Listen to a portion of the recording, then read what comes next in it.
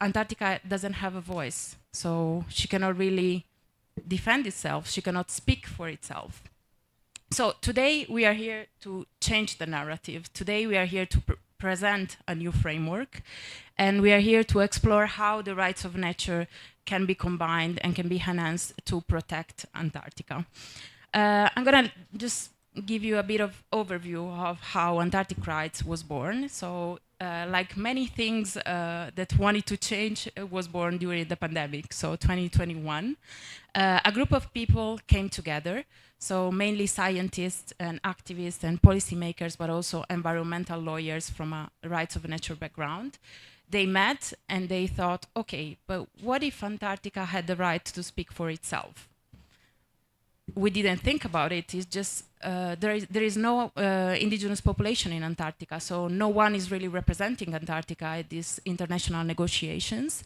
But still, Antarctica is affected by everything that we do everywhere. We are all interconnected. So they came together and then they said, okay, let's combine the rights of nature and our love for Antarctica, because they are also Antarctica lovers. And then they decided to come up with something that wanted to change the system, because currently there is the Antarctic Treaty System, the ATS, that it was a beautiful agreement in 1959, because it was just protecting Antarctica. I wanted to just create this space for research, innovation, and peace, especially. But times are changed, of course, from 1959. And now what we are seeing is there are many challenges. Climate change, of course, as I said, overfishing, tourism, but also a bit of the consensus system of the Antarctic Treaty System. So we decided to just come together and write a declaration for Antarctica. And the Declaration for Antarctica aims to recognize Antarctica as an autonomous right-bearing entity under international law. So what we want is the rights for Antarctica to speak for itself, and everyone also to change. It's a paradigm shift, so that everyone really reconnects with nature, because we are part of nature. We will hear more about it from Natalia later.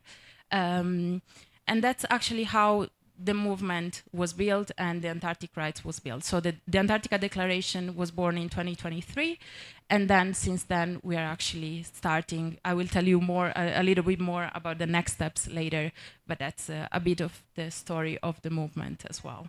And as regards the audience, as I said before, I'm not a scientist or an expert in Antarctica.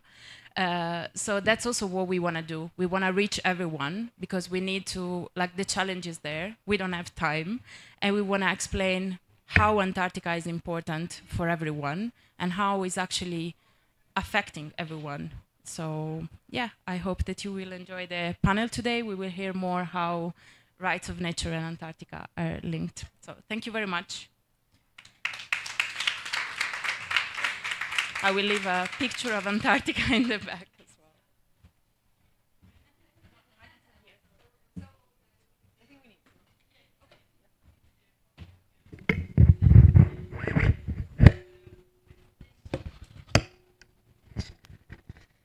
So I think Roberta provided a beautiful introduction to the campaign and to what we're doing in Antarctica. But I would like to start with asking Nati, how do you think the principles of rights of nature can be applied to the unique context of Antarctica?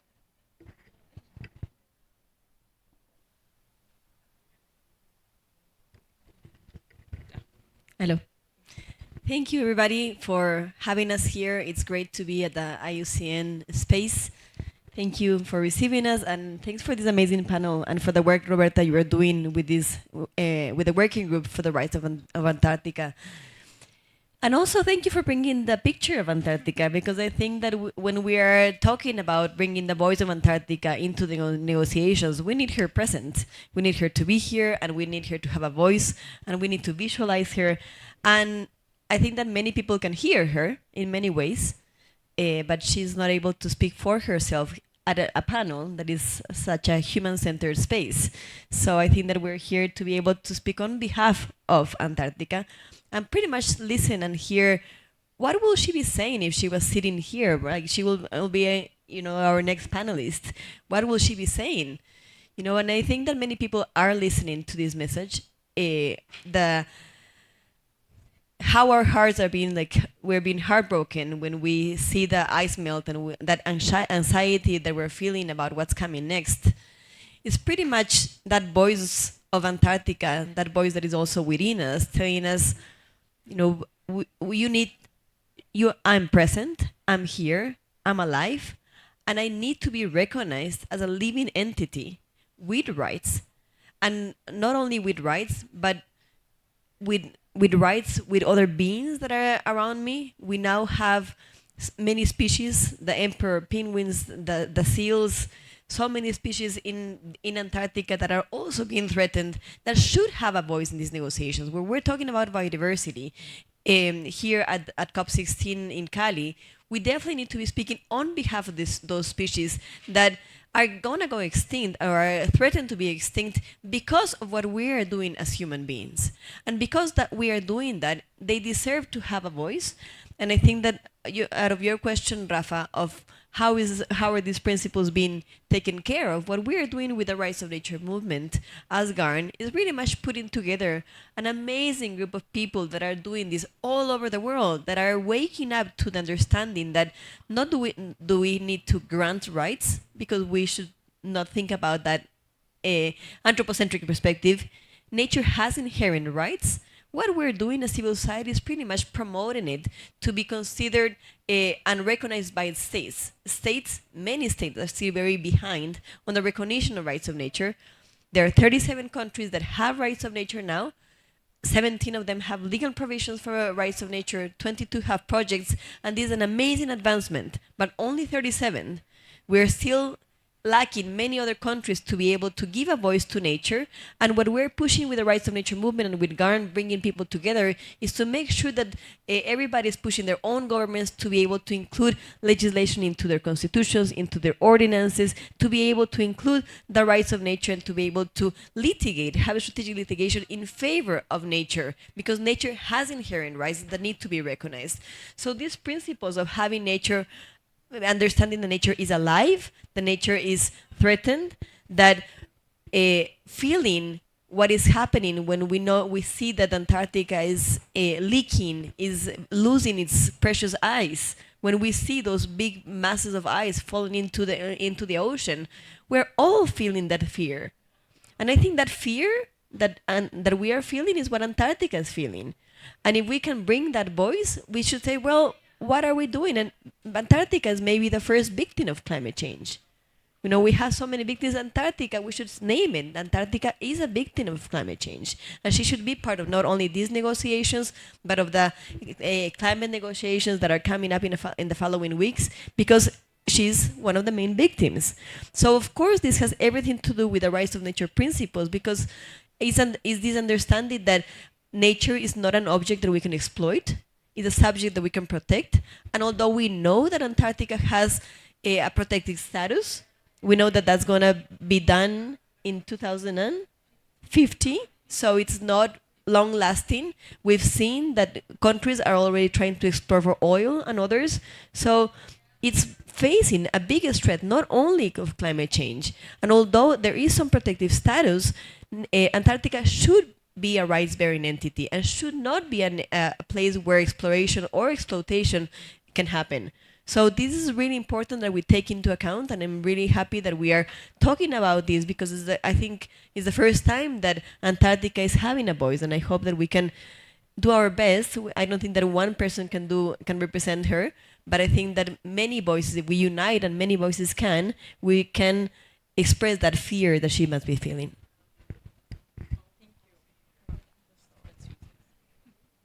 Thank you, Nadi, for that, and for putting us in the context and in the feeling that Antarctica is here in this panel, and Antarctica is speaking for herself.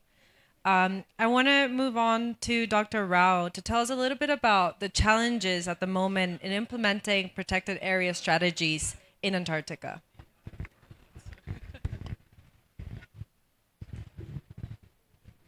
Thanks. Thank you very much for inviting me to be a part of this panel. I'm the chair of IUCN's World Commission on Protected Areas, and I have been involved in reviving IUCN's strategy for Antarctic and Southern Ocean, together with my colleague here, Aurelie. IUCN has an observer status in CAMLAR.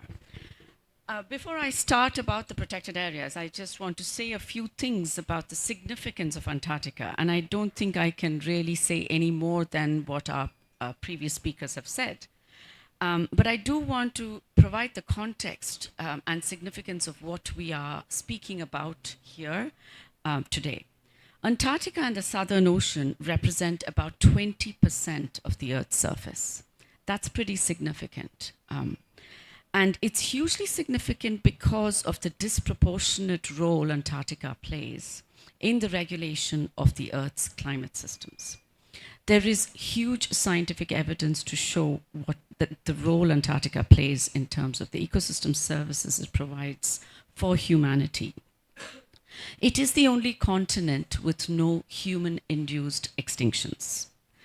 And it has great value. And I think this is important. It has great value as the world's largest remaining wilderness area. And we have a responsibility to ensure that it remains what it was meant to be for peace, for science, and for helping, continuing to provide the ecosystem services for us. So moving on a little bit from that broad significance of Antarctica, I want to touch very briefly on the threats, and I think you've already touched upon the threats. Climate change being the most significant threat to Antarctica at the moment.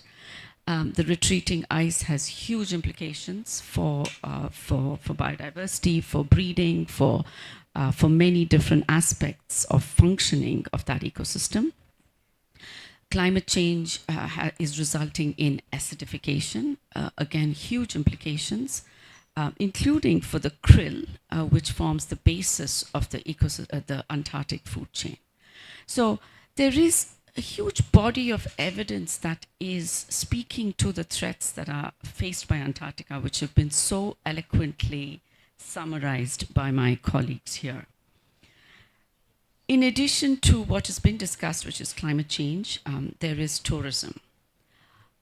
The number of tourists that went to Antarctica last year was 122,000.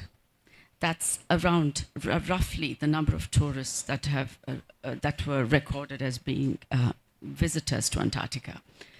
And the issue there is tourism brings with it a number of aspects related to pollution, to invasive species, to oil spills, and I don't need to go into the details.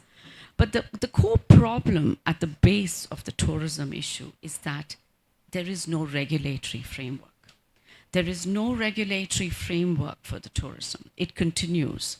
And the alarming trend is documented, is discussed, but it's really sort of concerning to see that unless the regulatory framework is developed and enforced, there is going to be little progress within a time period that we need to see some action.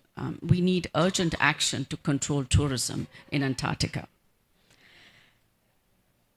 In addition to tourism, there is pollution, pollution from the very base, the traffic, the ships that visit Antarctica. And there is potential, of course, for the biological prospecting to increase. We've just heard about that, especially for fisheries, etc. And there's disease. So the warming climate is causing the seals. We've got the whole issue of the avian flu that's come to Antarctica from migratory birds, and the vulnerability to disease is going to increase. So the pressures on Antarctica are serious and they're increasing. And we don't have a regulatory framework that is powerful enough to address those threats. So within that context, I want to touch on area-based protection. And area-based protection is one mechanism of addressing some of these threats, where you can control fisheries, where you prioritize biodiversity protection. So there are two aspects of area-based protection. We have the ASPAs, which are Antarctic protected areas on the land, and then we have the marine protected areas in the oceans. So from the data, it looks like ASPAs, there's, I think, less than 4% of the ice-free surface of Antarctica that's actually protected. So there's much work to do in expanding on the protected areas on land in Antarctica to ensure that the areas that are important for biodiversity are protected. The ASPAs that are currently recognized are not networked in any sort of ecologically sensible way. Then I come to marine protected areas. So marine protected areas, of course, there are designated marine protected areas. There have been a couple of marine protected areas that have been declared, but that's where the logjam is. I don't know how many of you are following the CAMLAR discussions. The CAMLAR is ongoing at the moment in Hobart. We have IUCN representing some of these issues there, and the updates I get from CAMLAR are pretty serious, right? There's no progress in the creation of marine protected areas. There is huge discussion and conflict between the creation of marine protected areas and the whole issue around krill fisheries. So at the core of all of this, we have to move on the marine protected areas, including through the BBNJ system, but also to just make a small link to the GBF, right? We have the GBF adopted by 196 countries, many of whom will be also ratifying the BBNJ. The 30% target, which is target 3 in the marine realm, will not be achieved without the high seas, right? The marine protection has to, a large percentage of that 30% has to come from the high seas, including from the Antarctic and Southern Ocean. So we have to make those marine protected areas work as it be established, be enforced, and be effective. And that brings me back to CAMLAR, which is the convention that Roberta and I think Roberta spoke about, which is we have to make the Antarctic treaty system work. And I think it's sort of, for the last several years, when you talk about the creation of MPAs, they've been sort of identified, they haven't been declared. And it's year on year, there is no progress in the designation of these MPAs. So CAMLAR is a place where all of us have to be there. I think some of us have to go from here to there. I mean, we've got to shift some of the civil society interest in the GBF to CAMLAR. I think we really have to put some pressure there to make sure it functions as it's meant to function. And then finally, I want to make a point on the IUCN task force on Antarctica and the Southern Ocean. So IUCN has recognized the significance of elevating the issues for Antarctica. So we have created a task force. It is a council task force at IUCN, which is the highest level of task force in IUCN. We have revived the strategy for Antarctica, and we are taking very seriously our role in influencing the movement towards the creation of marine protected areas, the conservation of threatened species such as the penguins, etc. So that's just a first step, and I wanted to share that with this. And in closing, I want to say that I think we as a global conservation community have to draw attention to maintaining the value of Antarctica as a natural reserve, as a natural wilderness that's devoted to peace, science, and high standards of environmental protection.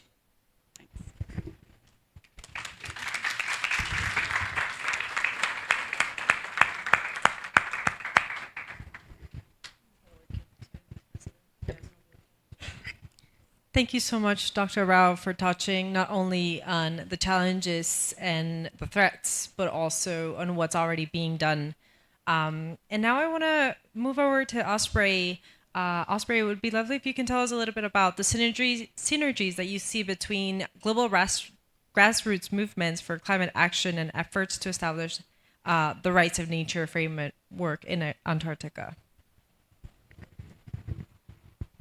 Thank you so much, and good morning to everyone. I just wanted to add also that I've been part of the Antarctica Working Group, and I sit on the Executive Committee of the Global Alliance for Rights of Nature. And so that's a perspective I wanted to bring in the conversation this morning. Thank you for your comments to the other colleagues.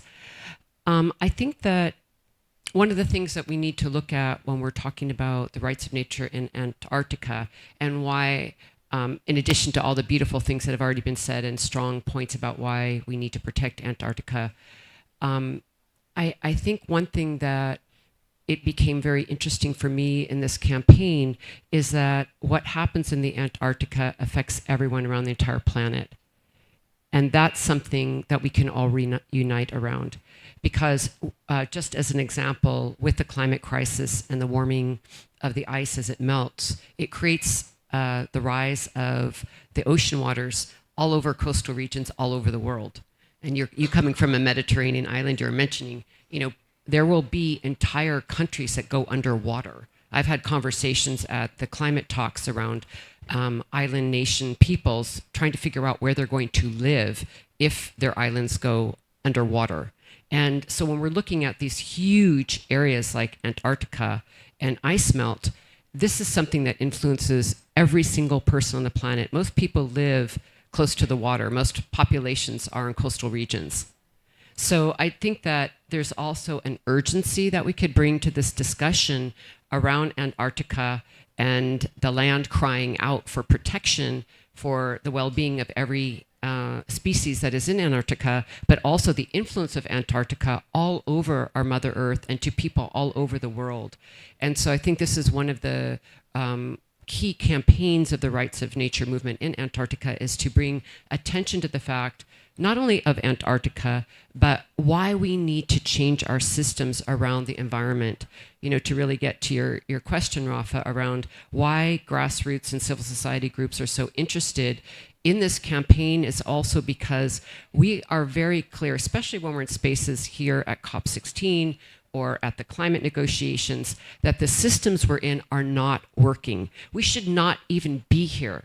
We should not be here having to argue with our governments and financial institutions to save the planet.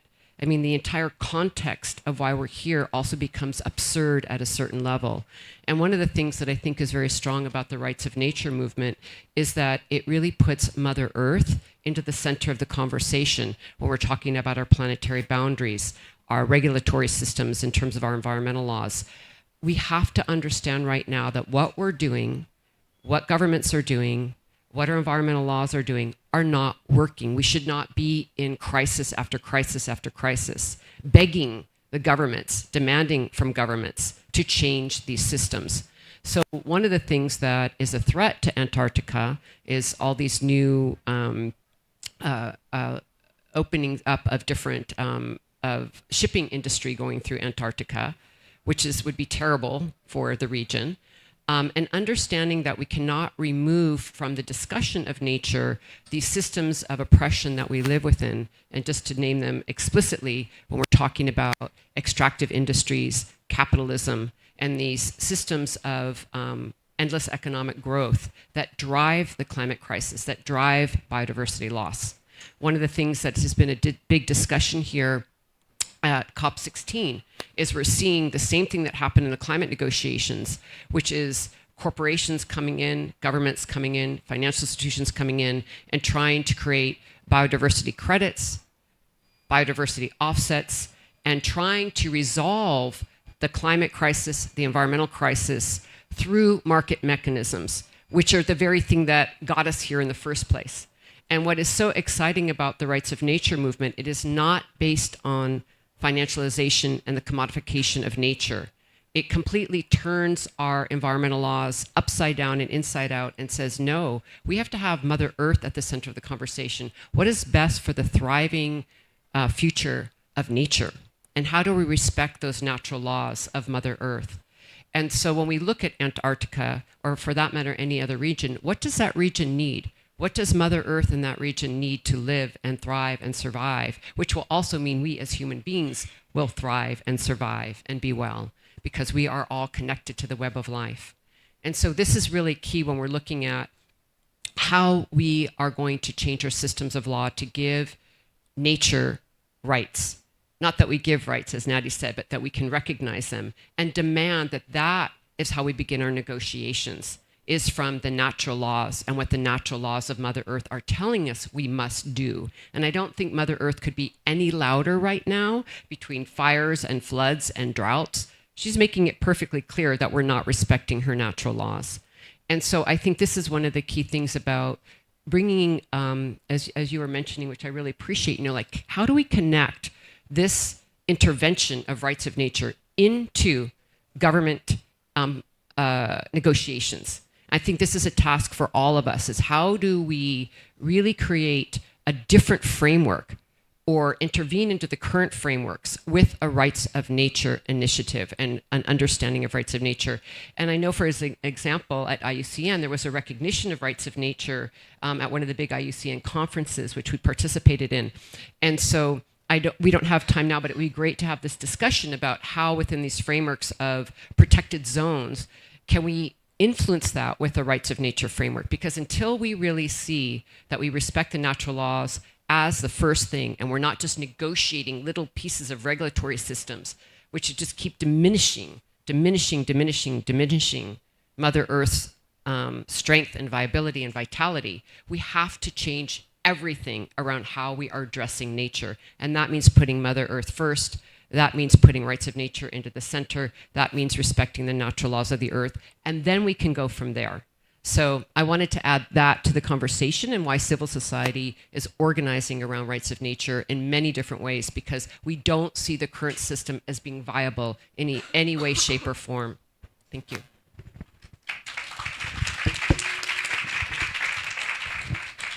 Thank you so much, Osprey. And I think your question frames perfectly what I'm going to ask Roberta, but I do want to go back to what you were mentioning about how the IUCN has been involved in the rights of nature movement. And in 2012, Resolution 100 states incorporation of the rights of nature as the organizational focal point of the IUCN's decision making.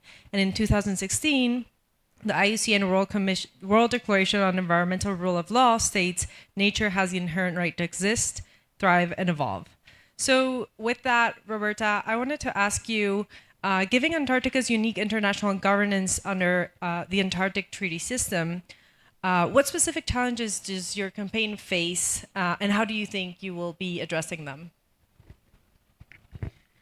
Thank you, Rafa. I just want to mention one thing that I forgot in my introduction, that the beautiful picture is from Christina Mittermeier by Sea Legacy, so that it's actually a real one that she took when she went there as well. So just credits to her as well, because Antarctica is here with us.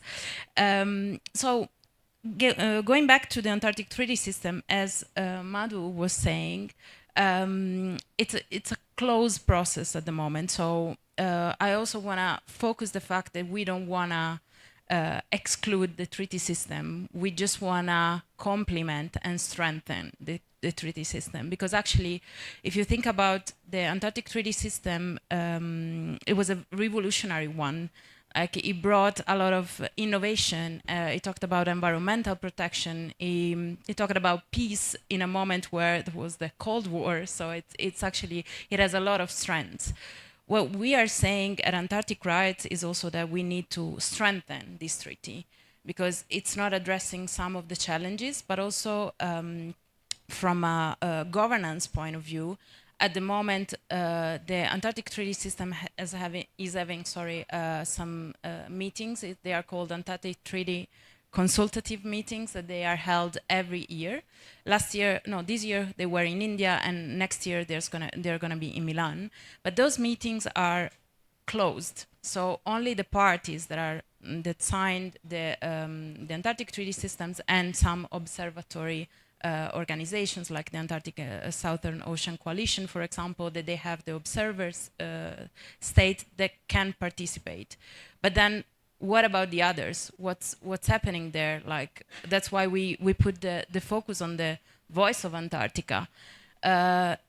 Is the voice of Antarctica present at those meetings, or is just the like the voice of the parties that are actually there at those meetings as well? That's also what we are questioning, because it's the process on how it works. The ATS, sorry, is just that they need consensus.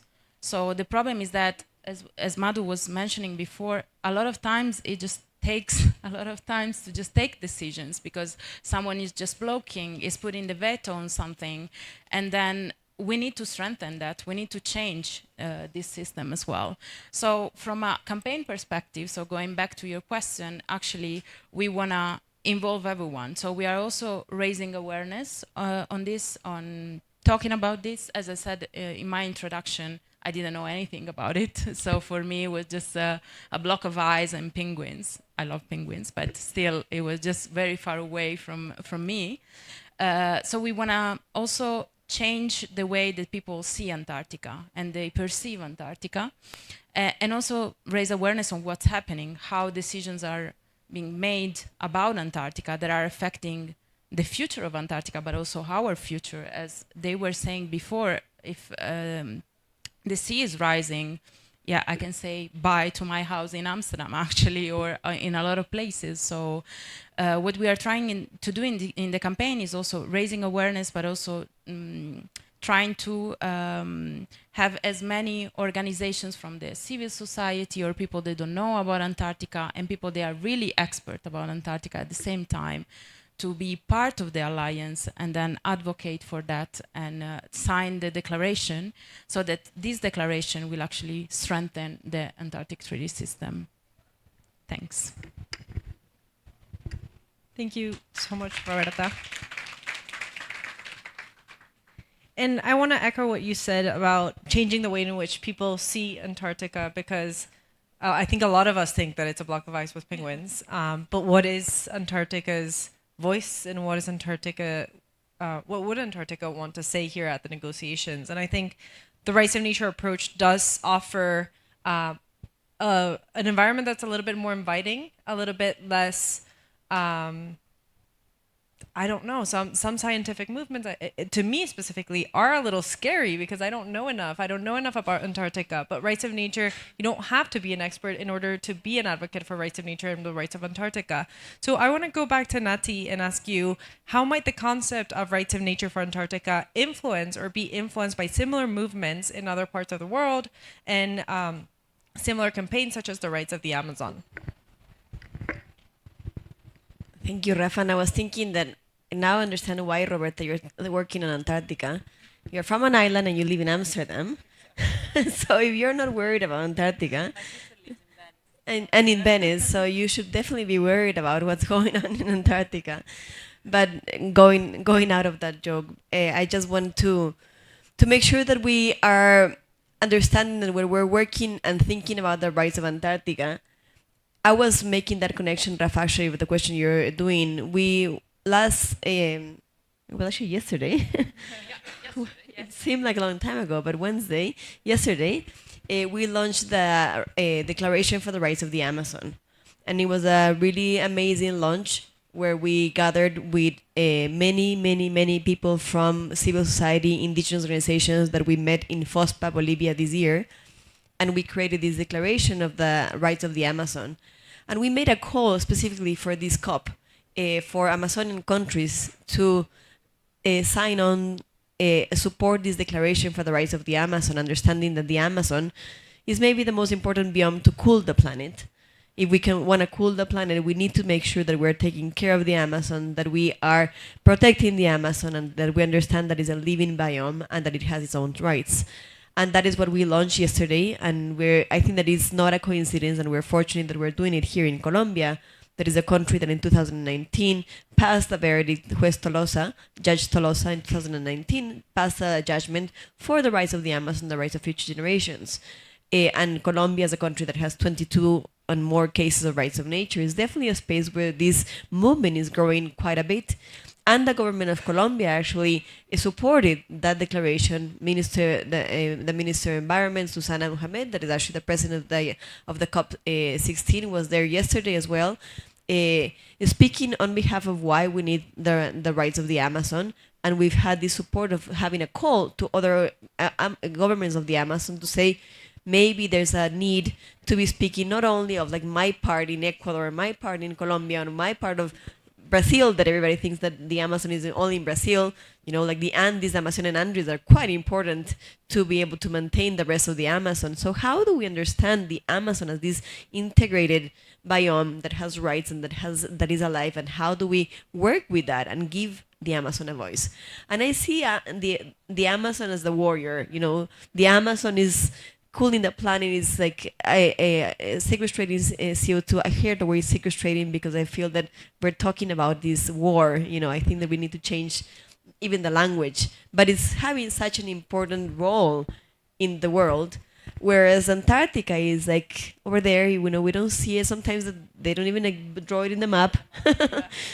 And it's silent, cooling the planet, and having such an important role. Is so massive, but no one takes care of her. No one is like giving her a voice. And she's the victim, quiet, silent, you know, while this other biome that we're working for is like the warrior right there, you know, just like trying to cool the planet and getting on fire if we are not doing so. So I think that these two, we were thinking about what is the next step. So as civil society, we've created this group with scientists, with civil society members, and everything about the group for the Antarctica. All the indigenous organizations from the Amazon are getting together to work on the rights of the Amazon. But what comes next? You know, can we give nature, can we give the Amazon and Antarctica a voice at the UN?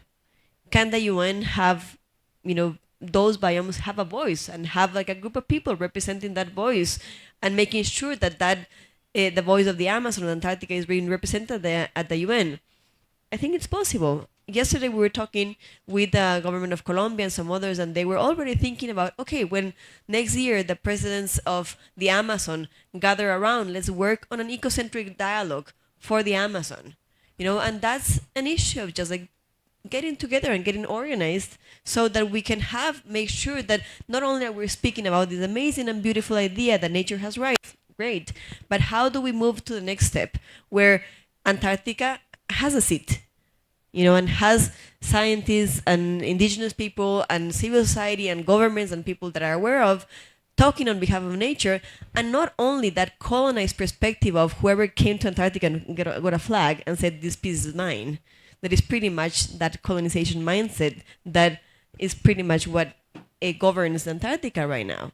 So how, if we understand that we're all connected and that we are nature, how do we all have a voice and make sure that nature and Antarctica has a voice in these negotiations?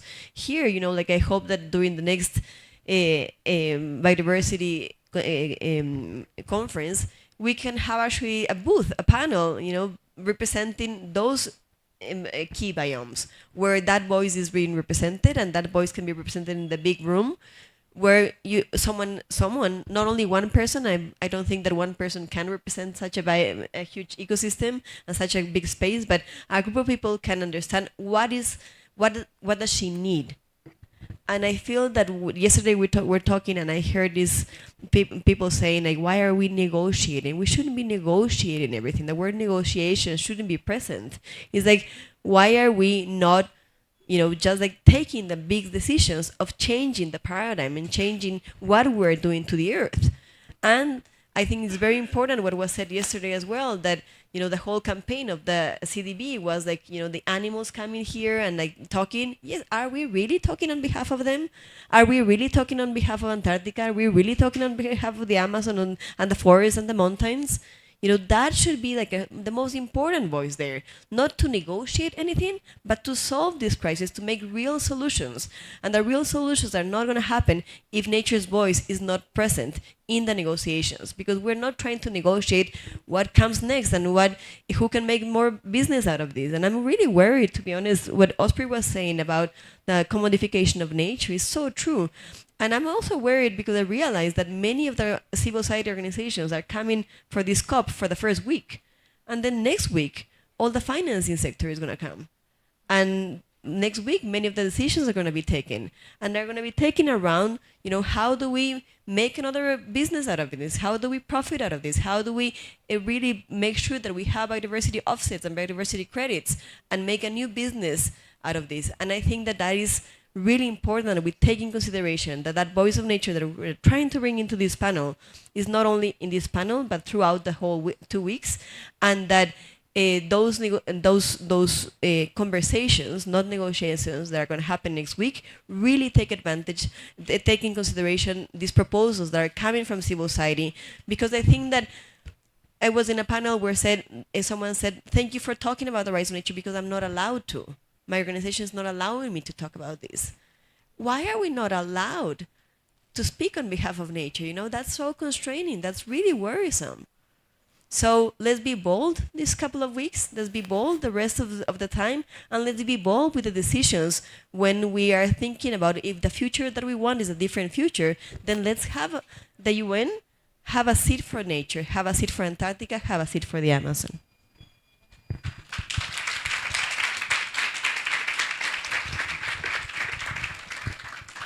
Thank you so much, Nati. And stemming off of that, I would like to ask Dr. Rao, how can we integrate the rights of nature concepts within existing conservation efforts like marine protected areas in the Southern Ocean?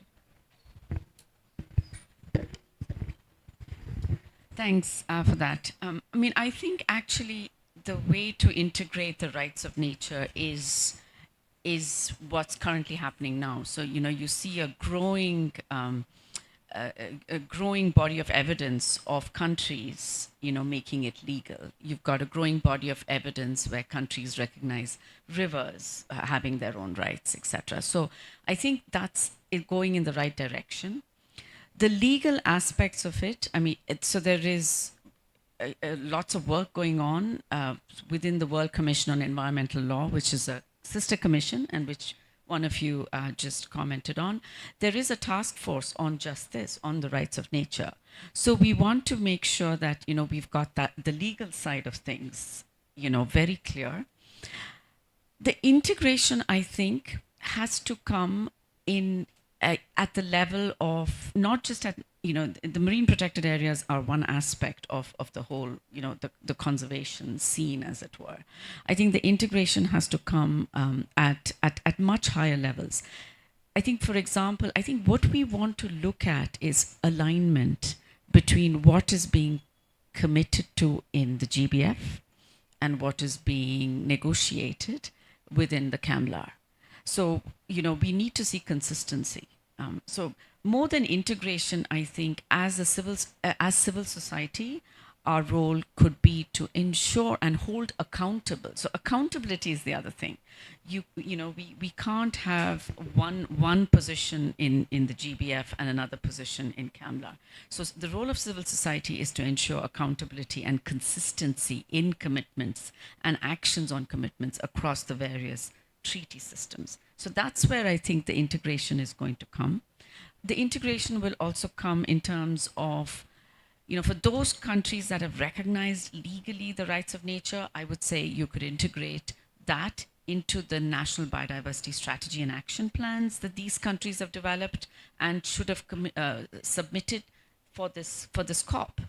So the COP required that all the countries would have submitted their targets, their national targets, and their commitments to the Global Biodiversity Framework in their NBSAPs. So they could acknowledge the rights of nature.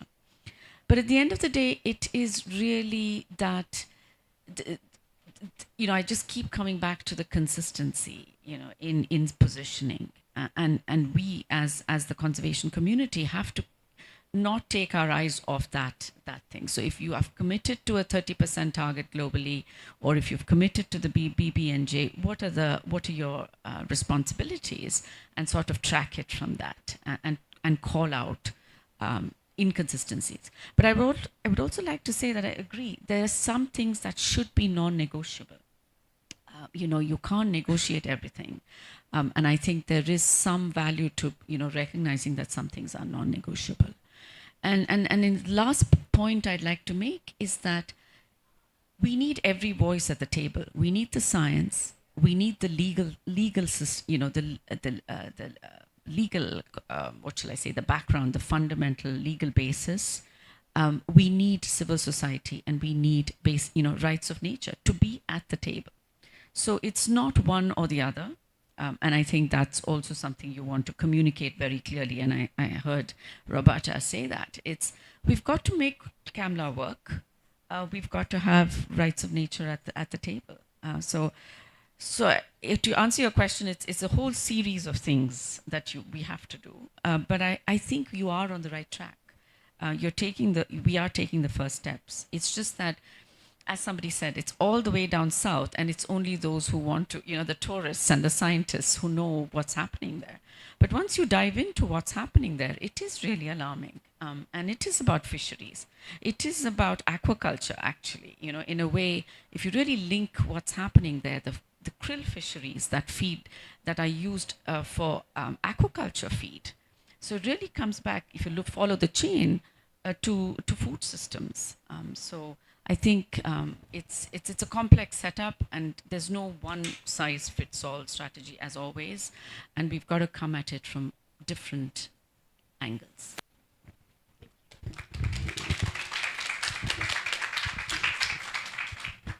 Thank you so much, Dr. Rao. And I resonate what you're saying, that we need everyone at the table, and rights of nature is one of those seats that brings the voice. But we also need the scientists. We also need the governments. We need to have this inclusive conversation. And I think here at the negotiations and these 2 weeks, we are talking about inclusivity, and that is very important.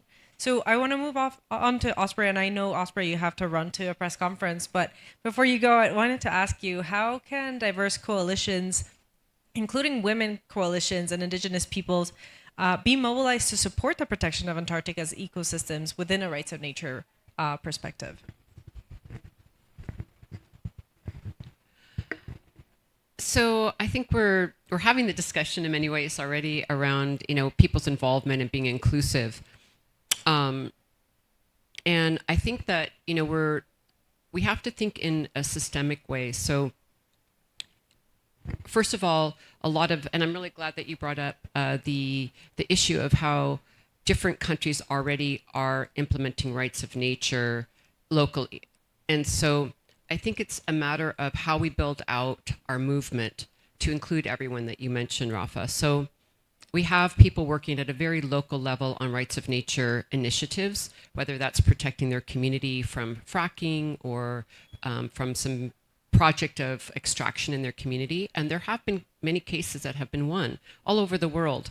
And so also for people new to rights of nature, it should be stated, this is not just an idea. This is something that is actually in effect right now. And I don't want to take a lot of time going through all the different cases, but if you go to the Global Alliance for Rights of Nature website, you'll see that there's been many cases won around the world protecting rivers and different landscapes. The Wanganui River in New Zealand has granted the Wanganui tribe personhood to the river there. And they're stewarding the Wanganui River. So we do know that rights of nature can be successful. We do know that it's being implemented in communities. We do know that it's in the Constitution of Ecuador. So we have a foundation. It's really important to understand we have a legal foundation that is being operationalized and is in effect and is working. And so that's one thing. We have a community level, a local level of rights of nature that is functioning. We do have it at a country level where it's more difficult, of course. And so that's something I think we can base our movements on, is the fact that it already exists and that we have won cases and that areas are being protected. Then from there, we're looking at larger frameworks for rights of nature, like the Amazon region or Antarctica, which are obviously much bigger enterprises in terms of a campaign, because they require so many more people, so many more engagements with governments, and so much colonialized history that we have to manage to then take on a regional area. which we should do. That's why these initiatives are coming forward. And also because we have to move a lot quicker because nature's demanding that. And so it would be great if we had a lot of years to go and people could organize locally and in their communities around what would protect their community. And we keep building out rights of nature that way, which we should do because it's effective.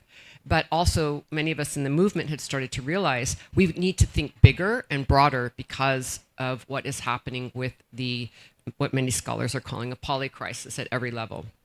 So that's where we are at now, which is like, how do we scale up this movement and how do we come to governments and to these kinds of spaces of these conventions with the United Nations or IUCN and really push forward this rights of nature agenda in a much larger way. So that's the movement stage that we're in, and we need everyone in it. So every different constituency can be a part of it because, of course, we're all part of nature, whether it's women's groups, indigenous groups, scientists, scholars. I mean, we all have a stake in this beautiful planet that is our home. So there's entry points for everyone, and I think that's also what's beautiful about the rights of nature movement, and it's a big table, and people can come in. Artists can be a part of it. Spiritual people can be a part of it. Scientists can be a part of it. And that, I think, is also what's very holistic and strong about it. I do think that the sticky area would be part of the conversation we're having, which is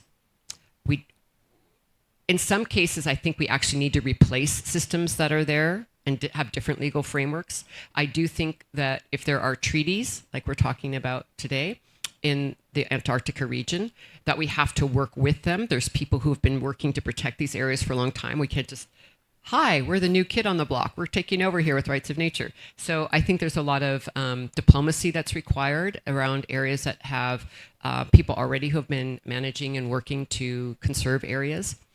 But I also know that we can't compromise what is at the core. And that's where things get sticky, and that's okay. It's a very sticky time. It's a dangerous time where we have to figure out how do we bring in rights of nature when we know it will radicalize the system. It will radicalize the system because it does not allow for business as usual. It doesn't allow people to continue to think that they can have their corporations grow in the way that they are now. They understand that people need to make money. We're not against that. It's the level of extraction and greed that we're really trying to address. What is within the planetary boundaries? What respects indigenous rights? What respects local communities? What respects nature? So this is what I think we will have to really work with. This is the areas that take a lot of thinking, a lot of strategizing, is to see how do we make our way through these systems, because at some point we have to go up against these systems of the extractive economy. There's no way around that. And so I don't want to really leave this conversation pretending that we can get sort of over here in this framework, which is the world we want and where we exist now. Because, you know, we've been in plenty of meetings the last few days to understand where governments and financial institutions are leading us. So we need to understand we are in a struggle and we can't shy away from that. But how do we move our way through that struggle? How do we build allyships? How do we work with people who are already conserving areas, but bring forward this agenda of rights of nature, and also understand that on the one hand, well, let's put it this way, I'll use a metaphor of the welcoming of the rose of life, a beautiful flower, but let's not forget that that rose also has thorns, and we also need a sword, because it is going to be a fight for the wealthy elite to move out of position so that nature can take her position and we can live, nature can live, the beautiful creatures of the earth can live. And that's what we're here to do. And I don't want to shy away from saying that. And then the last comment I wanted to make, just because I think we'll have why not go for all of it?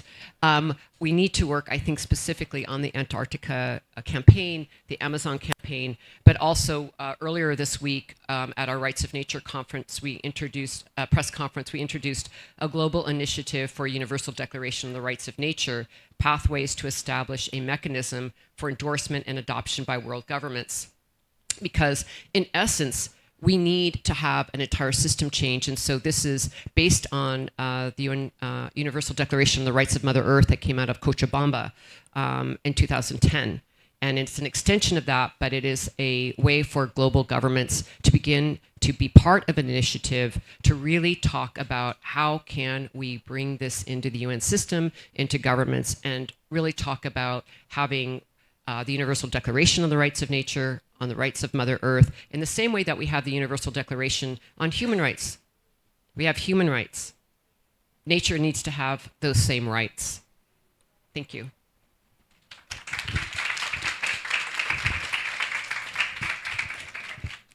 Thank you so much, Osprey, and that goes in line with what I was going to say, and what many of you have mentioned, is that we need to bring this campaign to existing systems, commissions, conventions, and treaties, because that's the space where we have to have a voice in, and what you're saying exactly resonates with that. And yeah, I just wanted to mention here, we've been talking a lot, well, not that much, but Dr. Rao mentioned some acronyms, and one of them is CAMLR. And CAMLR is the Commission for the Conservation of Antarctic Marine Living Resources. And this is one of the commissions in which we have to be involved in. And as Dr. Rao mentioned, they are having a meeting right now as we speak. So how do we spread thin, and how do we represent this campaign here and there? And so we need to organize to be present in these spaces in the future, and also within the Antarctic Treaty System. But Roberta, and to close this panel, I want you to tell us a little bit about the next steps of your campaign, and what are you doing to integrate the rights in nature into international legal frameworks governing Antarctica? Thank you, Rafa. Actually, I will put the call to action, another very beautiful picture of Antarctica, and also a QR code where you can read the declaration and also join the alliance as well. So practically speaking, I didn't mention, but currently the working group is made of 20 people, around 20 people. So we have scientists, we have researchers, we have policymakers, we have communicators or activists as well. And what we are trying to do is we are in the phase one, we call it. So we are in the outreach part. So next year we're going to launch the Antarctica Alliance. So right now we are receiving organizations from civil society, but also like really specifically working on Antarctica. We're asking them to join the alliance as a founder members. So we already have quite a good number of members as well. The last one is Sea Legacy. I mentioned Christina Mittermeier before. And so those, what's happening right now, it's mainly on the outreach part. So we want to be out there. We want to talk to people. We want to be at those meetings. So we are trying to be everywhere, I would say, as well. Then what is the next phase? The next phase is going to be the launch of the Alliance, the Antarctica Alliance. Next year, we still need to decide a date. We have a few options, but yeah, we need to decide a date. And then in the meantime, what are we asking to those founder members and the working group as well? To actually give feedback to the declaration, because it's something that it has been written by a group of people and experts, but also, yeah, it's out there. It's in the website. It's we are putting that out there because we want to receive the feedback. We want to hear from everyone, and of course, open to every perspective. Then in this time frame, then when we will receive all this feedback, then the idea is to launch finally the Declaration of Antarctica. And what's going to happen? So we envision, we don't know yet, like we want to talk about, we want to have Antarctica at the UN level, as you were saying, so to Antarctica to have a seat these international conferences. So we are also taking different pathways. So we want to talk to states. We want to take the diplomatic way as well, so that actually we can be part and we can be present in those meetings like the CAMLR or the ATS. They were mentioning before the rights of nature, and already some of the countries that are part of the ATS have actually rights of nature in their laws, so they are familiar with rights of nature already. So it's not something that we are just coming up with. And then, then we will launch the alliance. And what we envision, we are still discussing with the group as well, is that there will be a kind of a parliament, so one person cannot represent Antarctica as well. So we were thinking about a parliament where each beings that is present in Antarctica, like let's say there will be a representative for the whales, there will be a representative for the penguins. So something that it's actually very beautiful and interesting. There will be actually a kind of a trial as well. So one of the working group members is Carola Rackete. She's an activist and also a European Parliament member. So she wants to actually have this consultative group, so just a small group that will guide her decisions while she's actually in this function. So we've been discussing to have a representative of Antarctica for a consultative group as well. So that's actually very exciting from a personal perspective. So we will see already an example of how this can work in a smaller scale than maybe an international congress. And I will just, I know that maybe there will be some questions, so I don't want to take a lot of time, but I will just leave with a call to action. So you can join the alliance already as an individual or as an organization. You can just scan the QR code and just be part of this historic movement that I think is very exciting. Thank you.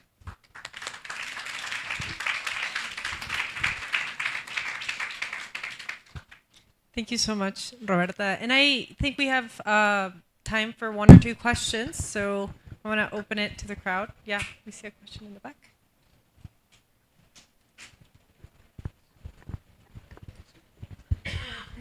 Thank you. Very good morning to all of you on the panel. It was a fascinating discussion, so thank you for sharing your ideas. I'm Gary Bocciarelli with the University of California. And my question for you is two-part. One, you all talked about Antarctica as the whole continent. Would you be willing to compromise? Is there a negotiable part of it where it's 50% of it or 30% of it? And if that is not on the table, how do you think about maybe Antarctica being established as a reserve? I thought that idea was fascinating. Or a global park of sorts that has a regulatory framework. Thank you for the question. I'm very sorry. I have to go to a press conference. I didn't want to just leap off the stage, but thank you all for your attention, and thank you for all the panelists and Roberta for leading out on this campaign. Thank you for being here. And I would just say, I'm going to just leave on a note of we need to stop dividing things up. And if I may, many times when we talk about rights of nature and when we're talking about the commodification of nature and everything, I've heard our friend Carmen Cullinan, who's actually part of the working group, saying, you don't need to put a price on your mother to preserve your mother. And I think that answering your question, I think that you wouldn't be able to just preserve or want to protect your mother's arm or her head. You just want to protect her entirely. So I think that that's really, really important, and thinking about a more permanent stage of as a reserve or a more permanent state of conservation is what we should be aiming for. But if I may, Rafa and Roberta, I would like to shift a little bit and actually ask a question to one of our public, because I remember that many of the conversations that we've had is that there are no Indigenous people living in the territory. And Casey, I heard the conversation, I overheard the conversation that you were having the other day with Roberta, and I'm sorry to put you on the spot, but I know that Indigenous people are not living there, but there is a responsibility that you were talking about. And I would love if you can share with the group a little bit about that. Do you want to sit here, Casey?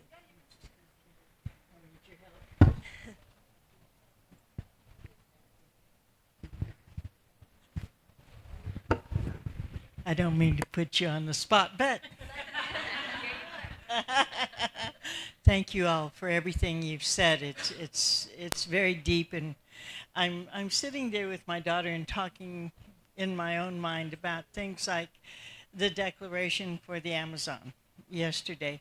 Notice that they say the Amazon. They didn't say a piece of a tree over there. They didn't say a particular thing about the Amazon, the Antarctic. My understanding in this time of prophecy is what we were speaking of, because I asked if there were indigenous voices that are part of this. I find this part of a ceremonial space. I find it part of the prophecy of the unification of the condor and the eagle, even being in this particular space in what's called South America, in the territory of Colombia. And I come from Oklahoma, where the Ponca people are being impacted by the extractive industry to the point of genocide. The other form of genocide that's happening globally has to do with the exact same extractive industry. And the image that we have of these places like Antarctic are not those of empty places, but a place of love and responsibility, because all things being connected, we understand that there are portions of Mother Earth that take the responsibility, like there are portions of myself as a mother that take responsibility. The liver functions because of certain things that Mother Earth gives me for health, etc., etc.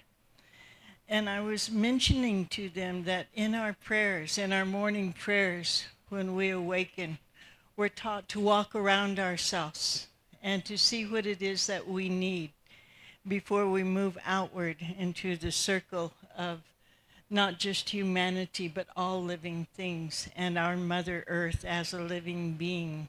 Walk around her and see what she needs in prayer, and that it is our responsibility that we've been taught, that this is the red quadrant of Mother Earth.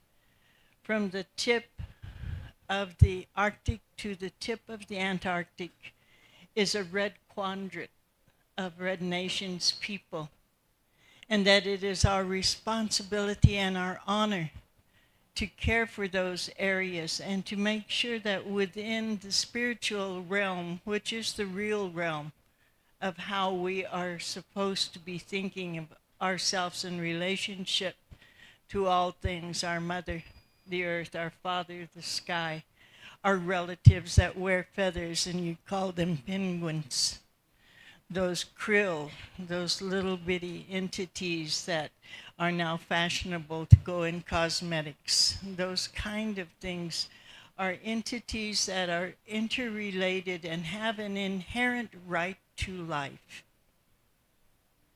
The Antarctic has an inherent right to life. And as an exchange for our care for her, for that portion of Mother Earth, we get to live. It's so simple and so straightforward that her voice is heard in every way, and humans now are taking the responsibility to act as that voice, to say we hear you, because we hear that with the change of the melting of the ices, we see the impacts of the hurricanes. We see the impacts of the change of the weathers because of that jet system of the winds that are blowing. We see the change where we live in Ponca territory with drought, sometimes with floods, definitely with bigger tornadoes and ice storms. Those are a relationship with us that is the result of the voices of the Amazon,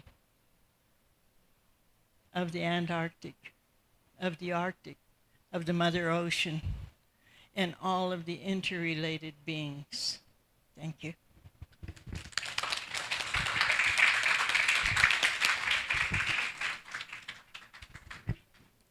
Thank you so much, Casey. We have time for one more question. Yeah.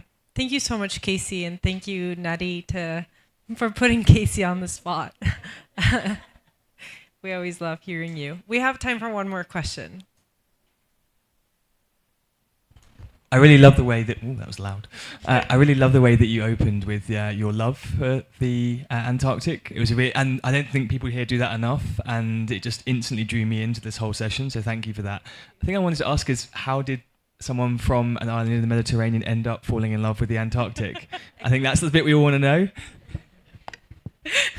Actually, I get asked this question a lot of times. So it's, I mean, the point is, it's very random, actually. Probably also why I started working on sustainability and climate issues is just that I read an article about it, and I'm very curious. I ask a lot of questions, and then I start reading, and I was just like, oh, I don't know anything about this. And it's crazy that actually I'm already someone that is already involved in this.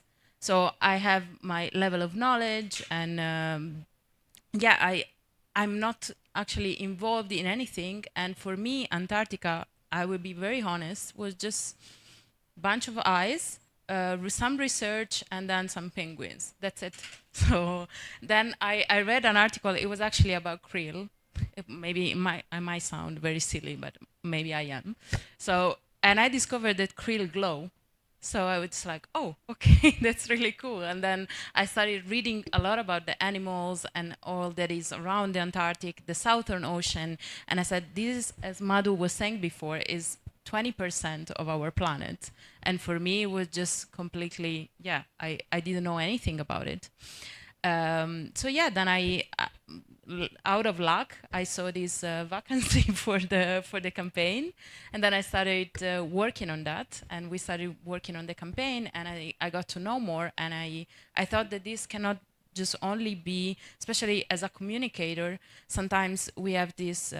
We have different kind of types of communication for the climate issue. So you have the very aggressive one, so where people get defensive, or a lot of times is just the very scientific one, and then I feel detached. So, for example, I'm a very visual person. If you talk to me with graphs and numbers, you lose me. Ciao, I'm gone.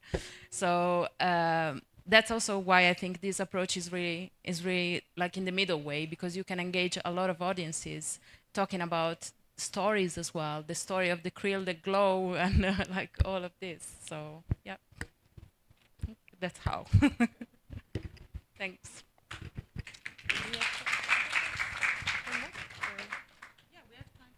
Any other question? Well, if we don't have any other question, I think we can close this panel. I just want to thank again all of you for being here, for your time. I want to thank the IUCN Pavilion for having us here today, and of course the Global Alliance for the Rights of Nature and Environment Now for making this possible. So thank you, everyone. Thanks a lot, Rafa. Thank you, everyone, for coming here.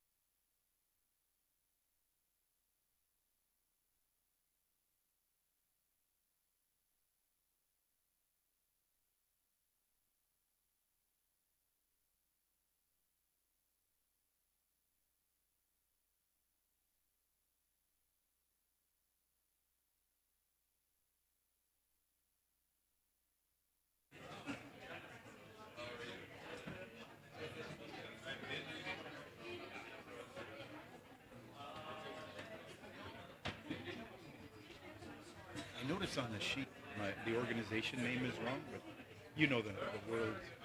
It's called World Sustainable. Yeah, that's what it's called. But it says something totally different there. I don't know what it says. Sustainable in our briefing. No.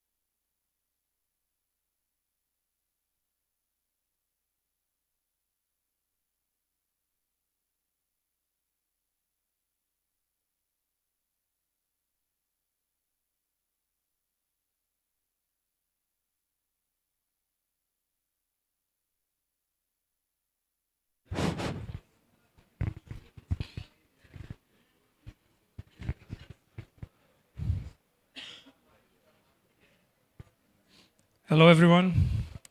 Good afternoon. Good afternoon, right? I hope probably nobody had lunch yet, but good afternoon. We will start. We don't have all the panelists, but they will be arriving while we do the initial talks. Good afternoon, everyone, and welcome to the side event titled Contributions of Sustainable Nature-Based Tourism to Achieve Target 3. I am Thiago Beraldo Souza, the chair of the IUCN Tourism Protected Areas Specialist Group, called TAPAS. It's a pleasure to have you all here as we discuss how tourism can be a powerful tool in biodiversity conservation and community resilience, particularly in the context of achieving Target 3 of the Global Biodiversity Framework, which aims to protect 30% of the planet's land and sea by 2030. Tourism is the third largest industry globally. While it can lead to significant environmental impacts, it also holds the potential to drive positive change, particularly through nature-based tourism. Sustainable tourism plays a critical role in achieving ambitious conservation targets by offering unique opportunities to integrate biodiversity conservation with community development. This is where Resolution 130, proposed by the Tourism Protected Areas Specialist Group and adopted at the IUCN World Conservation Congress in 2021, becomes particularly relevant. Resolution 130 emphasizes the importance of sustainable tourism as a key mechanism for both biodiversity conservation and community resilience. It calls for stronger integration between conservation efforts and tourism, ensuring that the tourism practices protect biodiversity while also empowering local communities. The TAPAS group is dedicated to advising and supporting IUCN on sustainable tourism within protected areas. We are more than 1,000 specialists, and our mission is to foster collaboration between the governments, tourism sector, conservationists, and local communities to ensure that tourism become a force for conservation, not a threat. Please visit our website and become a member. Today's event is a key part of that mission, and we explore how sustainable tourism can support global conservation goals like Target 3. Our event will consist in a moderated panel discussion with each of our panelists bringing their unique perspectives and expertise for conservation. for conversation. After the initial presentations from our panelists, we will open the floor for a for question and answers session and a broader discussion. Let me now introduce our esteemed panelists who will guide us through this important conversation. I'll invite you to come to the stage. Amber Nuttall, founder of the Extreme Destination, please.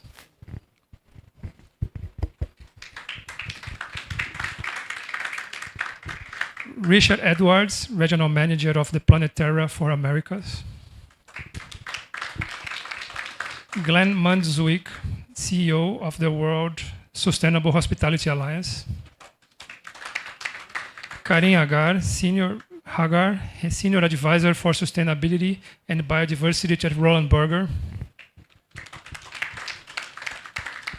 Ruth Alipas Cookie, right? General Coordinator of Concheo CAP, which unites indigenous socio-ecological movements across Bolivia. Camila Alipas Cookie, one of the coordinators of the Amazonian River Initiative. And Pedro da Cunha Menezes, Chair of the IUCN Expert Group for Long Distance Trails and Director of the World Trails Network. Each panelist will have 5 minutes, okay? We have 7 panelists, so please keep track on that. To provide initial perspectives of how sustainable nature-based tourism can contribute to achieving Target 3. After these insights, we will have our open Q&A session, where we welcome your questions and inputs. At the end, my colleague James Hardcastle, head of IUCN Global Work on Protected and Conserved Areas, will make the closing remarks of our side event and provide some broader perspectives of sustainable tourism and its role in achieving global biodiversity targets. I will start with Amber Nuttall. She is from Extreme Hangout.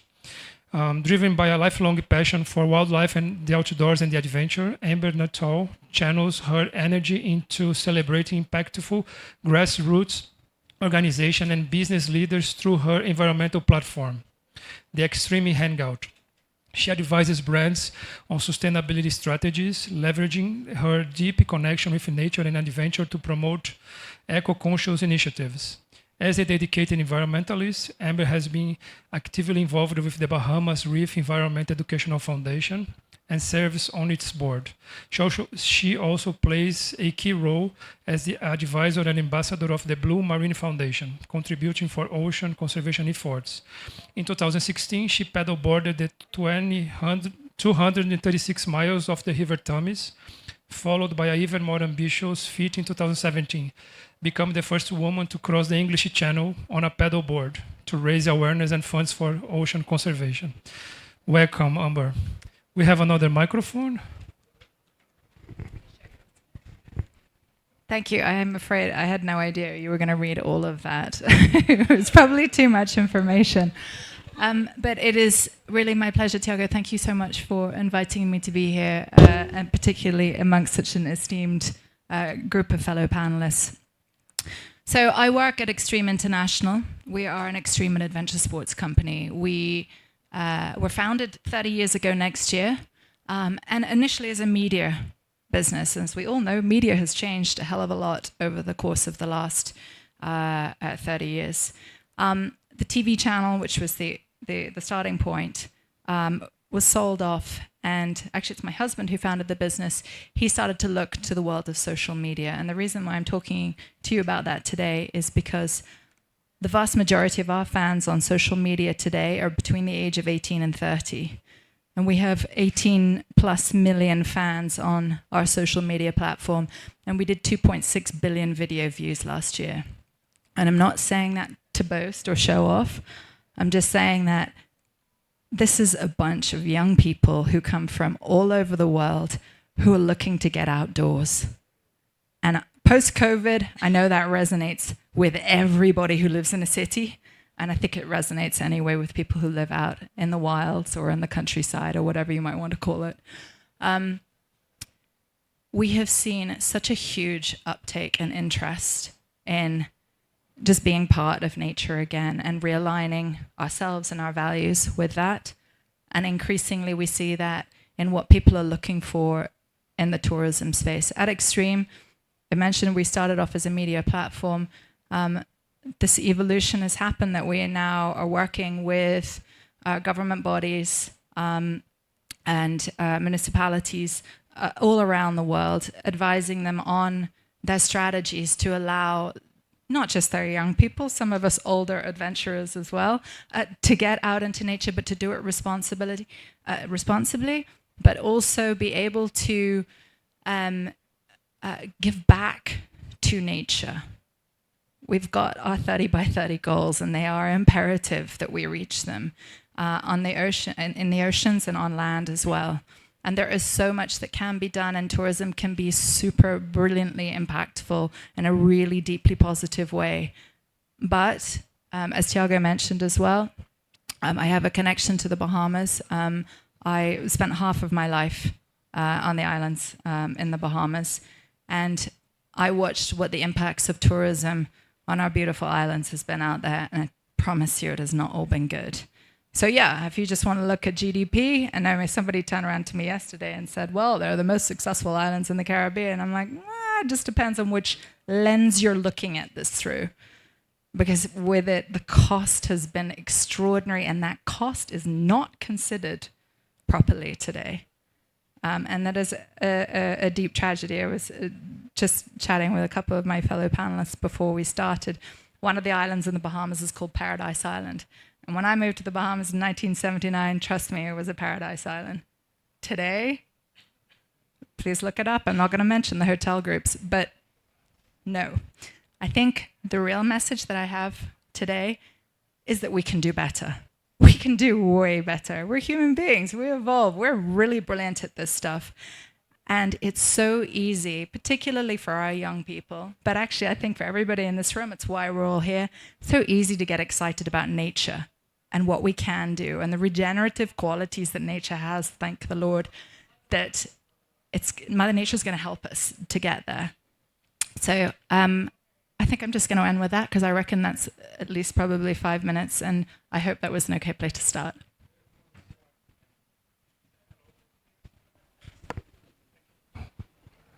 Hello. Thank you, Weber. You did very well. I'm really, really happy to have you all here. It took a lot of work to have this side event.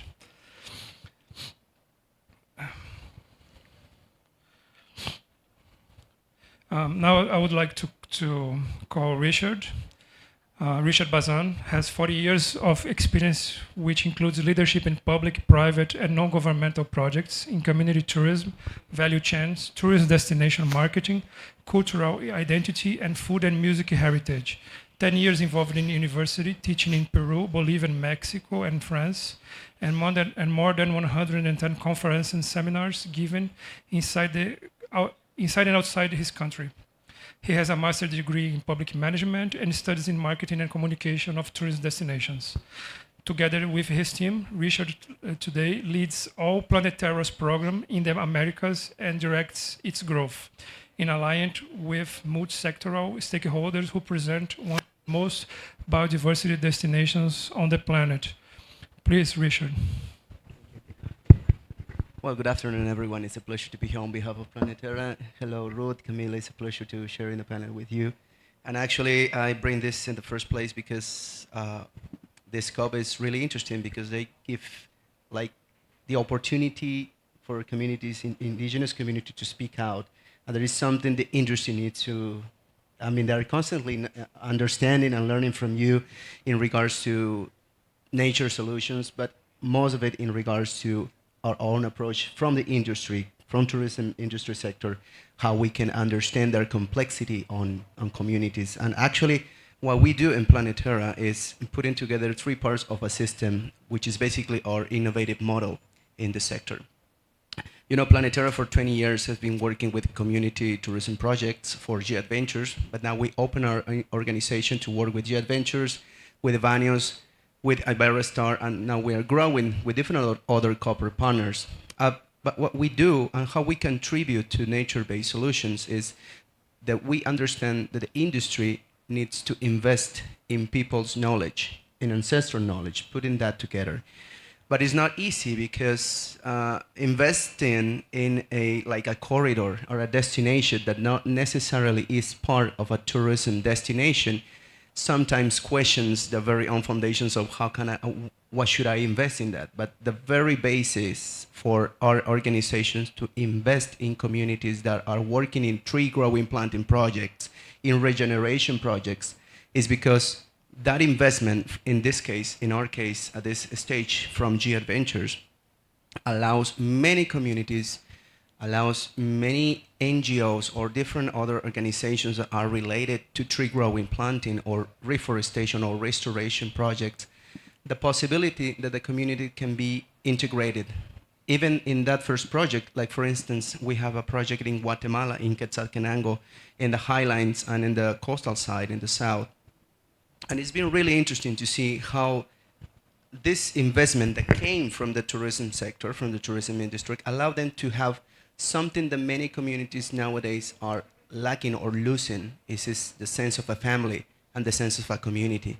And it's really interesting if you have a different perspective, because in the highlands, in which there have indigenous communities people, their relationship to that project is not only how much money they can earn from that project. It is, okay, this project allows me to put the value of my relationship with nature again. And by that, I can scale up and I can build different other skills, be integrated and have a voice if tourism sector can finally be a part of the new economic activities. But in the southern part is different because they access to this type of project because they needed the money, but in the process they understood, okay, it is not only if I have a payment out of this job, of this new role, restoring or planting trees, I understand that I see more possibilities in the sector. So the system or the model of Planetera is, okay, we, in this case with G Adventures, have the possibilities of funding these projects. Actually, by the end of 2025, we're planning to have 3 million trees planted. Actually, every tourist that have a tour with G Adventures, they know that they can follow the evolution of the trees they're planting each day of their travel. So we, Planetera, manage those funds, invest on those communities. We develop the community tourism enterprise, and by that, we integrate our different resources. The resources that we have is a learning hub with 20 years of experience, condensing a lot of material, a lot of knowledge. We provide mentoring. In Latin America, it's been quite known that many projects invest in infrastructure, in capabilities, but not every time they connect to the market. And that is actually the value of Planetera. We don't build any project, we don't develop any investment unless we know for certain that this project, that this community tourism enterprise has an opportunity in the short term. Actually, in tourism, we are very familiarized that this is an industry of long terms. We don't believe in that. We believe that these cities, these community tourism enterprises can sell their products, can be integrated and have a voice in the industry. And these fundings from G Adventures, and we're hoping that many other stakeholders can see Planetera as a real partner, that the money can be very good invested in these projects and that in the development of community tourism enterprises, because the benefits, as we see it, is not only about the opportunity that they have to sell a product, but the benefit within is the community has an opportunity to be in the sector, to have a voice, and to see beyond, not only as in Guatemala, to have a sense of family, but also they realize that they have an opportunity to grow within the community, to grow leadership, to empower people, to empower women, and to empower young people. So the system closes or reiterates when this experience, this product, have an opportunity in the market and they can sell in the short term. How can we assure that? Is based on the Planetera model. We identify the needs in each itinerary, the needs of every travel partner that wants to join with us, and we can connect that product to them. So by that, we close the circle and we can invest more money into this resilience, regeneration, and reforestation projects. You will find more information on that out of Planetera when you click on the website and you go to the Climate and Biodiversity Initiative. We have 4 pillars: regenerate, educate, innovate, And that is actually the basis of all the trainings and all the monitoring that we do with the communities. So our approach is definitely in the market, but behind that is empowering the people, their capacities, infrastructure, building this community tourism enterprise right away into the market. And that, for us, is our contribution. Thank you very much, Richard. Tourism has many perspectives that we need to understand, and also sustainability has the environmental, the social, and the economic perspectives that has to be achieved to be sustainable. And ecotourism, in this case, has many people have put their heart in the process also as well. So it's really also a special way to doing tourism that's really important to understand those nuances of the process. I want to invite Ruth to talk, please. Is an indigenous leader and activist for the community of San Jose de Uchupiamonas in the Bolivian Amazon. She studied business and tourism and created Bird Bolivia to promote Bolivia as a tourist bird watching destination. She founded Sadiri Eco Lodge, a now world famous bird watching destination and economic and environmental asset to her community. Today, Ruth is the general coordinator of Conteo CAP, a grassroots organization which unites indigenous-led socio-ecological movements across Bolivia. She is also a coordinator of the Amazonia Rivers Initiative with the nonprofit Rios to Rivers. Welcome, Ruth. Well, thank you so much. I'm very honored to be in this panel today. And my English is not that perfect, but I'm going to try to speak in English. So, well, thank you for saying that, Richard. And we know that the tourism industry, sometimes they are not very interested to invest in ecotourism, in communities, or in protected areas. So that's why I created Bird Bolivia to help to protect threatened species that where communities are involved in the threats. For example, affecting their habitat or trafficking with the species. So with Bird Bolivia, we can show to the communities how to give value to our, the endemic species, or to protect endemic species like this little bird, Palcachupacotinga in Bolivia. And then in my territory in 2009, 31,000 hectares were threatened to give in concession for logging activity. So my proposal, I said to my community, we cannot destroy this forest, so let's do something with this forest. And that's Sadiri Lodge. Now 15 years, 34,000 hectares is protected now. But still the threats are there. The logging activities, the mining activities. So, and that's why we are also working with Rios to Rivers to encourage our young people so they can love our rivers. And so they can see the opportunities, how to use the rivers, how to use our forests, how to use our biodiversity, how to use our territories, how to use the protected areas, how to protect the protected areas from these activities. So because my territory particularly, we are inside the Madidi National Park. The most, in 2018, it was declared like the most biodiversity protected area in the world. So we should be taking care, everyone. So that's it. And after COVID, obviously the tourism stopped.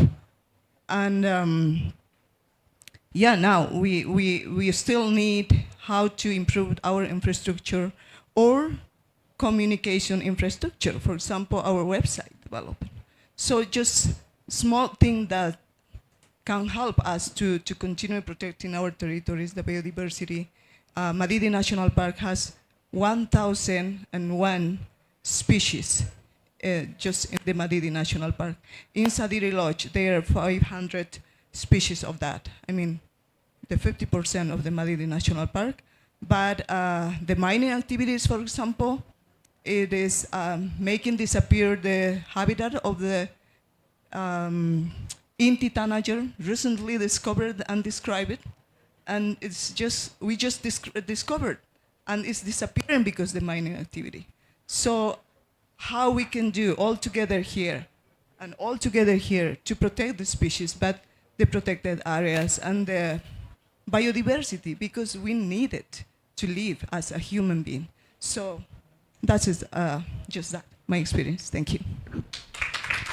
Ruth,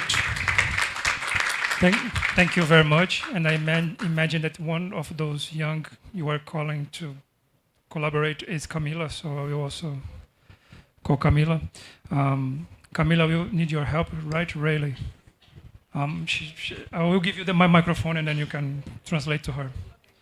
Camila Nay Vargas is a young indigenous woman from the Tacana Indigenous Nation located in the Bolivian Amazon. She is a tourism professional and defender of the indigenous rights and rights of nature, committed to strengthening local natives through community ecotourism, São Miguel del Bala, and the community-based ecotourism Madidi Jungle Lodge, which are developed with the Madidi National Park and the indigenous territories Tacana and Uchupiamona. Camila is one of the coordinators of the Amazonas Rivers Initiative. Welcome, Camila.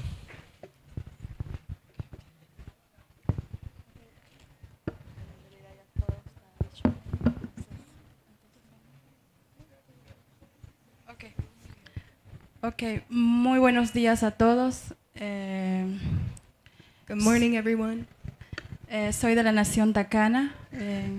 Shaidadida Ebutswahi, Shaidadida Pereji. En mi comunidad. I'm from the Tacana community, and then she gave a Tacana welcome.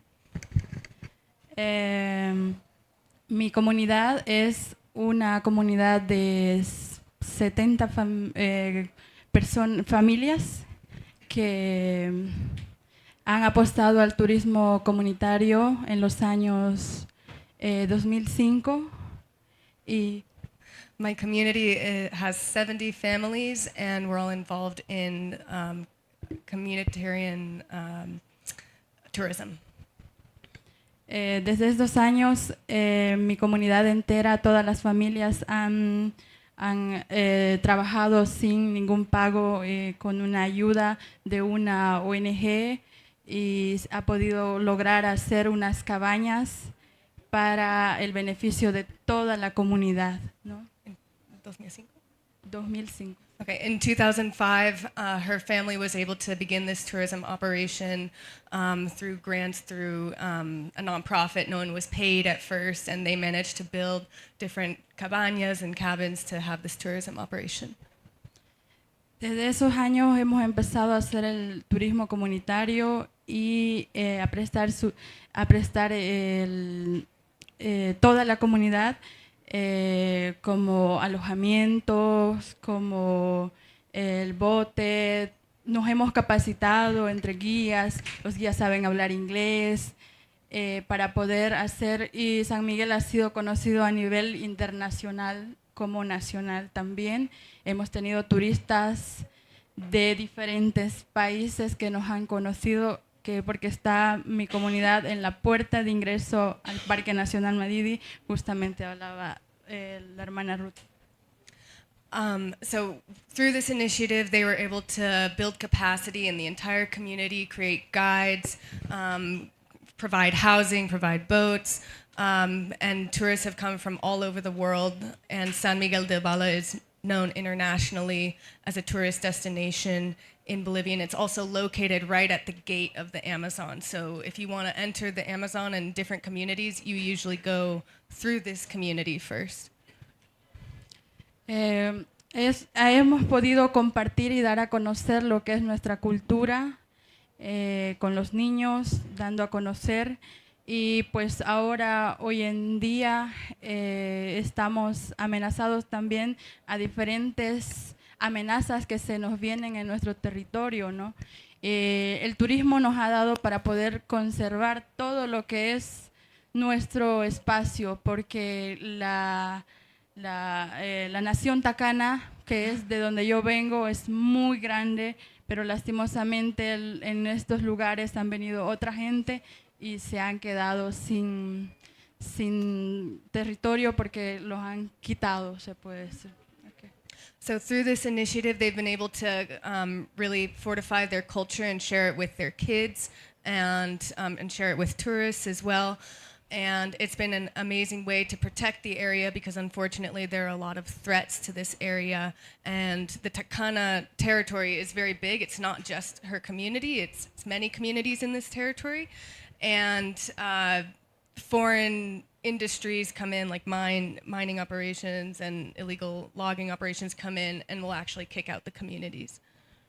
Lastimosamente puedo decir de que ahora que en mi territorio no hacemos minería, pero estamos contaminados, nuestros cuerpos tienen mercurio, mi padre tiene 19 partículas por millón de mercurio en su cuerpo, yo tengo 4, mi madre tiene 16, no puede caminar, hermanos indígenas que están en silla de ruedas. Bueno, y eso es lo que vengo también a contarles un poco, porque en Bolivia se da a conocer que hay el respeto a la Pachamama, el respeto a la Madre Tierra, pero sin embargo esta es la verdadera. Hubiera querido mostrarles la realidad, o sea, cómo vivimos nosotros. Bueno, esas son nuestras voces de nosotros como indígenas, cómo vivimos en nuestro territorio.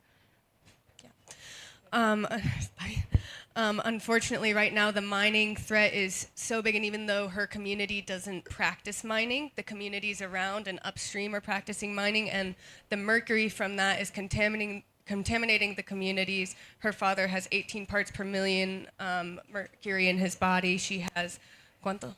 6. 4, and her mother has 6? 16.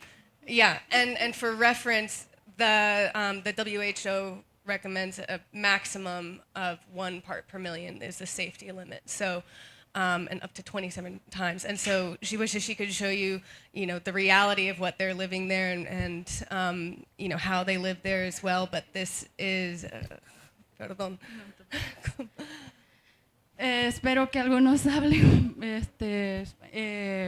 Bueno, así como la minería, también hay otros proyectos extractivos que se vienen a nuestro territorio, como drogas hidroeléctricas que serían directamente puestas en mi comunidad y 6 naciones más que serían despojados de nuestro territorio.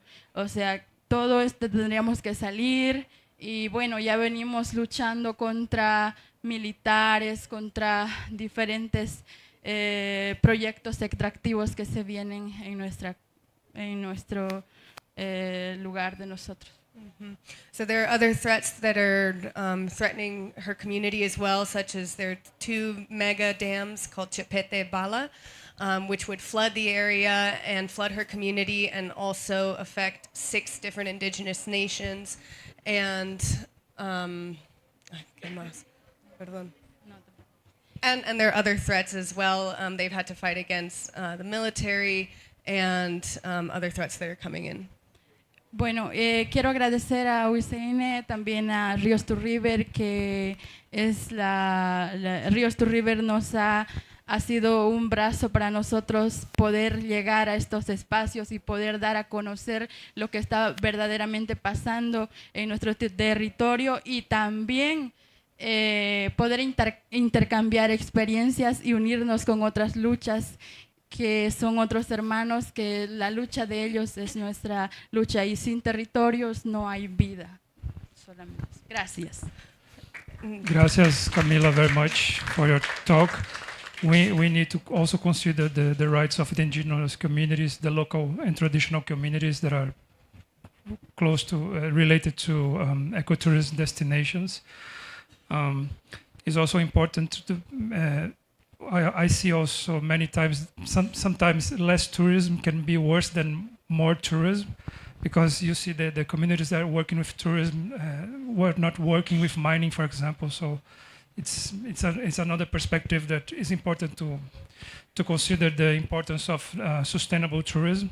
And tourism has many perspectives, and it's really interesting that we in an event like this one look and the ground and what's important for each person who is involved. And also we also need to understand the governments and how the industry also, the necessities and the demands to really make something that can be good for everyone and for the environment. So now I call Dr. Karim Hagar. He's part of the sustainability team at Roland Berger Dubai office and has worked about 10 years in strategy consulting between Canada, US, and Middle East. He joined Roland Berger in 2022. His work focus on conservation, biodiversity, sustainable travel, and other sustainability topics. He's also an angel investor and mentor to green and social entrepreneurs. He previously co-founded and managed a award-winning business in sustainable and educational travel based in Canada, with expeditions in over 30 countries across 5 continents. Welcome, Karim. Thank you, Thiago. Hi, everyone. So today I'm wearing my consulting hat. Roland Berger is a European consultancy, and we do a lot of work in sustainability. I'm based in the Middle East, so I'll give you 2 examples of very practical ways that tourism can contribute to conservation. We do work a lot with governments and decision makers, and as you know, in the Middle East, the level of protection is very low. So when the parties signed GBF, they noticed they had to leapfrog, or they have to go from 10% to 30% in 7-8 years. And so one example is a project in Saudi, and we work with the Royal Court on royal reserves. They control about 15% of the territory, and their intention is to protect the 15% of the territory. What's interesting is in all of these projects we do with them, there are 2 core pillars in these strategy projects: conservation and tourism. Tourism is actually one of the 2 core pillars. And the premise is that the financing over the long term of the projects is done via nature-based tourism. And it's also a critical, a really practical and strong way to engage with the local communities and give them livelihoods and a part of the economic benefits of such projects. So, for example, I've worked a few years, 2 years ago approximately, on the strategy of the largest one that's about 130,000 square kilometers, and they just received the green listing from the IUCN. There was just an announcement with about 11 other nature reserves globally. So very, very practical, and there's actually a lot going on in this area. The other example is in the UAE, and it's a project we worked on with WWF. So it's a bit UAE, United Arab Emirates, where I live. So we worked with WWF and one of the local governments, because there are 7 emirates, and to protect mangrove lagoons, given the risk of traditional tourism development, that basically means removing all the mangroves and destroying the coast. So we developed an economic model that is based on the valuation of ecosystem services, including ecotourism or nature-based tourism as one of the ecosystem services. And we were able to convince local authorities to adopt this route of nature-based tourism. They saw the value and the interdependency between that type of tourism and the health of the ecosystems. So we looked at ecosystem carbon sequestration or fisheries, aesthetics, cultural values, and so on. And this is being adopted now by other emirates and by the board of WWF in the UAE, that includes key government officials in the country. So these types of projects are really helping governments achieve the 30 by 30 goal. So hopefully now we have to see how they practically implement on the ground. Thank you, Karim. Thank you very much. Very nice, good practical examples. The idea of tapas is tourism and protected areas. So our idea is to conciliate views and bring all the players together so we can find the best solutions, help more the conservationists to understand the tourism perspective and the tourism sector to understand more the conservation perspective. So now I call Glenn Manswick. He's the Chief Executive Officer of the World Sustainable Hospitality Alliance, the leading global network in responsible hospitality. He's an internationally recognized CEO with over 25 years of leadership experience in advancing sustainable practices in tourism, hospitality, and economic development, and establishing strategies and programs that inspire responsibly growth. Prior to become CEO of WSHA, Glenn was President and Chief Executive Officer of Canada's Thompson Okanagan Tourism Region, with its 4,000 industry stakeholders. Thank you, Glenn, for coming. Thank you. Thank you so much for having me and being a part of this important panel of conversations of people that are right at the front line of this conversation of sustainability. And it's a big honor to be here with you, particularly because you're facing it on a day-to-day basis and seeing the reality of what tourism can do and what it's not doing at the moment in some ways. So I represent an organization of nearly 50% of all the hospitality rooms in the world that are formally part of this alliance that was started in 30 years ago, so a similar time frame, 1992, coming out of the Rio conference, and then Prince, now King Charles III, called together the 11 largest hotel companies of the day. That organization now is considerably grown and is really focused on net positive hospitality. And that means giving back to the destination more than we take. So it's really critical as an industry, we really adopt this cornerstone philosophy of net positive thinking. And I will say, since adopting that North Star, we grew 400% in terms of membership and engagement within the organization itself, which tells me the industry is keen to have a keen North Star to shoot for. And now it's, what is the roadmap to get there? And obviously biodiversity is a key cornerstone of this focus of net positive hospitality. We were at the last COP16, we formalized a formal partnership between the Alliance of Private Sector Industry, together with the World Travel and Tourism Council, and UN Tourism, which we're grateful to have two people watching, if I say everything accurate today.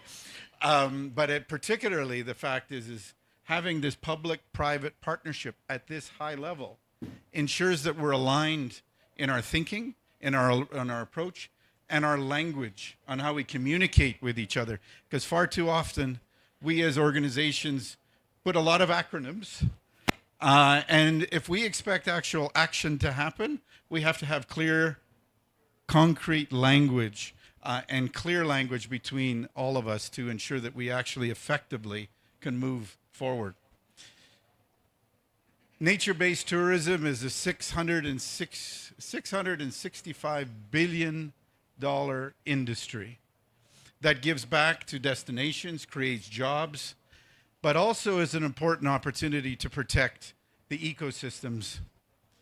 We need, as an industry, to do a better job at communicating this fact and take a much stronger position when it comes to working with the mining industry and other sectors that are, quite frankly, taking advantage of certain areas. And there's no doubt tourism can be a force for good if managed appropriately. And that's the key words to that. There are, as you pointed out, Paradise Island, which I'm not familiar with, and certainly I want to know about these hotel companies after the meeting, though. Not that tourism can be a force for bad if done and managed poorly.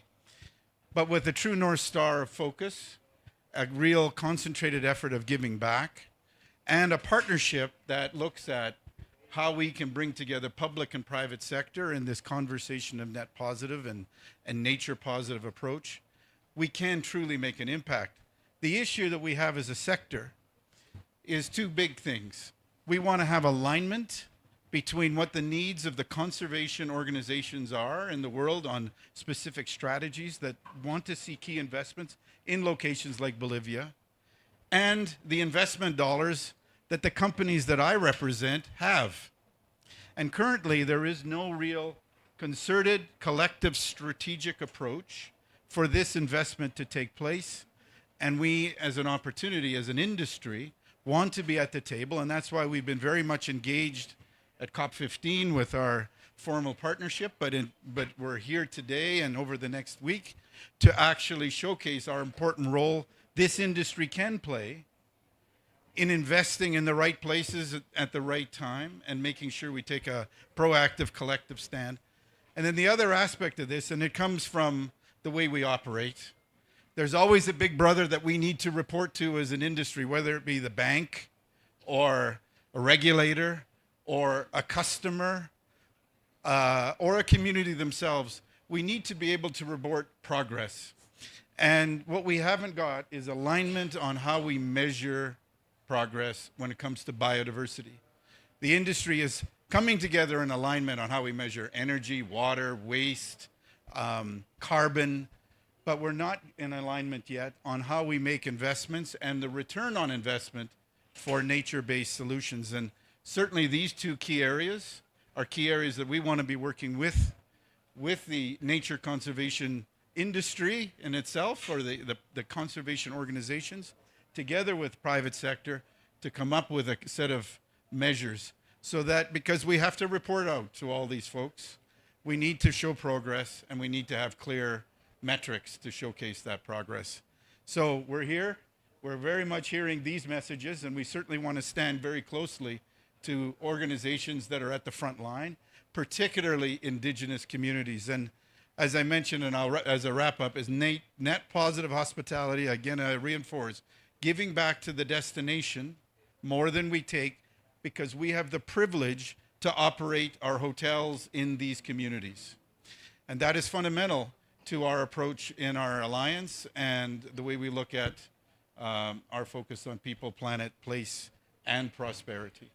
So thank you. Thank you, Glenn. Very nice participation. I want to also acknowledge the presence of UN Tourism here, Dirk Glasser, right, and Sophia. Dirk is the Director of Sustainable Development of Tourism in UN Tourism. And also I want to say that IUCN was invited to a meeting of the Sustainable Tourism, the Committee of Sustainability of UN Tourism in Costa Rica this year, and it was really important to invite us to be in the table. And when UN is working with sustainability, and it's really nice to have your participation during COP, and I hope we will have some time to talk together and find ways how we can be more positive. There is an entire pavilion about nature positive in COP, and we need to find how to measure how to make nature tourism positive and how to measure that. So this is really important. And for last but not the least, I want to invite Pedro to talk about one important, the building block of ecotourism, that is the trails. We build all the visitation in protected areas around trails. So I left Pedro to be the last speaker. Pedro is the founder of the Transcarioca Trail and the Brazilian Trails Network. He was environmental advisor and ecotourism coordinator at Rio de Janeiro City Hall, executive director of the Tijuca National Park, general coordinator of public use and business, and director of creation and management in the federal agency in Brazil, ICMBio. Pedro is a career diplomat and was Brazilian permanent representative to the United Nations World Environmental Programme, Brazilian's official negotiator at the UN Conventions of Climate Desertification, Migratory Species, Biological Diversity, and World Heritage, and Ramsar. Welcome, Pedro. Thank you. It's a pleasure to be here. I must say that it strikes me, but doesn't surprise me, that I'm the only guy here who actually comes from the conservation sector. We are 7, and I'm the only one from the conservation sector. I'm the National Director for Protected Areas in Brazil. This illustrates very well the world we live in terms of tourism in nature. We're not together. We are basically divided in 3 groups. We have the recreationists, the people who go there to enjoy themselves. Then we've got the service providers, who are you guys. And then we've got the guys who forbid you to do this all. Oh, us. In fact, this shouldn't be like that. I grew up listening a motto saying that one has to know in order to conserve.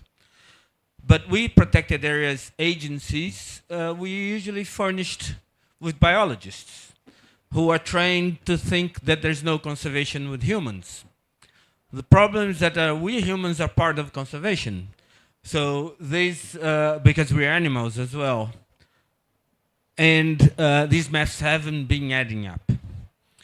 How we as conservation officers or conservation strategists like me have to behavior in order to mend this huge gap that we have built over the years.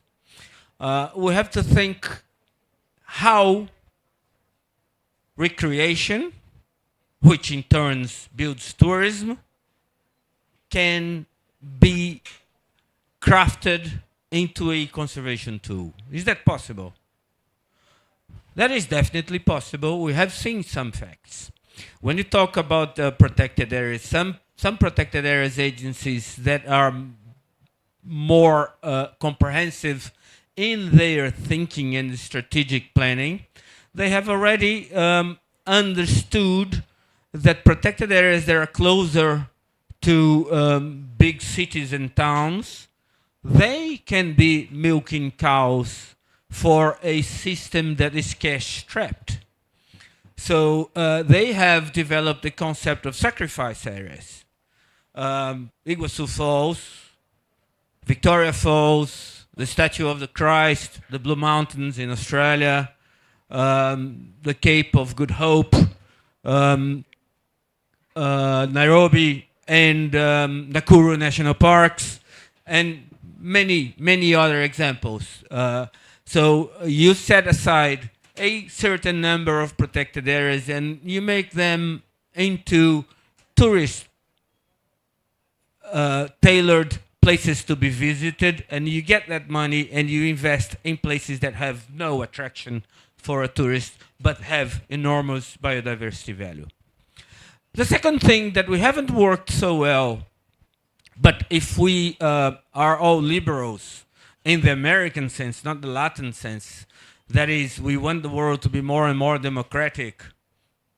Democracy is votes. If you don't have votes, you don't have cash. If you don't have cash, you don't have protected areas. Because especially in countries like Colombia, Brazil, Bolivia, we are competing with health, education, good roads, good hospitals, and so on and so forth. We're going to always lose. Votes are increasingly an urban thing. The world is 75% urban today. My country is over 90% urban. So if we do not take people into nature, they'll look at it and they'll say, this is just bush. Let's get it mined because I need that money to buy my motor car, to have my internet services, to buy my new clothes.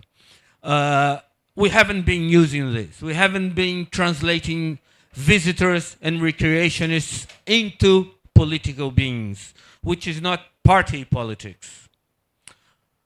And the third thing that we haven't learned at all, but we need to do, is how do we, as my colleague Tiago was saying, turn visitors and visiting infrastructure into conservation tools. And here right now we are debating the 30-30 goals of Coming Montreal. I am particularly responsible in Brazil for the Target 3.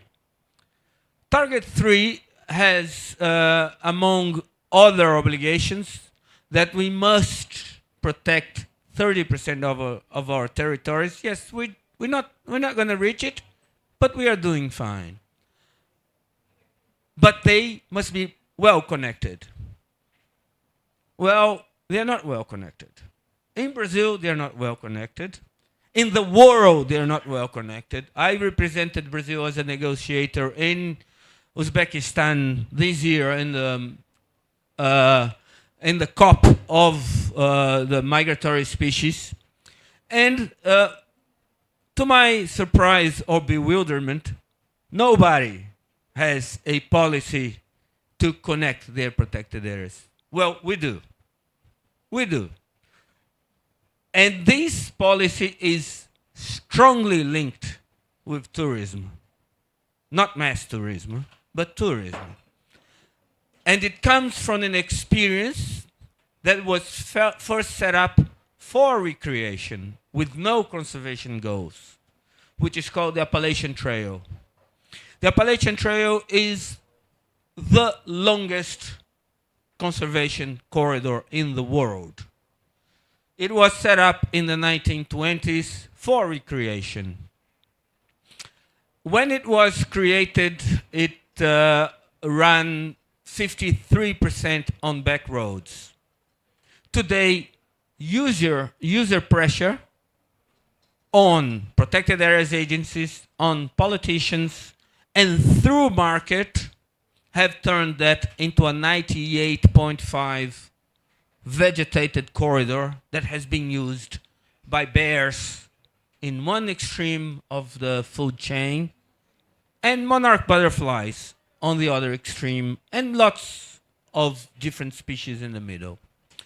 5 minutes is not enough time to explain the whole thing, but in short, Brazil now has a national trails strategy, which is we are going to have linear protected areas connecting nuclear protected areas, and how we're going to fight for the use of the land is that we're going to put trails inside these corridors in order to raise some demand for the small community, for the small agricultural person to have an incentive to have his piece of forest maintained, and to connect his piece of forest with his neighbor's piece of forest, and so on and so forth, in such a way that he will have a corridor connecting our protected areas. So far, we have already 10,500 kilometers implemented.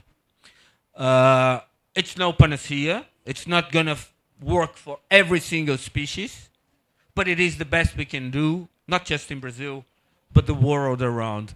But for that, we need first the biologists to understand that they need the people, because the people make decisions, and there's no Santa Claus that's going to give them the perfect solution.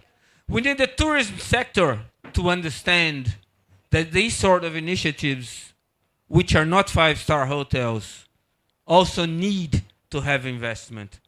And we need protected areas agencies to think beyond and outside the protected areas and how we're going to link them. Because most often than not, these protected areas are run by different organizations. Sometimes you have a national park, which must be linked to a provincial park, which must be linked to a private protected areas. And if all these people, plus the municipalities that are in between, are not brought together in a democratic governance, we will never achieve the goal. We are moderately optimistic that we're going to achieve what we're looking for, and we count on everyone, but especially on the tourism industry, to be actually to hike this trail with us. Thank you, and congratulations on the event. Thank you, Pedro. Thank you very much for all the speakers. I think we have a very nice biodiversity here of perspectives. We have 20 minutes of questions. I recommend maybe 2 speakers will respond each question, so we can have a few of them. Anyone has questions for the panelists?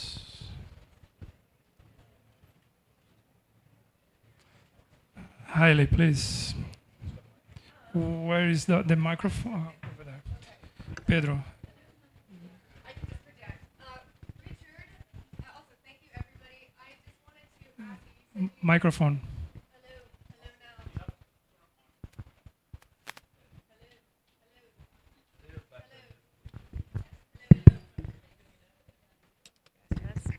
Okay. Richard, you mentioned that so you work with different communities who are working in tree planting operations. Do you work with communities that are already doing that, or do you work with also communities who see that as an opportunity as a conservation strategy? And also which countries? I think you mentioned Peru, Bolivia, but can you just repeat where and who you work with? Excellent question. We work with communities that had no previous experience in that. I mean, we direct the funds to an organization that is specialized in this type of work, and they gather the community that in some cases have the experience, but other communities are not quite familiar with that. But that is the richness of the part, because by those type of projects, we lift awareness on contributions to target 30 by 30. We raise awareness and contributing about regeneration, about reforestation. So we got both sides, not only in the Americas, but also in Africa and in Asia. Okay, Yep. Thank you.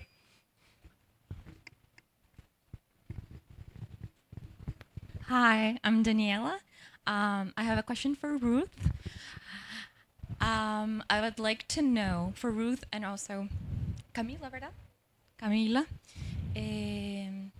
I want to know what else can the tourism business investors can do beyond putting the money and giving it back with money and retribution, like reparation with money. What can they do beyond that? How can they better listen to indigenous communities and traditional communities? Thank you. Thank you, Daniel. When we look for funds to make a initiative,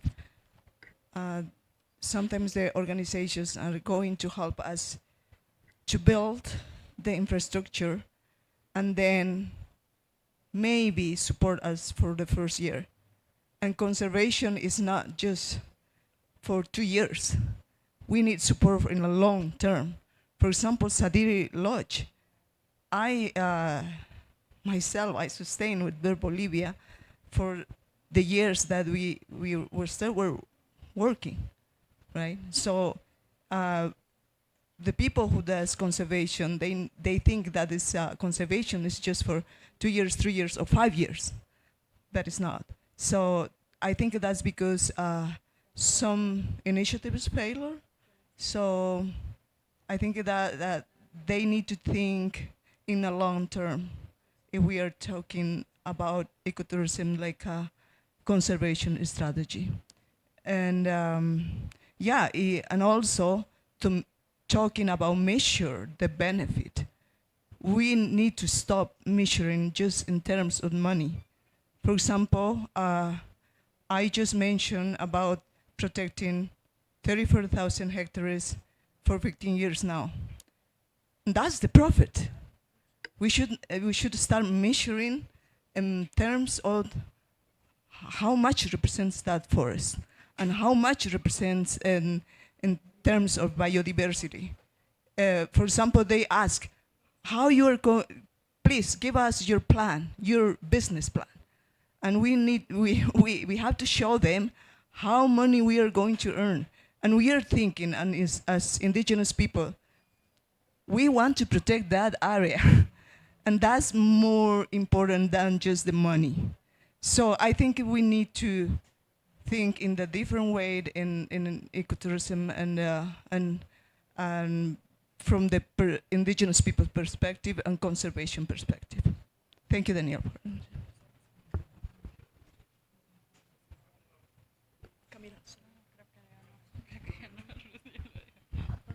Hello? Oh yeah, ¿quieres decir algo? No, creo que ya tú lo dijiste todo. We're good. Another question?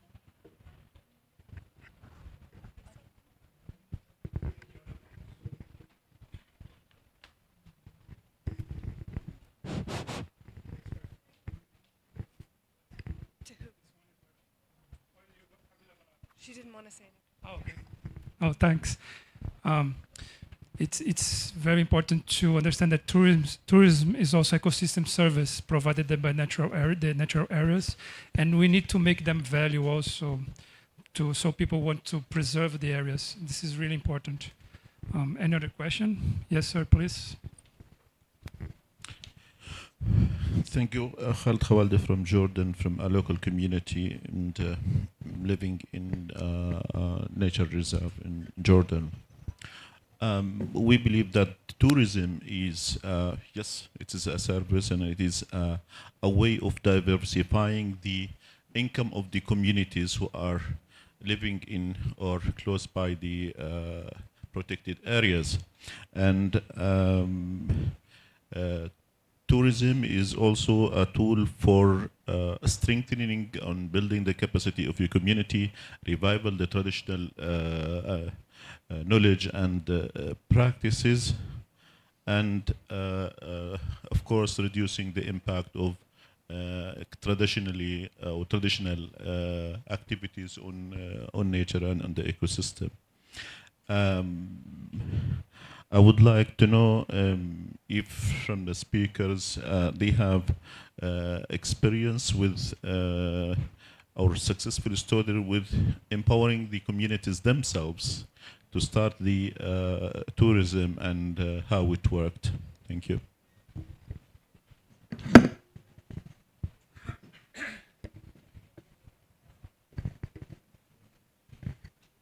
Well, nice to meet you. Actually, at Planetara, we got plenty of cases. We work with more than 500 communities in 81 countries in the world. The best results that we got is when youth and women are empowered in changing not only their mindset about, as our colleague said, it's about earning money, but it's about what can we do with that? What can we do in education and conservation?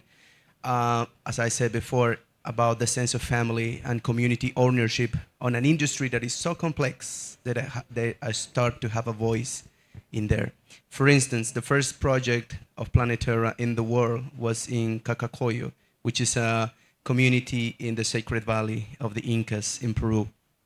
It is interesting to see the industry for many years can put a job opportunity, but not necessarily opportunities to scale up or opportunities to thrive, not only in this industry, but in other different sectors. So the interesting or the most impactful story behind those more than 20 women is that they could have an income, but they could have, I agree completely with my friends, it's not only about the money, it's the time and the sense of freedom and the sense of ownership on the labor that I, for generations, know, but now I have the opportunity to have more time, to have to be aware of the things that are going around, so I can impact positively to my neighbors of the community, to my children. And now they receive tourists, but it is not only the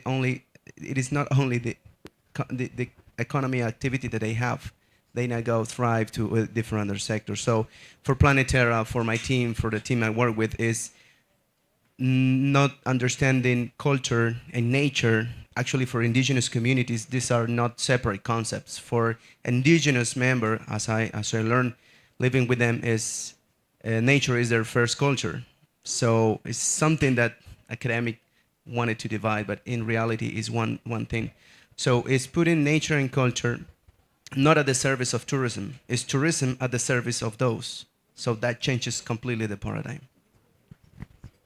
Thank you. Pedro? Brazil has a national strategy for community-based tourism, which includes capacity building and small grants, and also advertising. It, however, still deals with a point that is offering what the demand wants.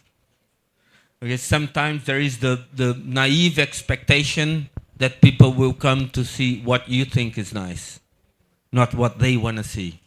So we still have to bridge that gap.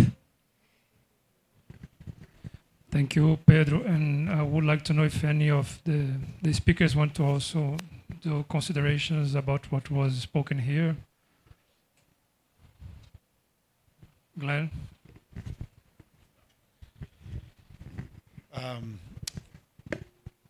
Well, I just want to reiterate. I want to reiterate the one, and Pedro, you said it exactly right. The alignment is broken right now, and our industry's always been plagued with the fact of fragmentation. Every time we see the word tourism, we're all so fragmented. But I really want to reiterate the formal partnership that has happened between these organizations that I've referenced, between UN Tourism, WTTC, and ourselves.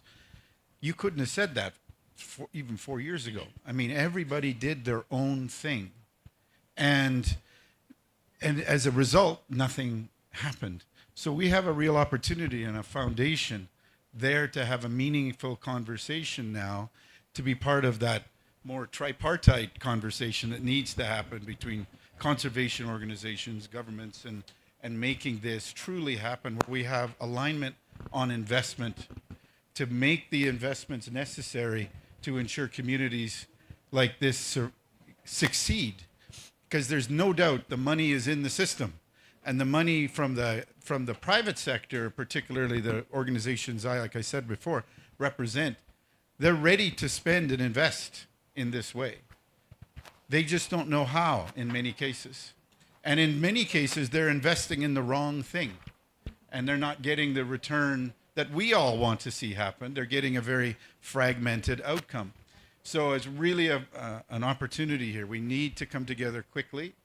And if we want to hit the 30-30 target, the industry has made that commitment with our partnership. We have made a commitment to the 30-30 commitment that we want to work towards that and be at that voice there. So being there is really important. And I have to put my flag in the water in the sense that I was in my previous world in destination management, and Canada and Thompson Okanagan region of British Columbia went through a very similar, we're very focused on community and working with our 33 Indigenous communities across the region, and coming in with mouth shut and ears open into every one of those communities to first build the trust and respect necessary before enabling tourism to actually take hold in some of these areas. And some of those communities didn't want tourism at all, but would engage, say, in artistic endeavors. And in other areas, they wanted to see interpretive centers, hotels, and other things engaged there. And that comes with time, and it took a long time. But in many ways now, in some of the big areas of that region, the Indigenous community is the largest employer, and a complete shift in terms of where the leadership comes from and the understanding. And it actually protected, as a result, significant parts of the destination from growth that was inevitably happening, from housing and other things that would have all occurred had tourism not take hold in that cornerstone investment. So it has happened in other areas as well in that partnership. Amber, and then Karin, and then Ruth, and then we will go into closing remarks, okay? Thank you, guys. Perfect. There were just a couple of things that I wanted to say. At Extreme International, we in fact started hosting an event at the Climate COP a number of years ago, back when COP26 came to Glasgow. This is my first time now at the Biodiversity COP, but it absolutely is where my heart is. And in fact, I did actually start in the world of conservation before I came more into the tourism side of it. But what I'm trying to say is, first and foremost, obviously we're living in a climate crisis right now. And tourism and the 30 by 30, nature and the 30 by 30 objectives that we have are one of our superpowers. They are one of the things that can help really to shift the dial by restoring nature, by restoring the Earth's living systems and what is supporting humanity and all of the other life on Earth. So I imagine everybody in this room is involved in nature and in tourism in some ways. You guys are part of the solution. And I hate the fact that we have a climate COP and a biodiversity COP, and in fact a desertification COP. I didn't know about the migratory COP too. I mean, could we please bring them together?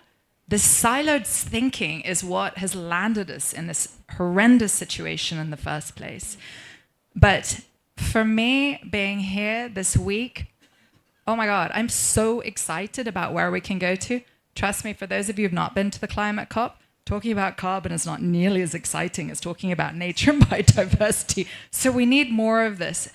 Our stage, we have a huge stage in the Green Zone again this year in Baku, but any year that you are able to come, I'm delighted to be hosting in Brazil next year as well.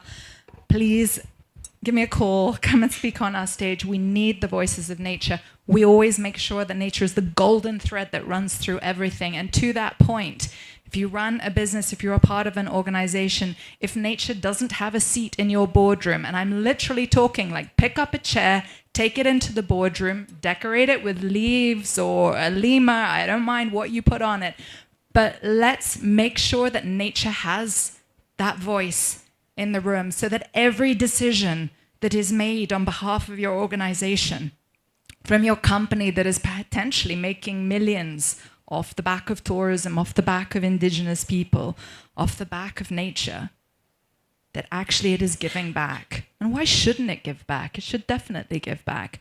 And we can do that for sure. The other thing that I wanted to say as well is we're not really talking about tourists. They are not just some cream wielding, towel using, fast food eating beings. They're not just consumers. They have hands, they have hearts. Let's engage them. Let's bring them in and help make them part of the solution. They can be local people too. Tourists don't have to be international. I know a lot of, in Saudi Arabia, actually the reason that tourism is one of their pillars is because they realized that all of the Saudi people were traveling abroad to spend their money, and they were like, hang on a second, we're losing billions abroad every year because our people are not staying at home. So that's why they wanted to invest in the infrastructure in their country. And by the way, if you can wow your own people in your own country about what they have on their doorstep, again, it's back to the hearts and minds, that's going to make them want to protect it more too and be more involved in that as well. And so many of them, particularly the young as well, they're great on social media. They will share the stories and they will, again, help you to achieve your objectives, protecting biodiversity and nature.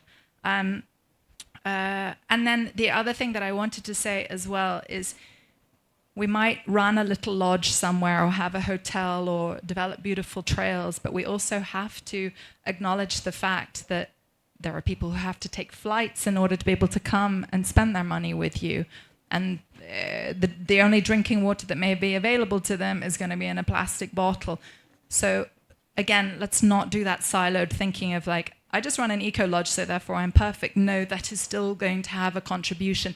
So where are the airline industries? Why are they not here? Where are their spokespeople here today as well? We need to welcome these people in the room and not just simply to attack them, because they are delivering, in many instances, the dollars to the local projects. So I wanted just to mention that as well. Sorry if I'm going on a little bit too long. Yeah.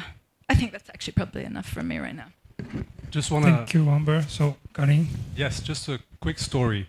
I'm going to wear my ecotourism entrepreneur operator hat. So you probably know that 4x4s and Jeeps are used in safaris, and in Africa it's a big problem. In the Middle East it's a big problem as well. So when we operated tours around the White Desert, the White Desert National Park, which is a beautiful national park in western Egypt, Western Sahara, we noticed that there were too many Jeeps and too many operators using Jeeps. So we started to work with the local communities, the Bedouins there, to start developing programs with camels, so camel treks. And we started really to make that trendy. At least we created a small, micro economy of camel treks there. And the people we work with started to replace the Jeeps with camel trips. And these trips were actually more lucrative for them.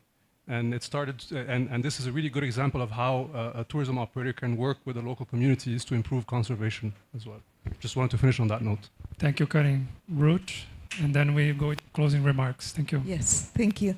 I wanted to add that for my last intervention, that to include the capacity development, but including women. For example, young women in, I don't know, managing or just capacity to be like a bird watcher guide, because we are developing capacity of ex-hunters, for example, because they are very good to spotting birds in the bush. So, but we need to also develop the women capacity in that industry, because there are a big market outside there for women bird watchers. So we need to invest in that also. So we need support in that. And I just want to close with this experience. My community was started 30 years ago with community ecotourism just to save the territory and to stop the migration from the community. And because of that, my community is just resistance to mining activity. So doing this kind of activity, I mean, when communities have something by their own, they're going to defend their territory. They're going to protect their territory, the protected area, the biodiversity, because they know the value. So this is also a barrier for mining activities that certainly they are going to destroy the biodiversity. So I just want to close with that. Thank you. Thank you, Ruth. I want to call James Hardcastle to do the closing remarks. James is head of the IUCN Global Work on protected and conserved areas. James has 25 years of experience in nature conservation globally, including the development of the IUCN Green List, which sets the standard for fair and effective conservation. He is leading IUCN work over the 2030 target under the Global Biodiversity Framework. Thank you, boss.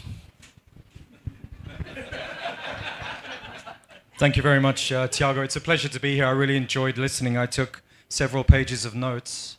But I forgot my glasses, so it's actually, there we go, I can just imagine what I wrote. But it's okay, that's okay. I just wanted to reflect, I think, on, just some of the points that were made there.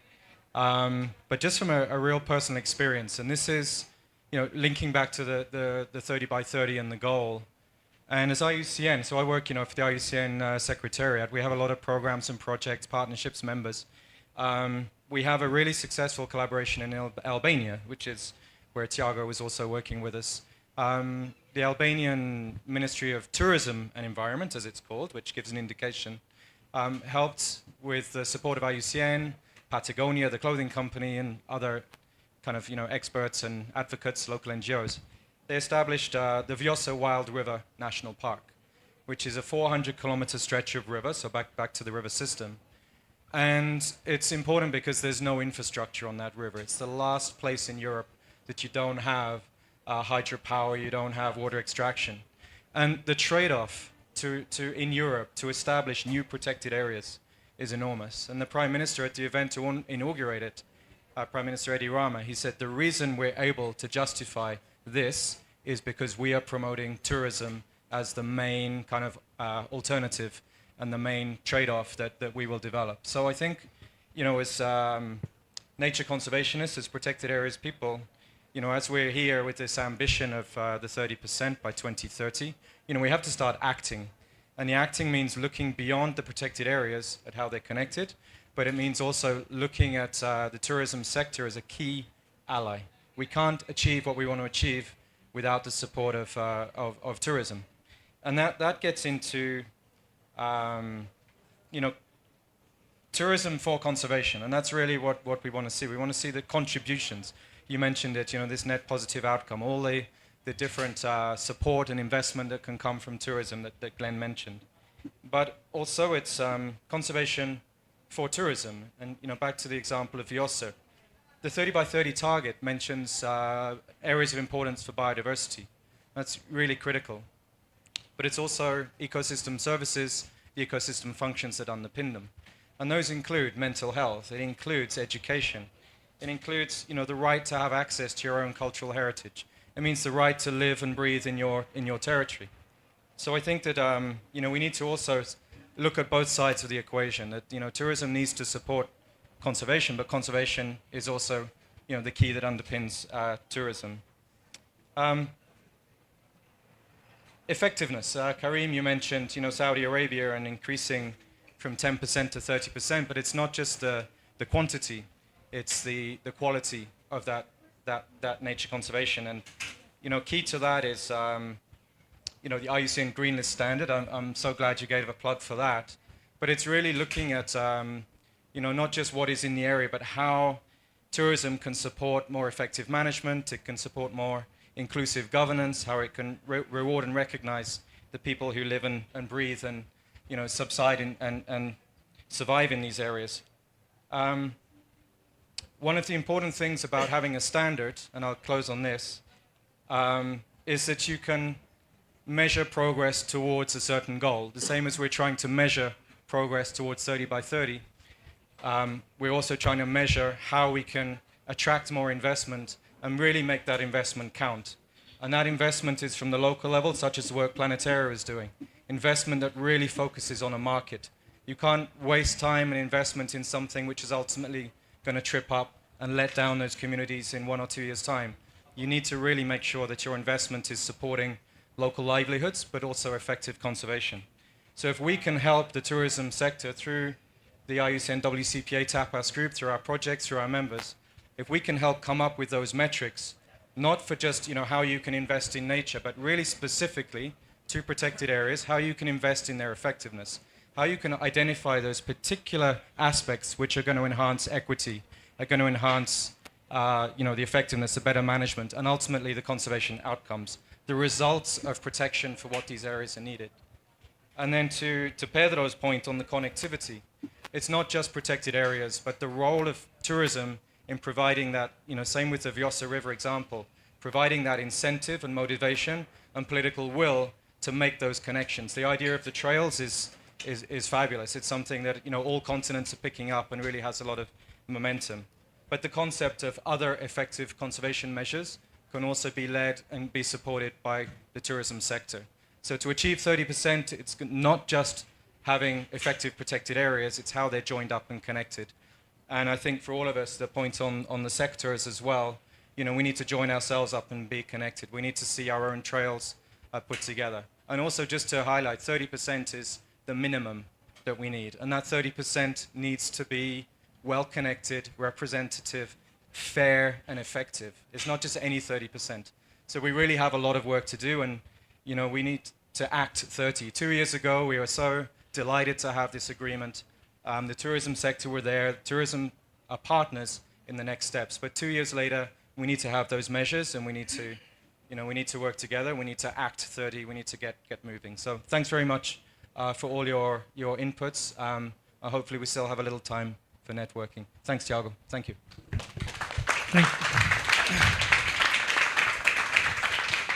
Thank you, James. I can't believe we are finishing on time. So I think the organization will be happy. I think we had a very nice panel here, almost a dream team.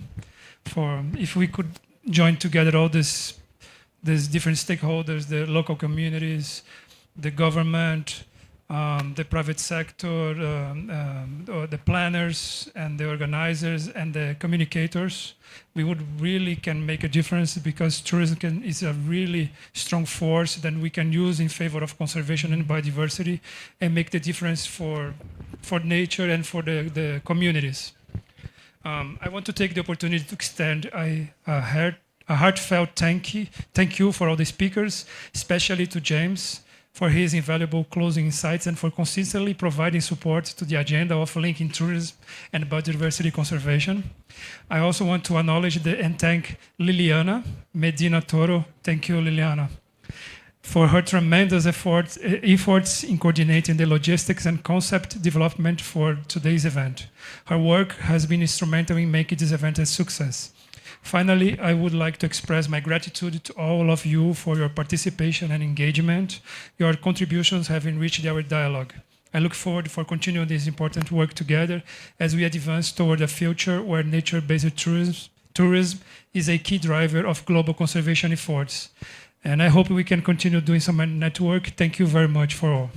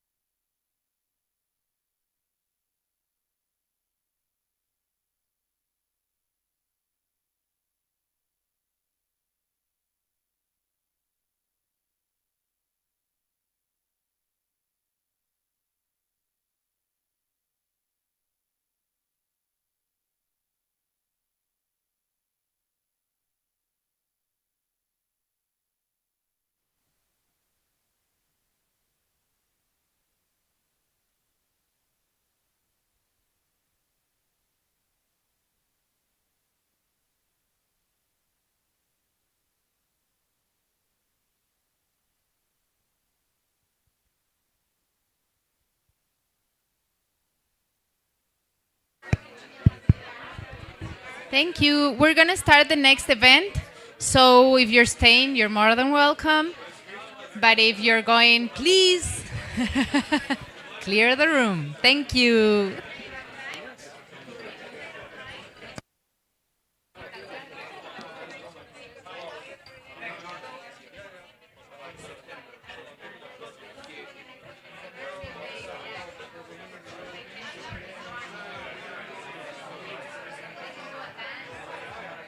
Elsa.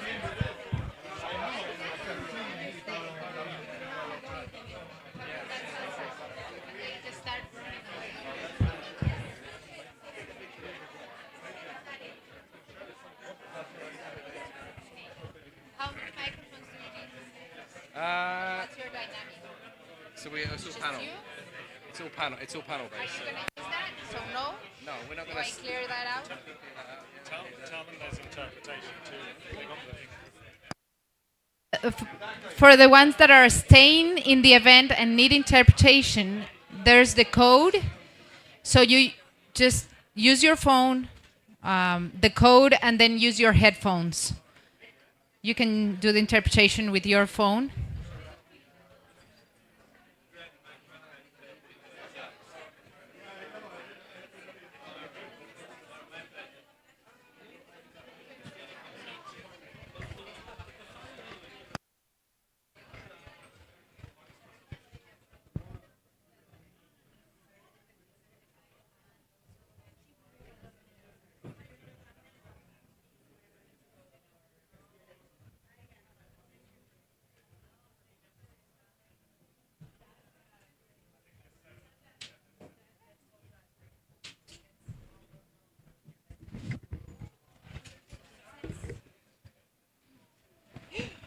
I'm here.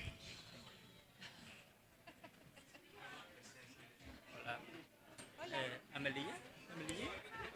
¿Tienes ahorita?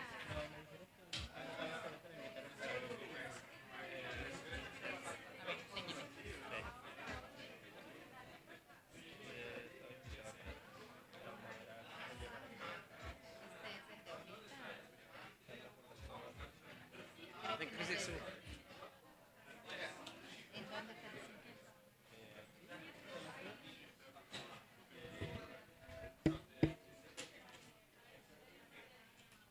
Perdón, o sea, ya la vejez me está atacando. Pero no dice dónde es. Ah, el Nature Positive Pavilion. Te enseño. No, este es el de IUCN. Entonces, te vas a meter por acá y te saltas los demás. Y te vas a meter así, o sea, sigues un poquito y vas a ver otros pabellones. Te vas hasta el fondo de eso. O sea, pasas, hay uno de Perú, creo que hay uno de Conservación Internacional. Es que el del fondo es el Nature Pavilion. Ok, ¿Ya? muchas gracias. No, a ti. Ready? Okay. Again, translation. You need 3 mics, Yeah. and that's it. Okay. Do you want me to say again about translation, or are you Yeah, okay? please, yeah. Do I say it again? Okay, thank you. We will start 2:15, but just to let you know, translation. You scan the code, you use your headphones, okay? You put the code and then you use your headphones. Okay, tres de estos. I'm gonna put it here, this one.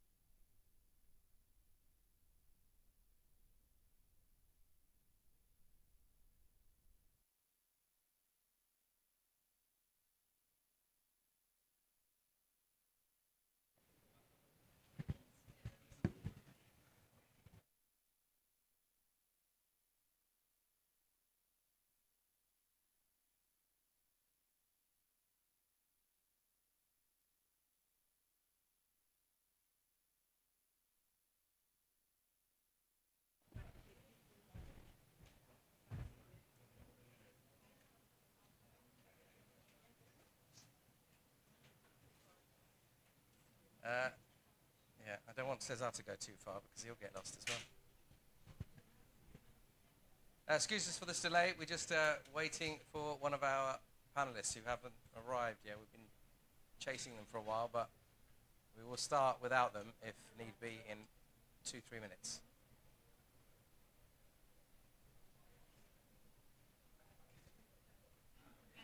Do you know Pablo? Is he coming? Okay. Cesar?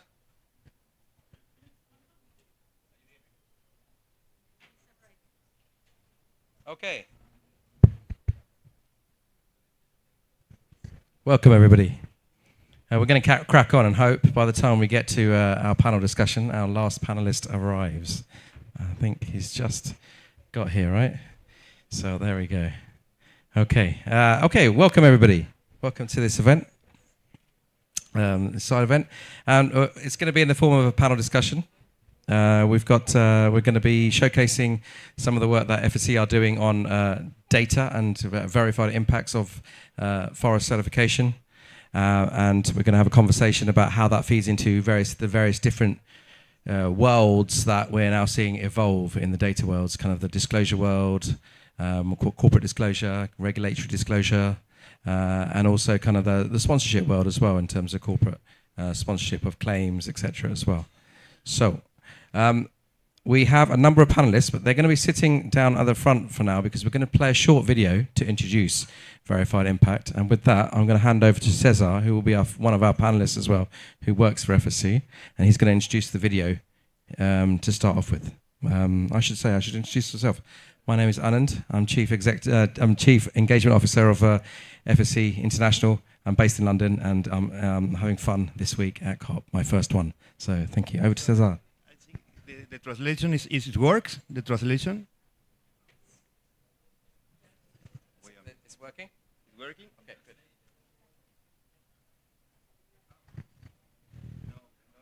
Oh, it's not working?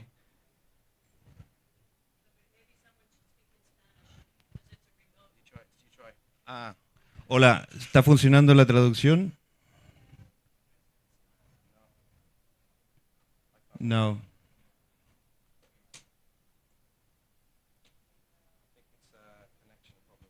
Connection.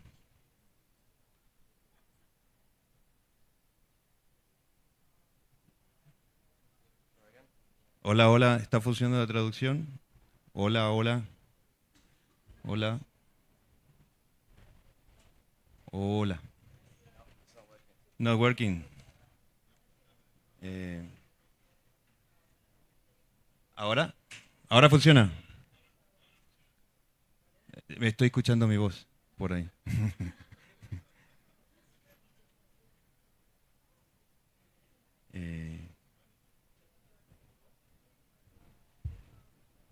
¿Funciona o no? ¿Funciona? Bien.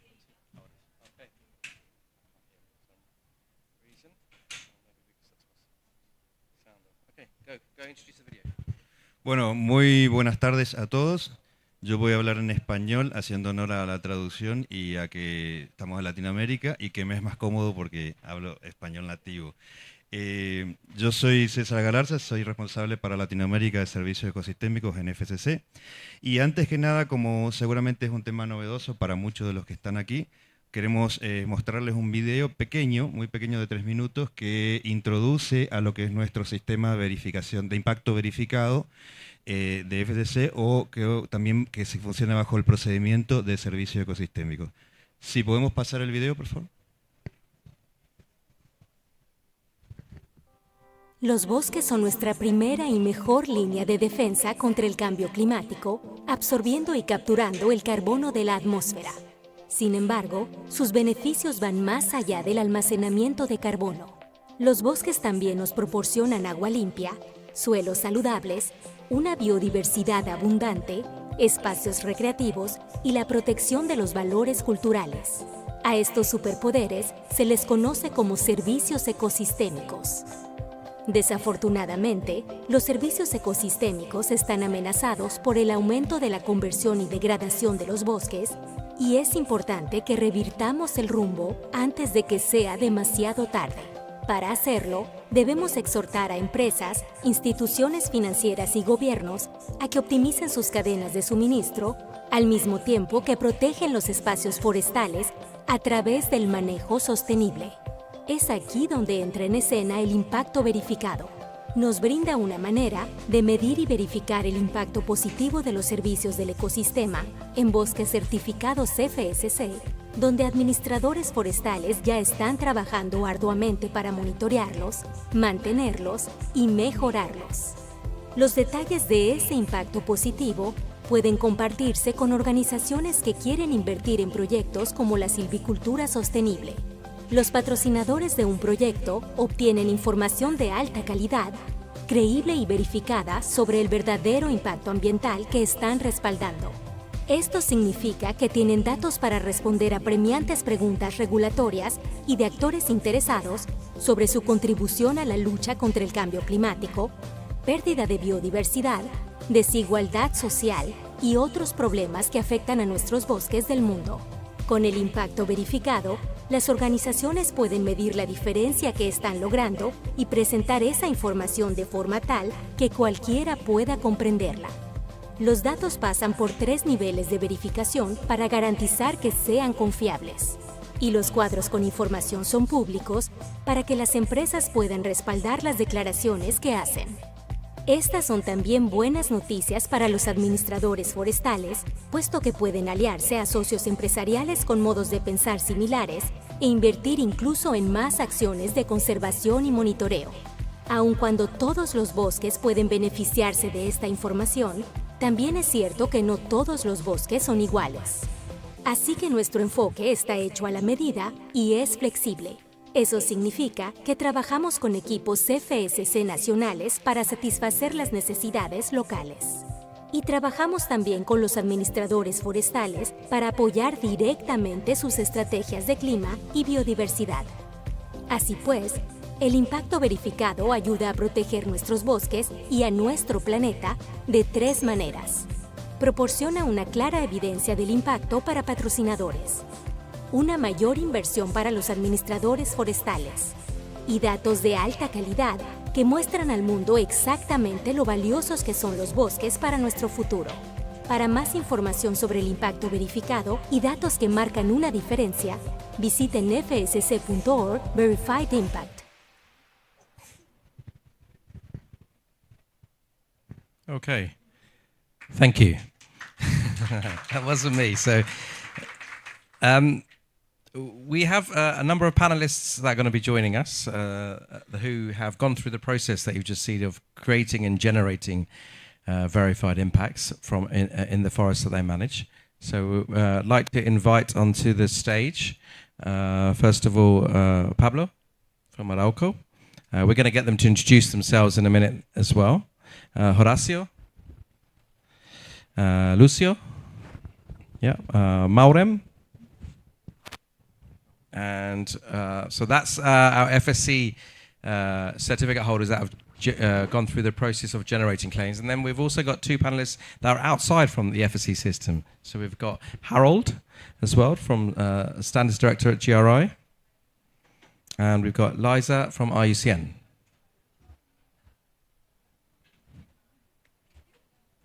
So let's start with you, Horacio.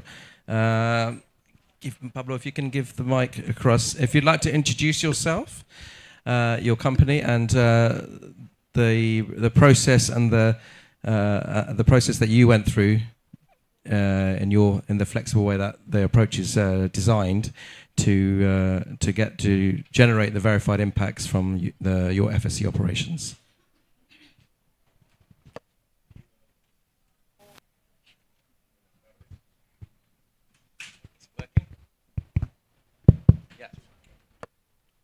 Buenas tardes, mi nombre es Horacio Giordano, trabajo en Montes del Plata, es una empresa forestal de Uruguay y hemos certificado servicios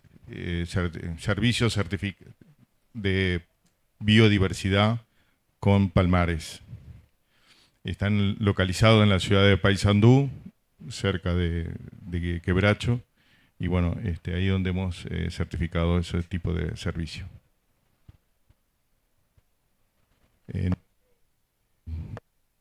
Nuestro sistema de certificación nos permitió con la Universidad de la República, la UDELAR, realizar las verificaciones en las zonas que estaban altamente pobladas de palmeras y en las zonas que estaban con menos palmeras, porque estaban bajo pastoreo.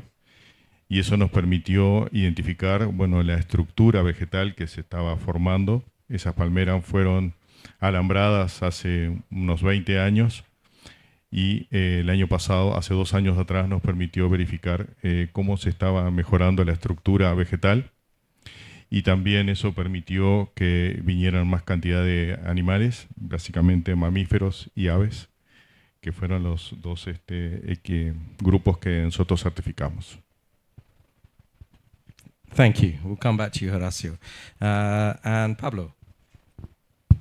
Same question? Same question. Introduce yourself, company. Yeah, no idea if I will use the language my mother used or English, I don't know. How many of you, understand a little bit of Spanish? No? We have okay. So, cambiaremos. Bueno, Arauco es una empresa que tiene 1,5 millones de hectáreas en Sudamérica, en Brasil, Argentina y Chile. Nosotros fuimos un poco conejillo de indias con el proceso de certificación de servicios ecosistémicos y hoy día tenemos 7, el año pasado teníamos 8 certificados de servicios ecosistémicos. Ese octavo tiene una historia interesante, es el Valle do Corisco en Brasil. Ese patrimonio forestal se vendió a Clavín, otra empresa certificada, y se lo vendimos con el certificado y con un derecho real de conservación. Porque también en las certificaciones ocurre que está esta suerte de desconfianza de qué pasa cuando el propietario se deshace de eso, ¿cierto? Lo vende. Bueno, el compromiso es que siempre queda en buenas manos. Y los 7 que quedan, ahí tenemos en Argentina, ciervo del pantano, yaguareté, jaguar, las palmas comestibles, ¿cierto? Y también hay otro que es la parte más austral de la mata atlántica, que es un ecosistema, ¿cierto?, que en ese caso es un tanto azonal porque está muy al sur, y el ciervo del pantano en toda la parte del delta, que es el ciervo más grande de Sudamérica. Y en Chile nos dividimos y tenemos huemul, que es un ciervo que habita las montañas. Nos metimos con agua, una certificación de provisión de agua para una comunidad en Chile Central. Y también diversificamos y nos metimos con turismo en un parque que tenemos al sur, de bosque templado valdiviano. Y ahí estamos muy evaluando la capacidad de carga de los visitantes a ese sector. Entonces, es mucho dato el que hay que colectar. Yo vengo del mundo más bien de la ciencia. Entonces, esos datos hay que transformarlos en indicadores que la empresa va entonces viendo cómo van progresando, y eso ha tenido muchísimo valor. Y cierro, creo que, claro, esto se puede hacer gracias a que tú ya tienes un certificado FSC, digamos. O sea, pudimos avanzar muy rápido porque parte de la información ya estaba disponible en nuestros sistemas, ¿eh? Entonces, creo que hasta ahora somos la empresa que tiene más servicios ecosistémicos certificados con este proceso, y la idea es que, claro, muchos más se puedan sumar, porque en verdad, como viene el mundo, puede ser una herramienta muy útil para ir verificando y aprovechando los mecanismos que existan. Thank you. Thank you very much. Thank you very much for introducing the work you're doing. We're going to move across now to Lucio. Lucio, over to you. Introduce yourself. Hola. And Buenas the community you come from and what you're doing in your forest. Mi nombre es Lucio López Méndez. Soy de la comunidad del Ejido Novecal, de México. Nosotros formamos parte de la selva maya, bosque tropical más extenso de Mesoamérica.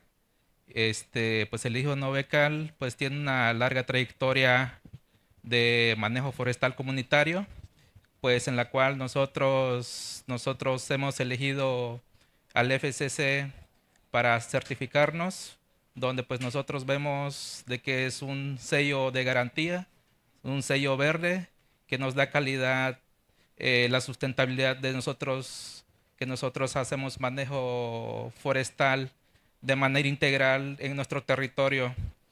Pues el ejido Novecal se ha sometido en rigurosos diversas certificaciones, como es la certificación de servicios del ecosistémico, tenemos la certificación del área destinada voluntariamente a la conservación, que es un esquema de una ANP que existe en México. Pues gracias a esa estrategia de conservación y de manejo, pues logramos tener mucha información cuantitativa, cualitativa, y que eso nos permitió generar un modelo de certificación. ¿Qué nos permitió esta certificación? Es que de alguna manera los servicios ecosistémicos que tenemos en nuestros bosques, en nuestras selvas, que maneja nuestra gente, nuestros indígenas, pues de alguna forma lo hacemos de manera ordenada, y que la certificación nos ayudó a regular, ordenar y aglutinar todas las actividades que hace el ejido Novecal. El ejido Novecal tiene una extensión territorial de 52,000 hectáreas, una superficie, un corredor muy importante para nosotros, para la región de Calakmul, que es patrimonio mixto de la humanidad. Así que Novecal, al obtener un certificado de este alcance y un certificado como área natural protegida, pues nos ha ayudado a garantizar la sustentabilidad de las actividades que nosotros nos da el bosque. Thank you. We'll come back to you, all of you in a bit. Mauram, over to you next. Bueno, empiezo comentando que estoy un poco en desventaja porque ni español ni inglés son mi lengua nativa, entonces les voy a obligar a entender mi portuñol. Así es. Bueno, me llamo Maureen Alves, trabajo para Klabin. Klabin es una empresa brasileña que es líder en la producción de papeles de embalaje. Tenemos hoy día como 750,000 hectáreas en superficie total, de las cuales un 40% son áreas de conservación. O sea, y remarco esto porque tiene mucho impacto. No toda esta área de conservación está bajo certificación de servicios ecosistémicos. Esto lo hicimos en unas unidades privadas de conservación que tienen un estatus más intensivo de investigación y conservación. Tenemos certificación de 3 servicios: por el agua, la biodiversidad y estoque de carbono.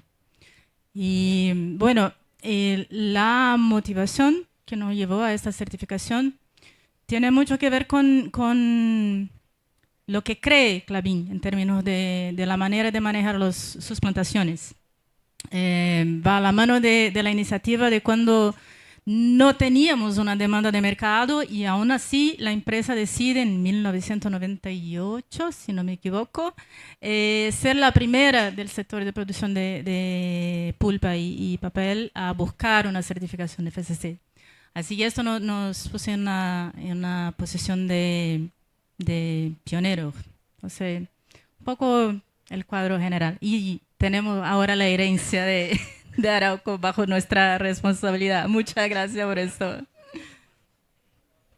Okay, thank you. We're going to go to our last FSC-related speaker first, before we go to Liza and Harold. Keep that. Yeah. Cesar, over to you. Introduce yourself and the work you do to support these companies here in Latin America. No sé si con esto.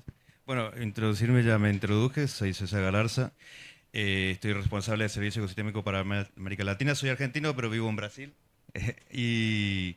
Y bueno, FDC en primer lugar lo que ha querido es responder a esta llamada internacional y a nivel global de convertirse un elemento más de lucha contra el cambio climático y la pérdida de la biodiversidad.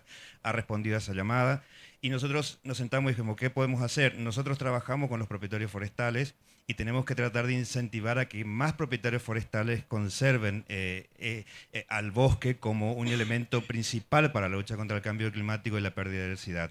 Entonces se ponen en funcionamiento este procedimiento, que es el procedimiento de servicios ecosistémicos, que lo que intenta es conseguir datos de la actividad que ya estaban realizando los propietarios forestales, porque ya tienen un certificado forestal de manejo forestal sostenible. Nosotros solo trabajamos en nuestro procedimiento con la gente que ya está certificada por manejo forestal sostenible, y, o sea, ya está haciendo las cosas bien y está cumpliendo con los principios de FSC, pero hasta ese momento del procedimiento no podían saber cuánta cantidad de servicios ecosistémicos estaban protegiendo con esa actividad. Entonces, este procedimiento da esa posibilidad, y lo que hacemos es, a través de este procedimiento de la obtención de esos datos, vincular a aquellos que necesitan invertir o necesitan apoyar económicamente o ya por sus planes de sostenibilidad a estos proyectos de protección de la biodiversidad o de lucha contra el cambio climático en el bosque, o sea, lo que nosotros llamamos patrocinadores. Esos patrocinadores lo que van a hacer es colaborar, convertirse en socio del propietario del certificado manejo forestal y colaborar con el financiamiento de las actividades de manejo forestal sostenible, que son las que obtienen esos datos. Nosotros no trabajamos con créditos, no es, por lo menos, si bien FSC está en un proceso de revisión y estamos pensando mucho a través de, funciona con sus cámaras, todo tiene que ser pasado por las cámaras a nivel global, entonces hay una moción actualmente de ver que nosotros pensemos cómo podemos ir más al mercado en ese sentido, pero de momento estamos en proceso de investigación, pero es el momento. Y mi papel en este lugar es, yo hago soporte a todos los países de Latinoamérica, son 10 oficinas en Latinoamérica, si bien son 24 países, y cada una es contacto con sus propietarios de bosque y con los titulares del certificado de manejo forestal sostenible. La característica es que trabajamos, hacemos capacitación, tratamos de hablar con los dueños del bosque para ver que se animen a intervenir en este procedimiento de servicios ecosistémicos, y luego tratamos de ayudar a conseguir financiamiento mediante otras áreas que hay también en FSC, y eso trabajamos. Quizás lo cuente un poquito más tarde. Okay. So, as a reminder, the title of this side event is Equity in Action, Nature-Based Financial Pathways to Protect Forests and Biodiversity. So when we were putting this panel together, we didn't want to just talk about FSC and what FSC is doing, but how this connects to the wider world in conservation management and linking it to different markets. FSC has grown up very much in connecting responsible forest management to consumer markets. And now we want to expand the markets that we work in and bring in kind of more financial opportunities for different players to invest in forests and the work that many of these organizations are doing. And so with that, we wanted to, then we changed it a little bit when we were developing, and we added Liza from IUCN, who heads up conservation management, and Harold from GRI. So at this point, I'd like to introduce you as well, and introduce yourselves, and what you bring to this panel, and kind of what you're looking for to listen to, challenge, from the wider worlds that you both come from as well. Thanks, Anand. So thanks for inviting me and having me on the panel. I'm Liza Murphy. I head up our work at IUCN for conservation assurance. I'm not in charge of all conservation management, thank goodness. I lead our thinking around how do we incorporate increasing levels of credibility into the outputs, mainly around the certification world. I also have the advantage here of having worked for a number of years within the FSC system. So I know your predecessor. So I think one of the things that we were talking about in the prep for this session was the opportunity that a well-established ISEAL member, credible certification system has now to build on the value of that certification through these ecosystem services. And we were reflecting at lunch over the variety of ways that we're moving towards what sounds like credit markets, right? And this is a really interesting experiment, I think, to see how can we build on that credibly certified forest to then see what the other benefits are and how can we capture some of that value that I would agree that you should be capturing because of the good work that you're doing. And that's evidenced by meeting the FSC standard. So I'll stop there and look forward to a conversation. And disculpe, I don't have enough Spanish to do this in Spanish, and I missed the memo about the translation, so I'll try and drop in as I can. So thanks. Thank you. It makes two of us. Harold Powells from the Global Reporting Institute. Our main mission is sustainable reporting with a drive on transparency, accountability, and create a better world, not for ourselves, but even for the children after us. And we're not doing a good job at this moment. But indeed, I'm here today, we're discussing especially credibility, transparency, accountability. That's where I come in, so our GRI comes in. Looking at a little bit, also over lunch we discussed a little bit what we saw in the climate space, and we see in the climate space, and we see a lot of discussion there also on credits. And however we say, as from mitigation hierarchy, we say, well, you always should start with avoidance, and then you start with reducing, and so on and so on. And the last resort, you can say, okay, maybe we can think about credits as a solution. On the other hand, there is also something where we don't use nature, or we use nature and we use managed forests for free, and that's also very special, or maybe even interesting. So even if we start doing or piloting these things, and we discussed also a little bit the system here, it's better be done around a very credible system, and that this data is also feeding into the global reporting from whether it's our GRI or whether it's other reporting systems or regulatory systems. So that's where I come in, so it's a little bit of a teaser to start the discussion. Okay, so Clubin, Marum, you were listening with interest there as well. So from what you hear from Liza and Harold in particular, how do you hope to use the data you're collecting and the work you do, not only to feed into the disclosure world that you're doing, but also how are you using that data to help you manage and improve the forest management actually on the ground? Great. I'll switch to English in order that I notice that you're not using, okay.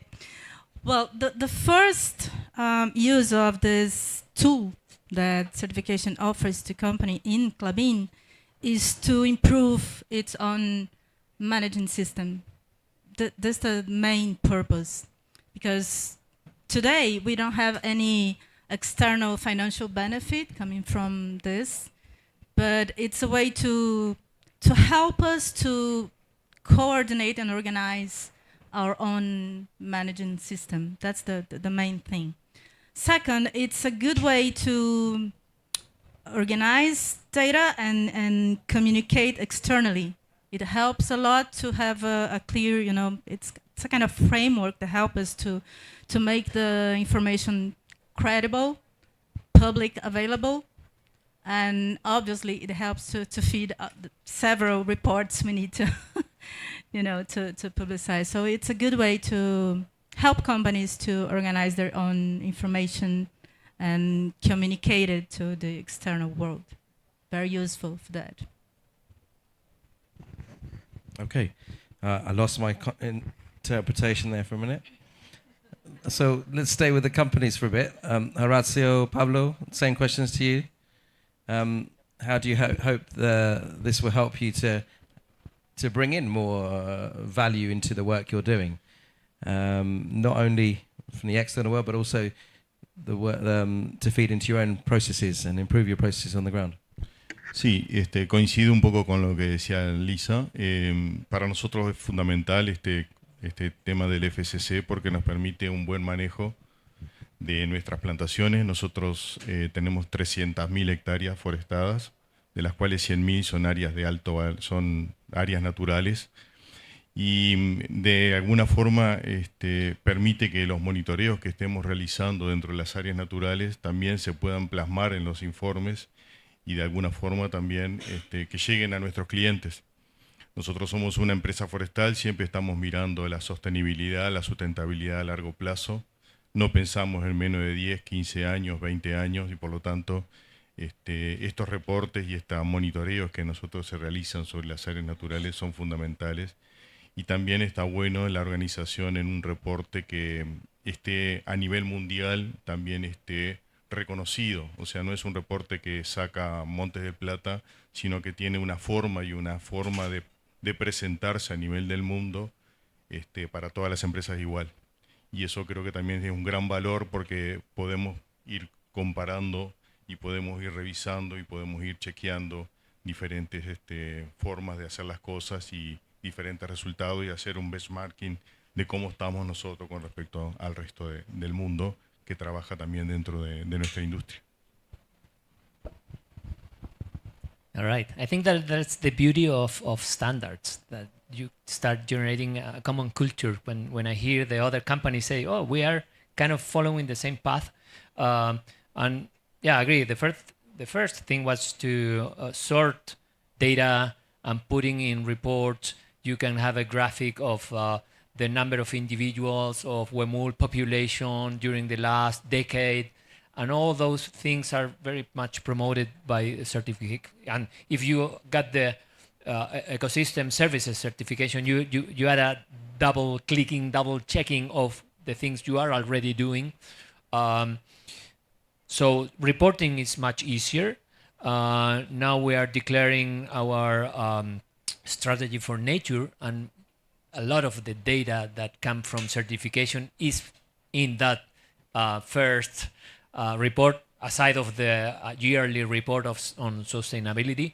And I will add a third component, that is when you are thinking on certification, and it happened to us, people wasn't communities weren't the center of your thoughts, your efforts. And probably it's an old story, but we went to FSC showing all the plans before we were certified, with all our Gantt chart, with all the steps to get to the certification. And they said to us, yeah, but that's a little bit too engineering. You have to talk with the people. And then we realized, okay, we have to change our culture, the approach, and we define kind of hybrid forums to solve the most complicated issues. So we put people from outside, from inside the company, from CEOs, from managers, and it was at the beginning it was really messy, but at the end the results were really robust. And when you incorporate the people, you realize the value of the ecosystem services by definition. Otherwise, you are just focusing on your land. And that was the third component. So reporting is much easier, of course. You can track whatever you want. But then you got the people and the value that you are providing to the landscape where you are working. Yeah. Yeah. Okay, thank you. That's fascinating. Lucio, you come from a kind of a different type of forest management entity, not necessarily a company set up to kind of in the commercial world. But so how does that benefit? How does this work? And the investment you're putting into FSC and ecosystem services generation, how does that benefit you and your community? Sí, nosotros creemos firmemente en el FCC, que es el mejor camino de la sustentabilidad. Como yo decía hace rato, da certeza de calidad a nuestros clientes, y nosotros es una forma de dar una certeza verificable a nuestros clientes que nosotros tenemos.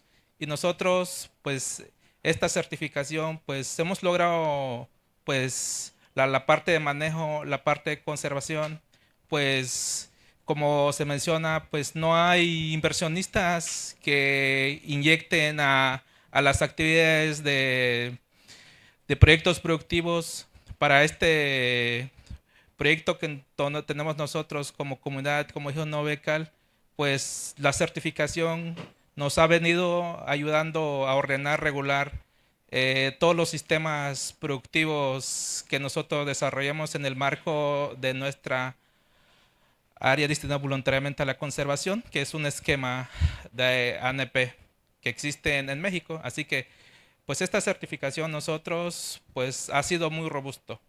Ha sido también recoger, sistematizar toda la información de las diferentes actividades, que eso nos ayuda a medir verificablemente la información que nosotros desarrollamos en todo lo que desarrollamos.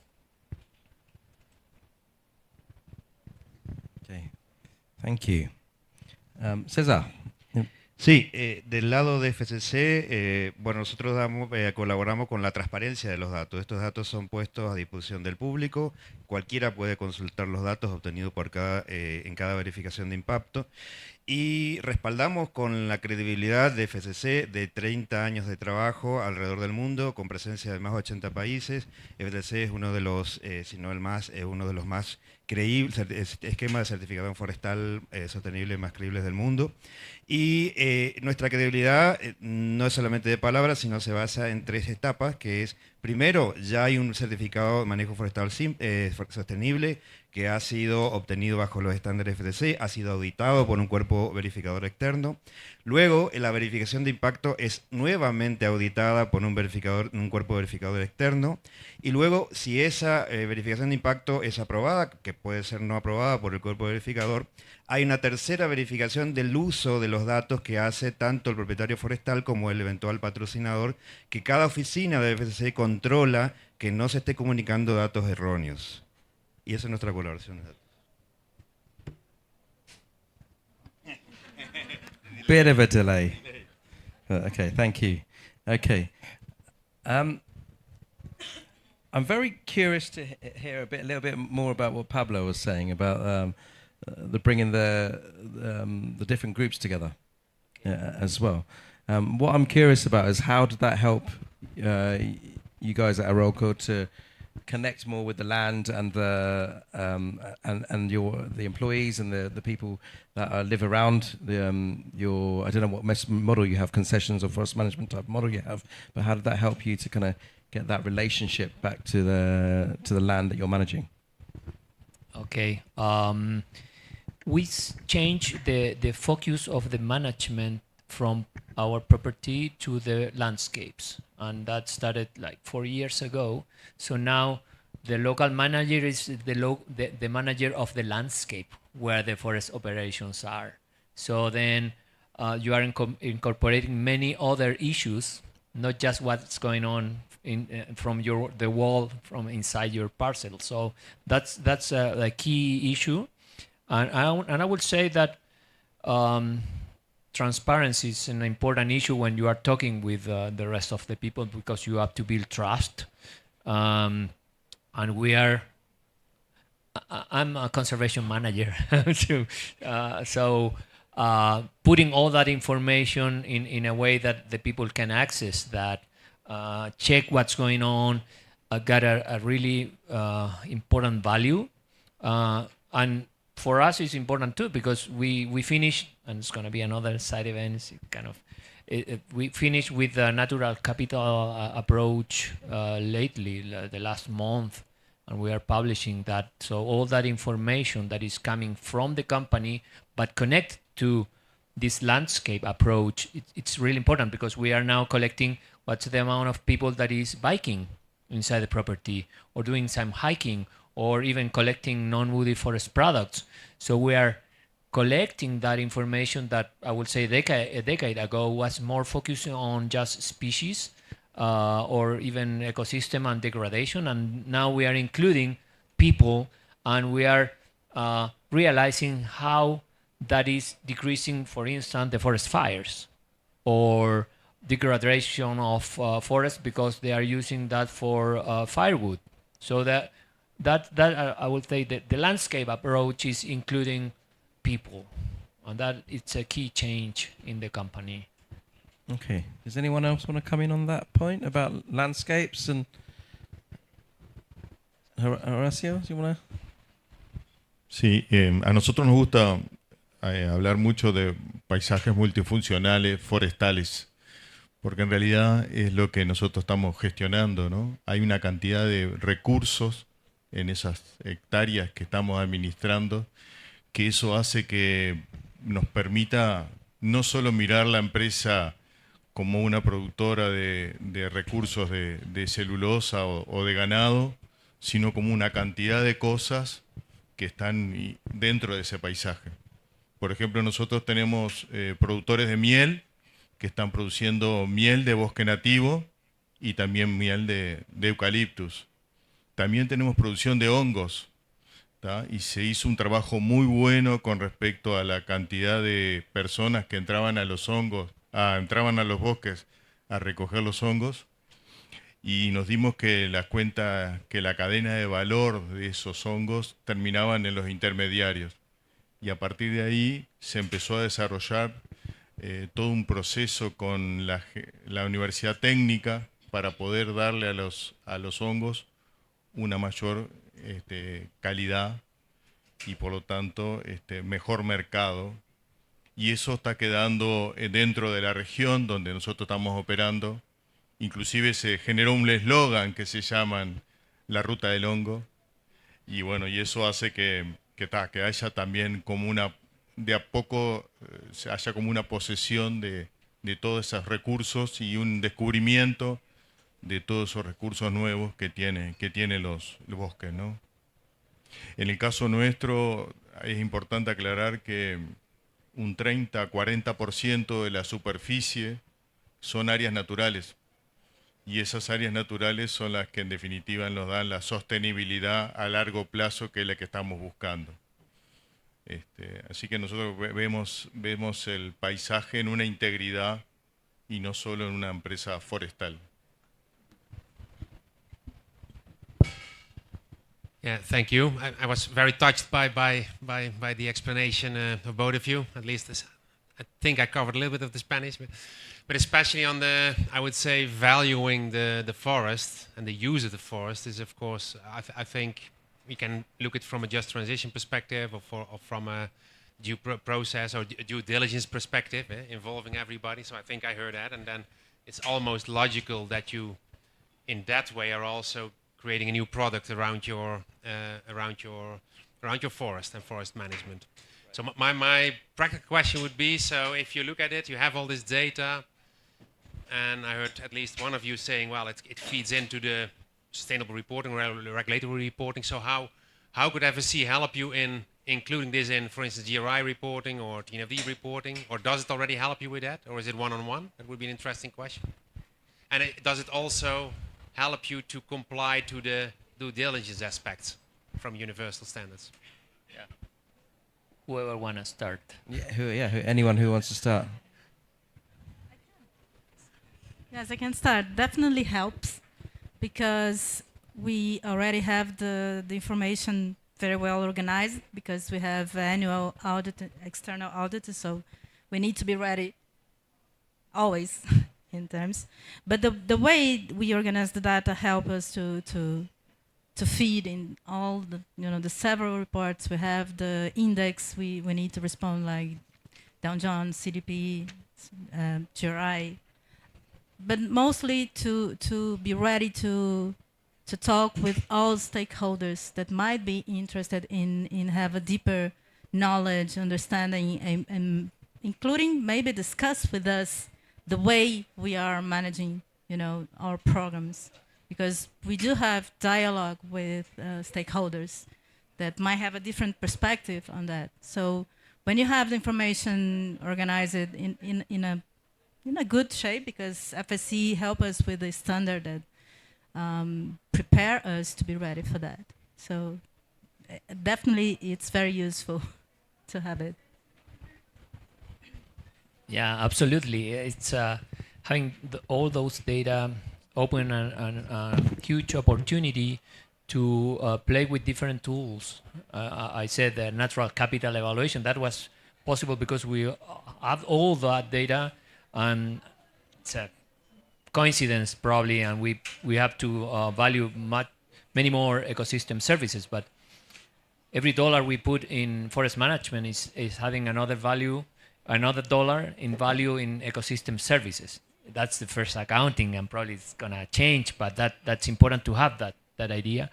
And there are some other, there are too many indicators. We have to simplify the system, but you have the data to check yourself, see how you look in the picture in the picture when you are using different indicators. And green financing is another issue. When you have all that, you are a good candidate, right? Sí, una de las cosas que también nos parece súper interesante es poder trabajar con diferentes partes, diferentes stakeholders, ¿no? Nosotros trabajamos con la Universidad de la República y eso hace que nuestros datos también de monitoreo y de cómo está la empresa en general terminan siendo de alguna forma socializados con el conocimiento que tiene del Uruguay, ¿no? También tenemos técnicos independientes que trabajan con nosotros.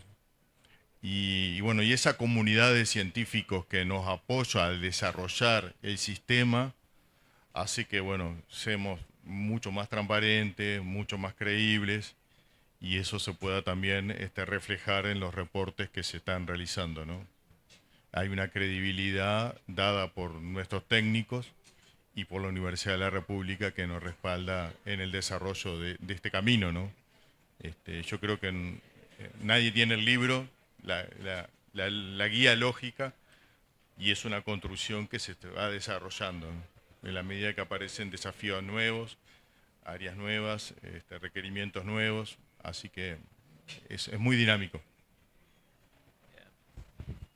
Sí, bueno, para el caso de nosotros, la parte de sistematización de la información, estamos ahí conjuntando el conocimiento local y con el conocimiento científico, que básicamente es un elemento pues muy importante para nosotros, porque eso pues básicamente te ayuda a definir los valores ambientales que pues nosotros desarrollamos. Como mencionaba aquí la compañera, pues anualmente nosotros tenemos la verificación por parte de un auditor externo. Eso pues nos ayuda a preparar toda la información, sistematizar y todo eso. Pues ese es realmente pues el valor del servicio ecosistémico para nosotros es muy trascendental, porque eso pues es algo que nosotros nos permite seguir desarrollando nuestras actividades. Algo inédito que estamos desarrollando allí en el ejido, en la comunidad, es que para este año estamos haciendo una modificación de nuestro plan de manejo para 50 años. Eso pues prácticamente estamos asegurando como 3-4 generaciones para otros futuros, pues. Así que nosotros el capital natural le estamos dando mucha importancia, mucho valor, que ese es el principal objetivo que nosotros tenemos como comunidad, de que la sustentabilidad sí es de alguna manera se puede desarrollar en las comunidades locales.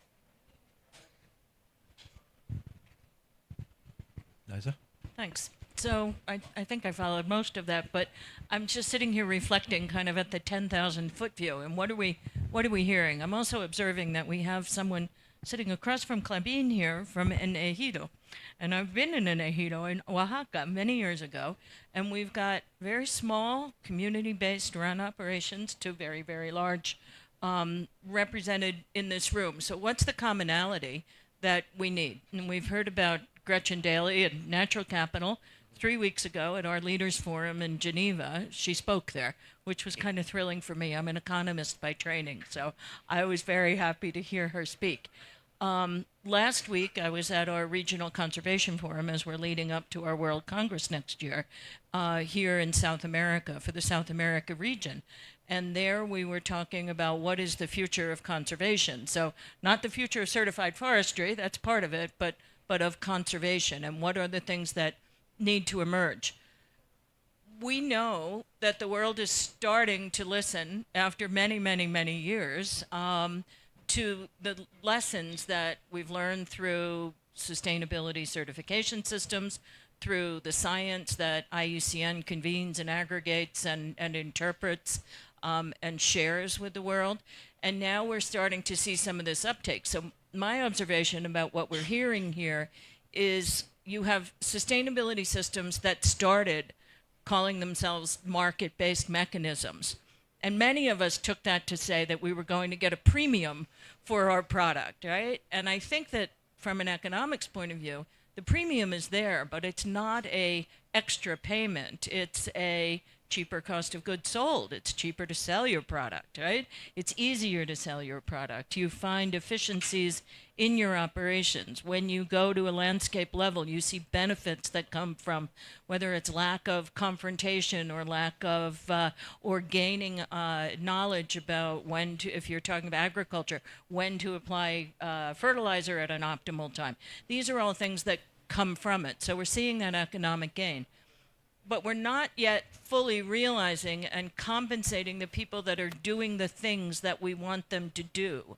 So there's a conversation in the credit world about why do we do credits? Is this an exercise in income transfer? Is it a reward exercise? Should it only be for the ejidos of the world, or should it be for everyone who's doing something good? These are questions I think that we need to debate. So what FSC is developing here, I think, fits into that debate that's ongoing.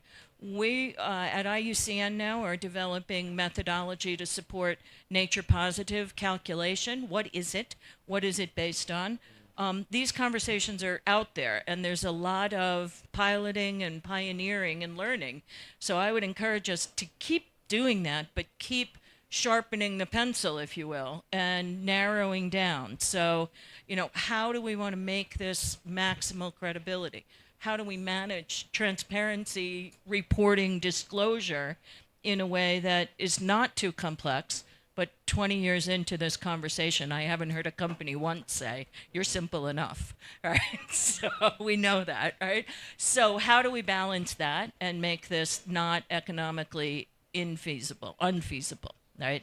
So I think this is really interesting to see this development, and I really want to congratulate FSC for doing this, but also encourage kind of a focus on maximizing credibility at every step in this evolution.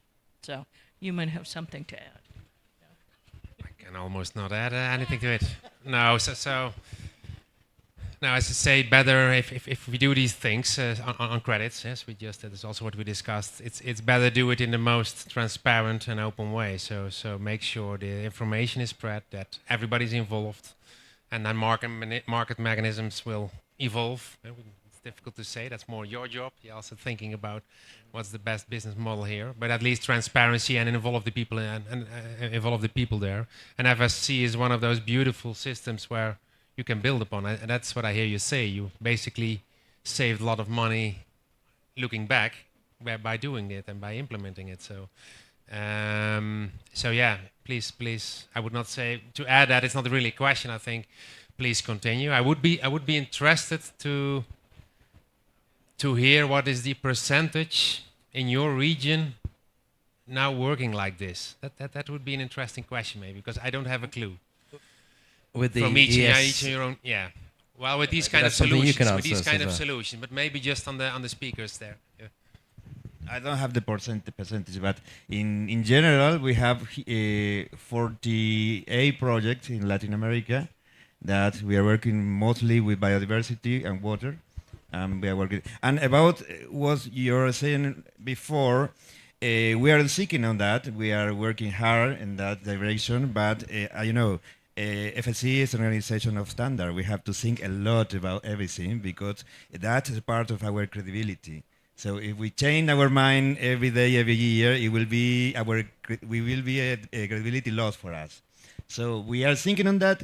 We are preparing for that, but we will take for us more time. Okay, thank you.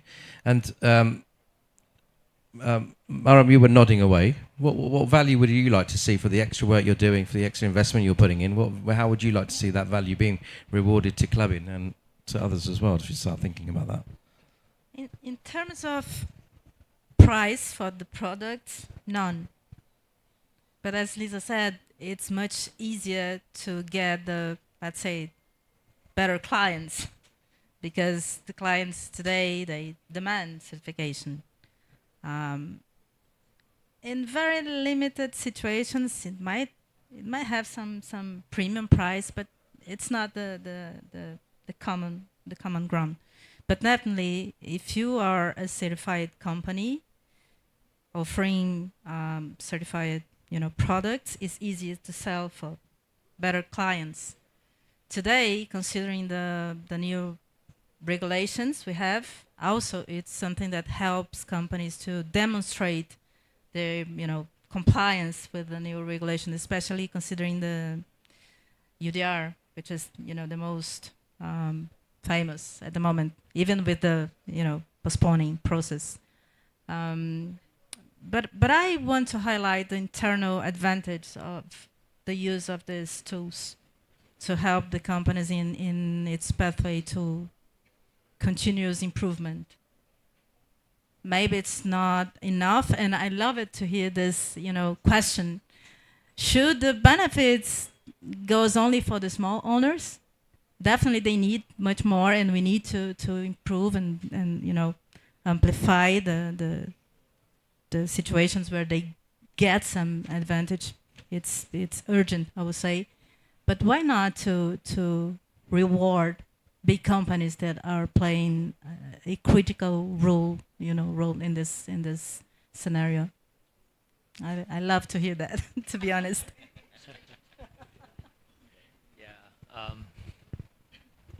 A nivel de Uruguay hay 1.200.000 hectáreas que están forestadas, de las cuales el 80% o 90% está certificado FSC. Eso es súper importante porque el Uruguay, un país chico de 3 millones de habitantes, siempre está buscando el mercado exterior para exportar. Y el sello FSC realmente ese es uno de los diferenciales que se tiene de esa madera. Así que como herramienta de comercialización y de mercado es súper importante. A nivel de las mejores empresas, o sea, las empresas que siempre están mirando a la exportación, están todas certificadas FSC y en algunos casos PEF, justamente porque necesitamos esos sellos para poder estar. Yeah, I will back to the percentage. I think that here we have friends from CMPC, which is already certified too. And Arauco, we cover like 2 million hectares in a landscape, broader landscape of 10 million hectares. So 20% in this approach is very important in Chile because we are working in one of the global hotspots for biodiversity, and in Brazil, in Argentina too. And I would reinforce that, yeah, you are prepared with all the data to pick whatever tool is arising, but the relation, the trust in the landscape is better, and at the global scale, you are able to keep or even get new buyers of your products, which is another good thing, and you get better loans too. That's another advantage. Yeah. Igual, comentarle un poquito el beneficio de esta herramienta del FSC con este estándar. Nosotros desde un punto de vista utilizamos este esquema de certificación para el caso de la comunidad del hijo no becal que realiza diversas actividades productivas. Le hemos buscado esa estrategia de plus a los diferentes productos que nosotros obtenemos de la selva. Nosotros vemos desde un punto de vista de nuestros clientes, de nuestros mercados, de que hay un costo que le damos extra a los productos de nuestros servicios ecosistémicos de la selva.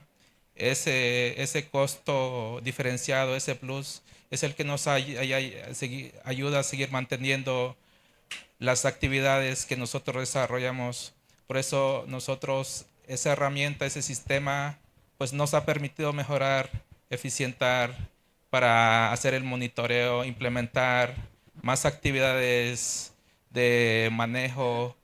Así que esa parte de ese estándar, utilizar de ese impacto, pues sí ayuda pues de que pues sigamos desarrollando las actividades en la comunidad, un beneficio social, económico, ambiental.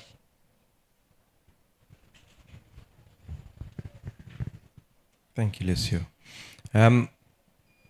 Liza, I want to come just a very direct question to you in particular, the conservation assurance. Yeah. From what the stories you've heard today, how does this compare to other methods or other kind of ways of conservation, assuring different models of conservation? And how similar, how different are they? What would we get an FSC benefit to look outside our box sometimes and bring into the to bring into Innovate? Thanks. Well, considering I've worked for almost every standard system out there in the world, I can give you some insights there.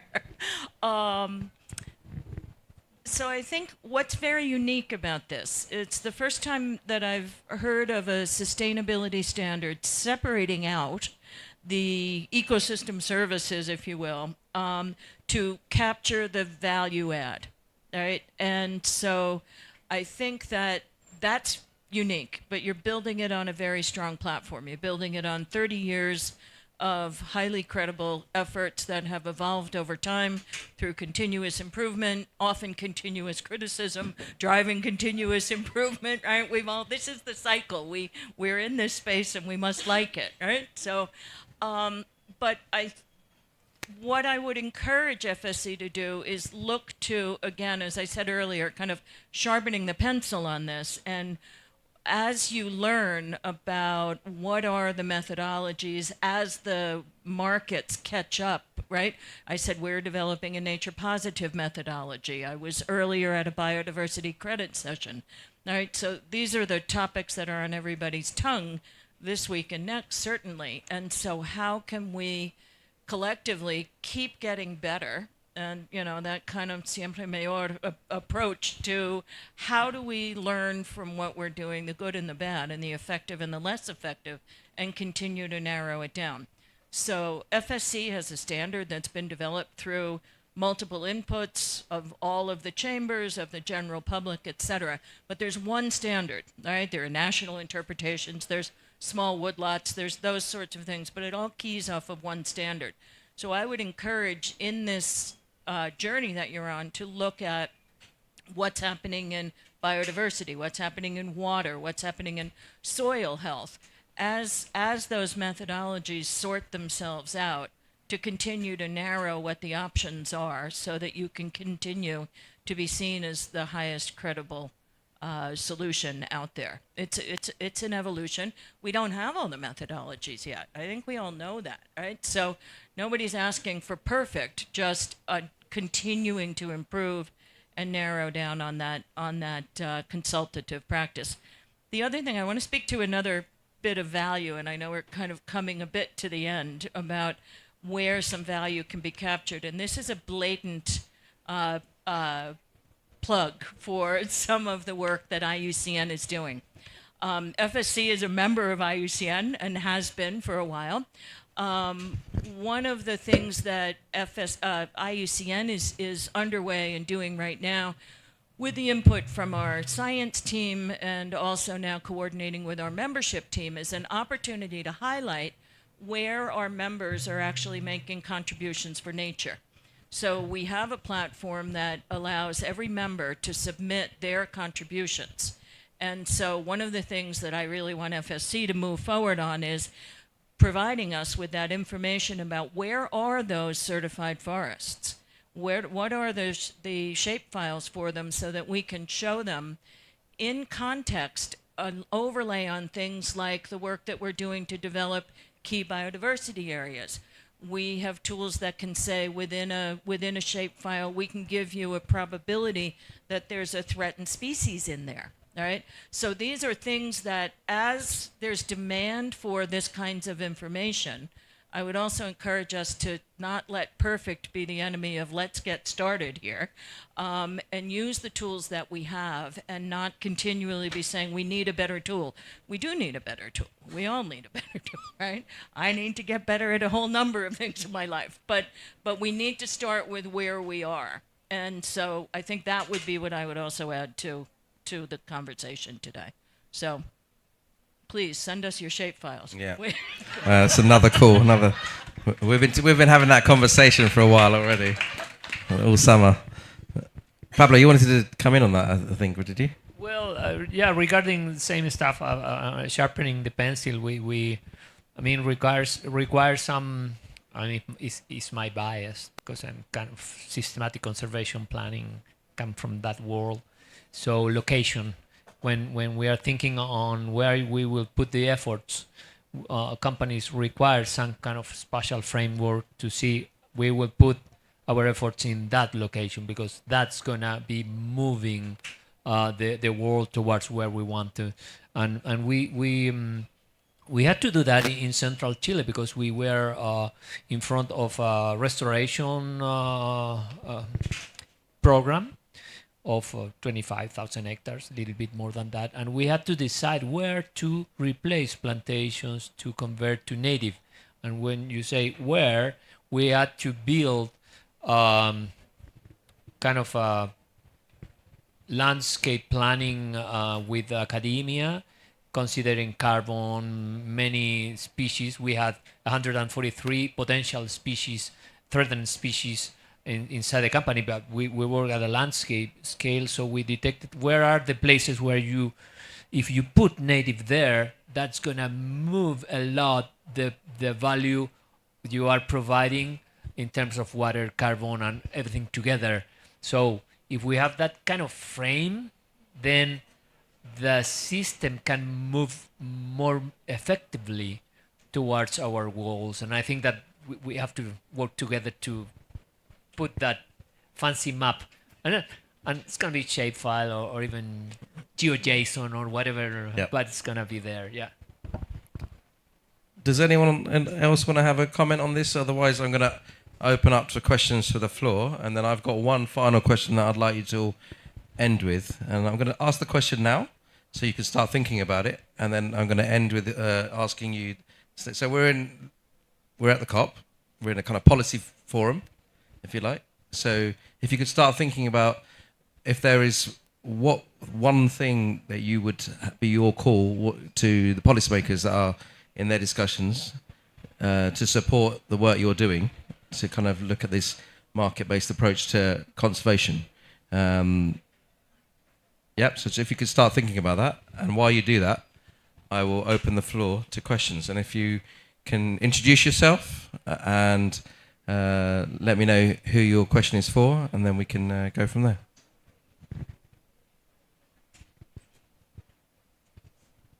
Any questions? Carolina. Hi, this is Carolina Moreira from Uruguay, Montes del Plata, colleagues with Horacio. It's not a question though, it's a comment. And I would say that there was one big benefit of FSC that maybe hasn't been addressed, which is the cultural one. I think that internally, FSC provides a very objective set of criteria that can help have dialogues internally to help the balance between production and conservation. And it also, so it's really practical in the sense of solving some internal tensions, which are really natural in this world of companies which are trying to improve every day, but it's a natural tension in the productive world. So it is a very practical measure to avoid or to solve these kinds of tension. And on the other hand side, people having the capabilities. I heard a lot in different conferences about capability building, and this is a way of building capacities in people and in processes and systems that allows people to have these in our countries it would be unthinkable of. And these people are learning and doing, and then they go to other companies and they already have a different mindset, and this creates culture in countries which need this cultural change. So I hope that this kind of criteria can move on to other kinds of production activities in the agricultural sector, because it's super necessary, and I think it's a great tool. So thank you. Thank you. Any questions? Still no? Well, then we will start going through the panel.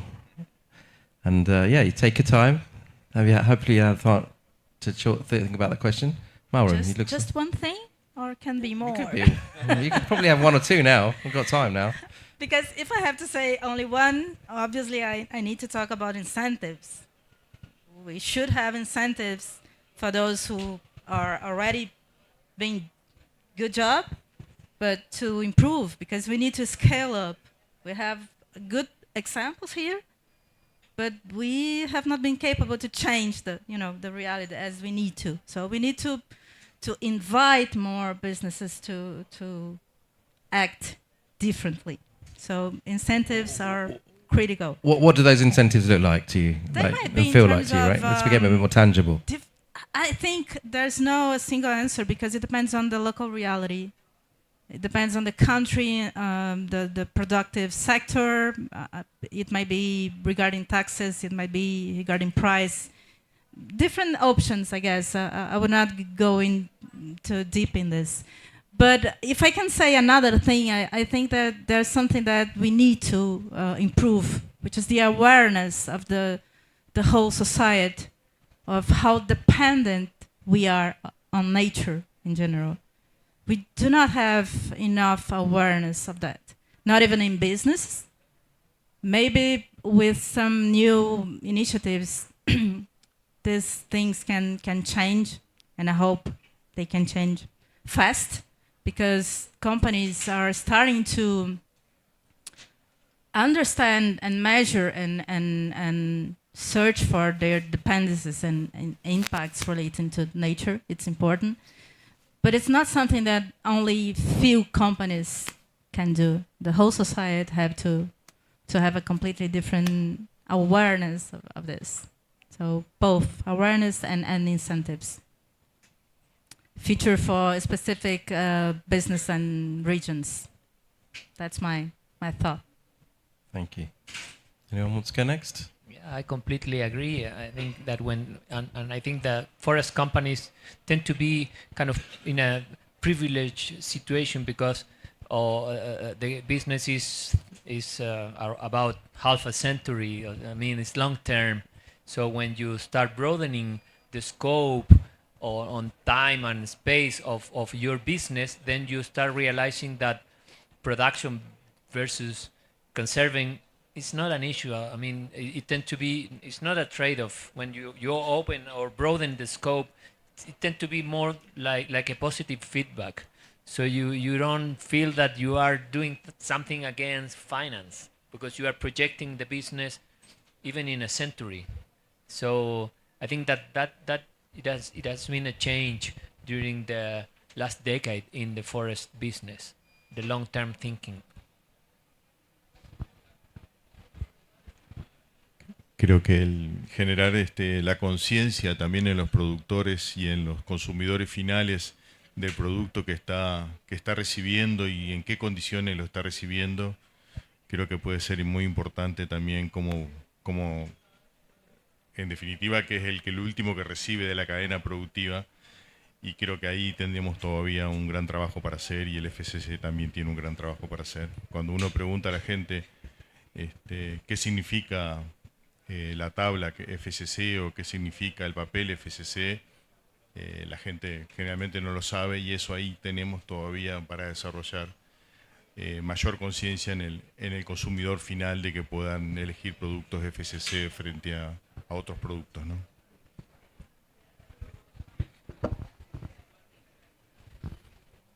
Sí, sabemos que estamos en un momento crucial. Pues nosotros desde este punto, desde ese lado donde están los gobiernos, los ONG y las iniciativas privadas, pues sí, tomen mucho en consideración también este proyecto de mucha importancia. Como yo mencionaba hace ratito, la certificación pues ha sido una herramienta pues muy útil para la organización de nosotros, y pues eso pues nos va a ayudar a desarrollar a largo plazo el manejo forestal comunitario que nosotros aplicamos y desarrollamos en una comunidad tan importante que básicamente y está comprometido totalmente con la conservación.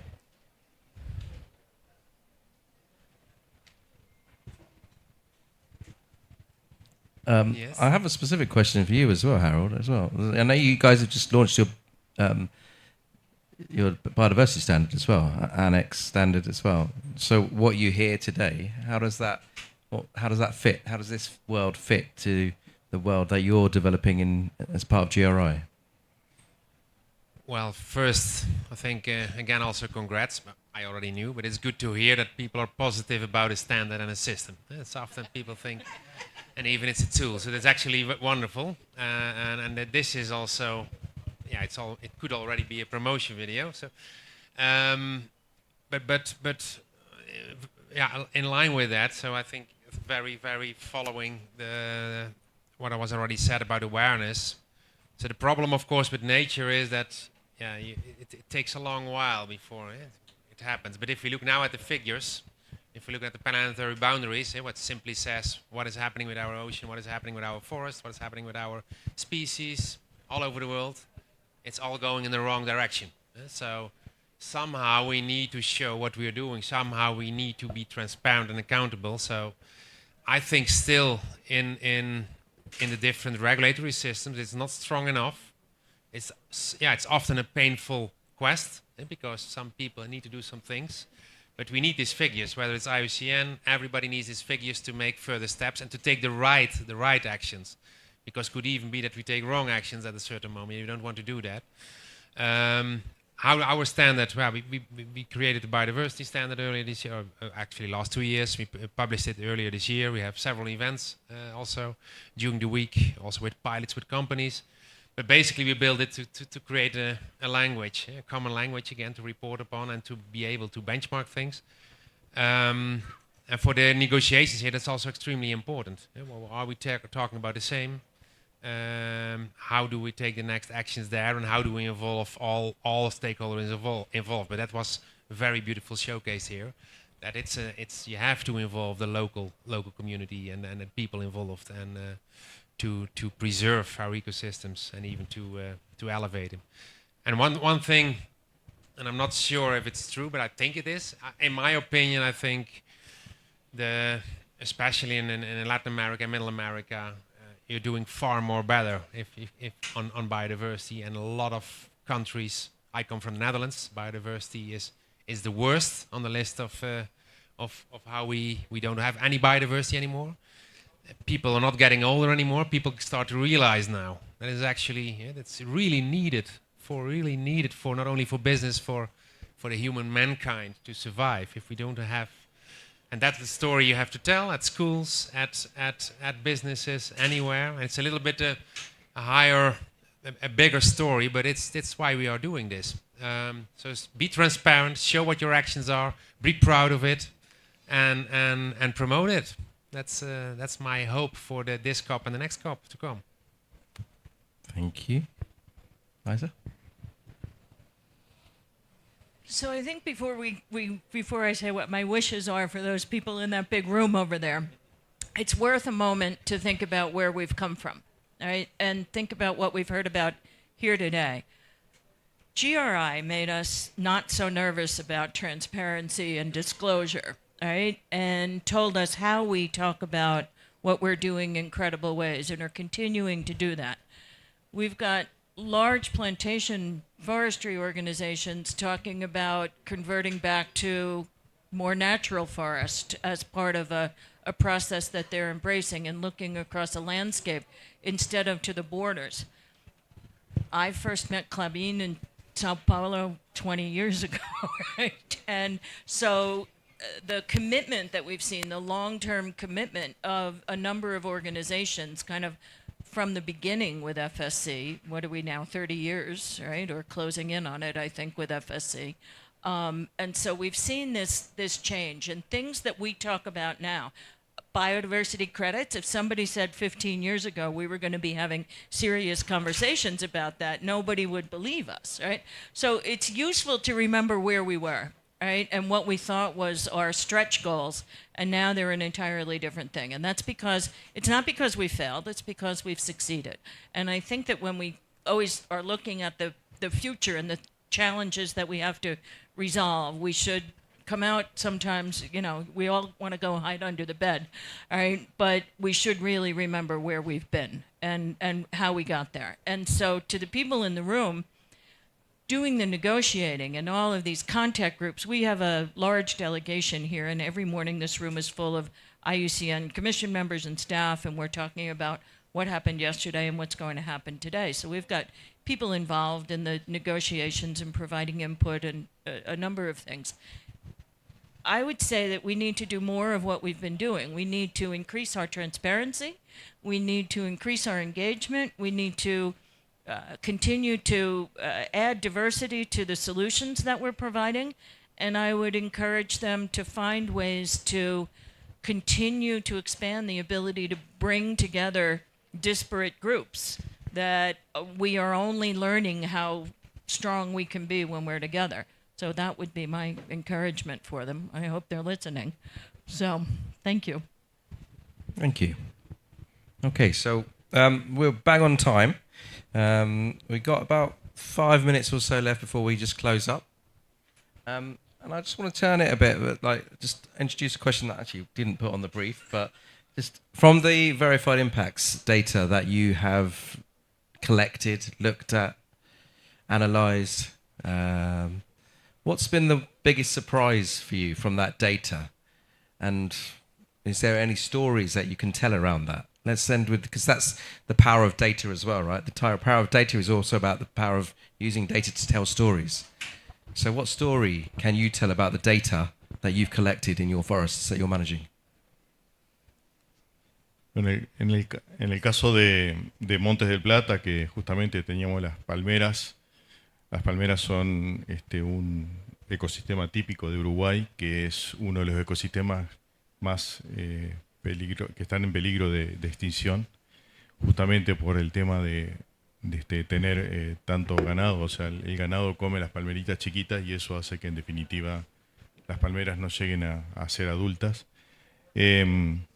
Cuando se conversó sobre empezar a evaluar el servicio ecosistémico que estaban produciendo las palmeras, que se empezó a delinear cómo era que teníamos que trabajar, y fundamental para mí fue el equipo, ¿no? El equipo de la gerencia, el equipo que apoyó dentro de Montes del Plata y el equipo externo que dijo sí, vamos por este desafío nuevo. Para todos era un desafío nuevo poder seguir las pautas que te pedía el FCC y poder demostrar con datos. Entonces eso fue para mí fue una gran ayuda en el sentido de decir, bueno, como que el equipo se puso al hombro el desafío para sacar adelante este proyecto. Y bueno, y cuando se empezaron a definir los datos, se empezaron a tomar los datos, empezaron a aparecer una cantidad de fauna que nosotros no la teníamos identificada dentro del radar y que justamente se estaban protegiendo dentro de las palmeras. Por ejemplo, gatos montés, que son unos gatos que son los topes de la cadena de alimentación, bueno, estaban protegiéndose dentro de los palmares que estábamos cuidando. Y esas cosas empezaron a aparecer en la medida que la gente se puso la camiseta de llevar adelante este proceso y estudiarlo a fondo para saber realmente lo que estaba pasando dentro de ese palmar. Las palmas al otoño terminan de tirar su fruto y apareció una cantidad de animales, de fauna, que fueron a comer esos frutos y y atrás de ellos vinieron otros depredadores y eso hizo que en definitiva podamos visualizar la biodiversidad que antes no la teníamos, o sea, no la teníamos revisada, visualizada. La pasábamos al lado, pero no la teníamos evaluada. Y eso creo que fue una de las grandes cosas para todo, ¿no? Inclusive para gente de la universidad que estuvo haciendo el trabajo, ¿no? No podían creer la riqueza que tenía ese palmar y que nosotros lo estábamos protegiendo. Same story. I think that putting or playing with camera traps or with trained eyes on the field demonstrate you that nature is still there, even when you think that is non-species still around. And I will add that we realized that even plantations with oaks and pines that usually the people tend to think them as a green desert are full of, in our case, there are jaguarete, it's transiting on the plantations. Same with the swamp deer is using the plantations as habitat, not just corridors. So I think that the landscape, many plantations generate, considering that at least a third or even half of them are native vegetation, it's not that bad for many species. And again, many surprises on species that we didn't even think that were there, especially in amphibians. When we started looking at them, even using DNA and many fancy new techniques, you realize that still there. They are cryptic. They don't want to show us, but they are there, so you start protecting them because you know that they are there.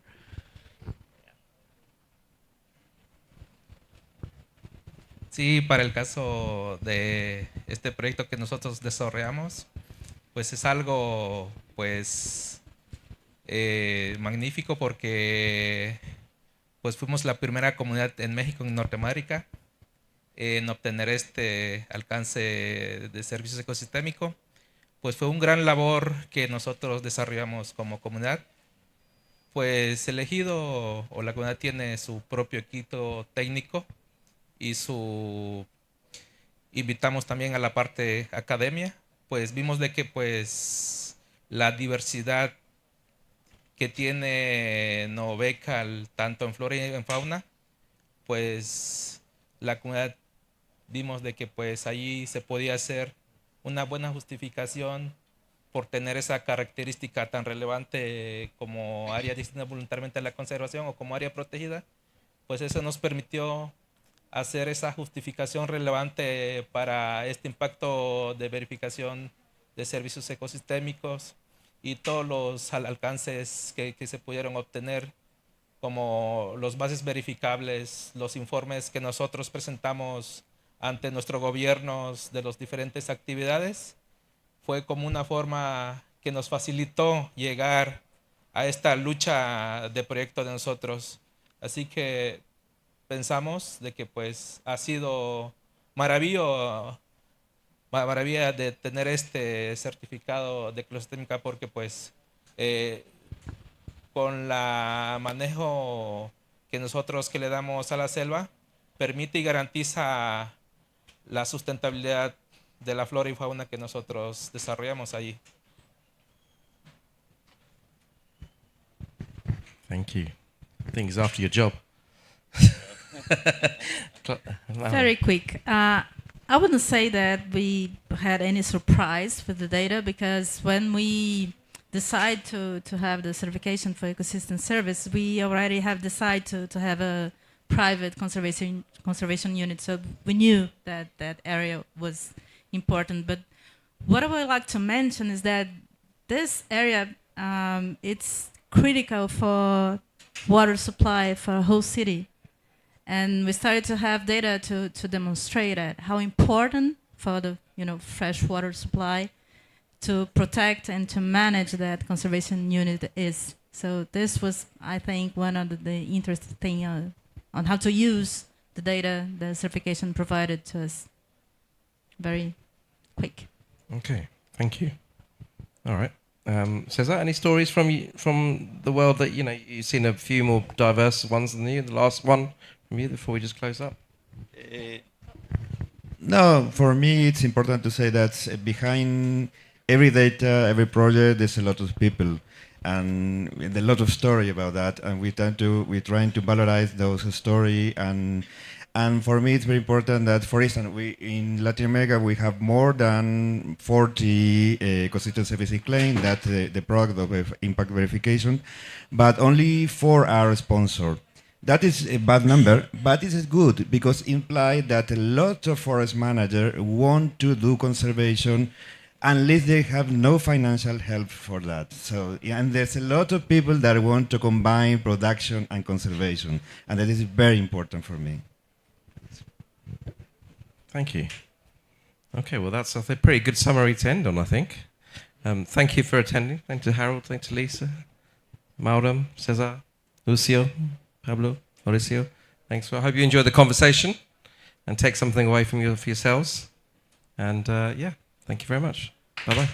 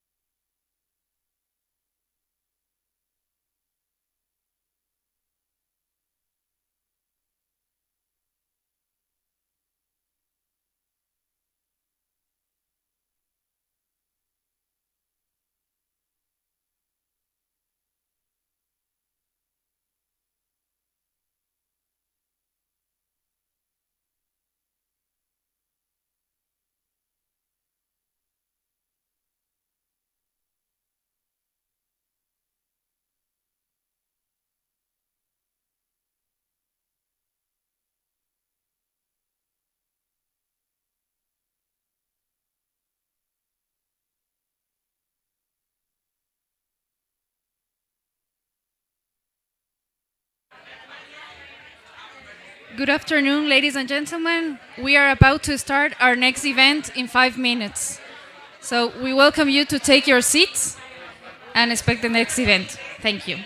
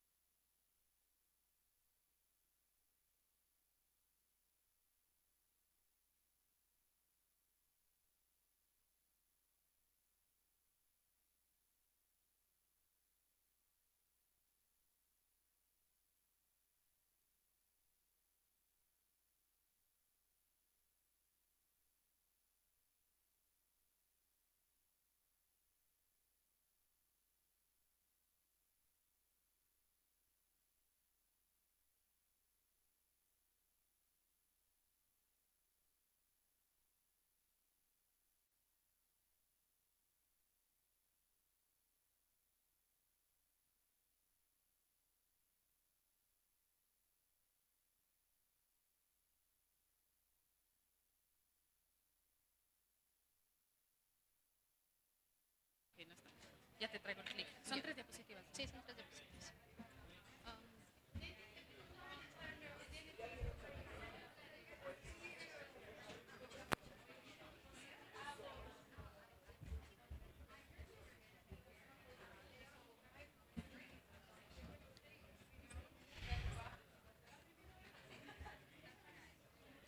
Oye. ¿Y el de la traducción? ¿Ya la mina de la traducción? Ya.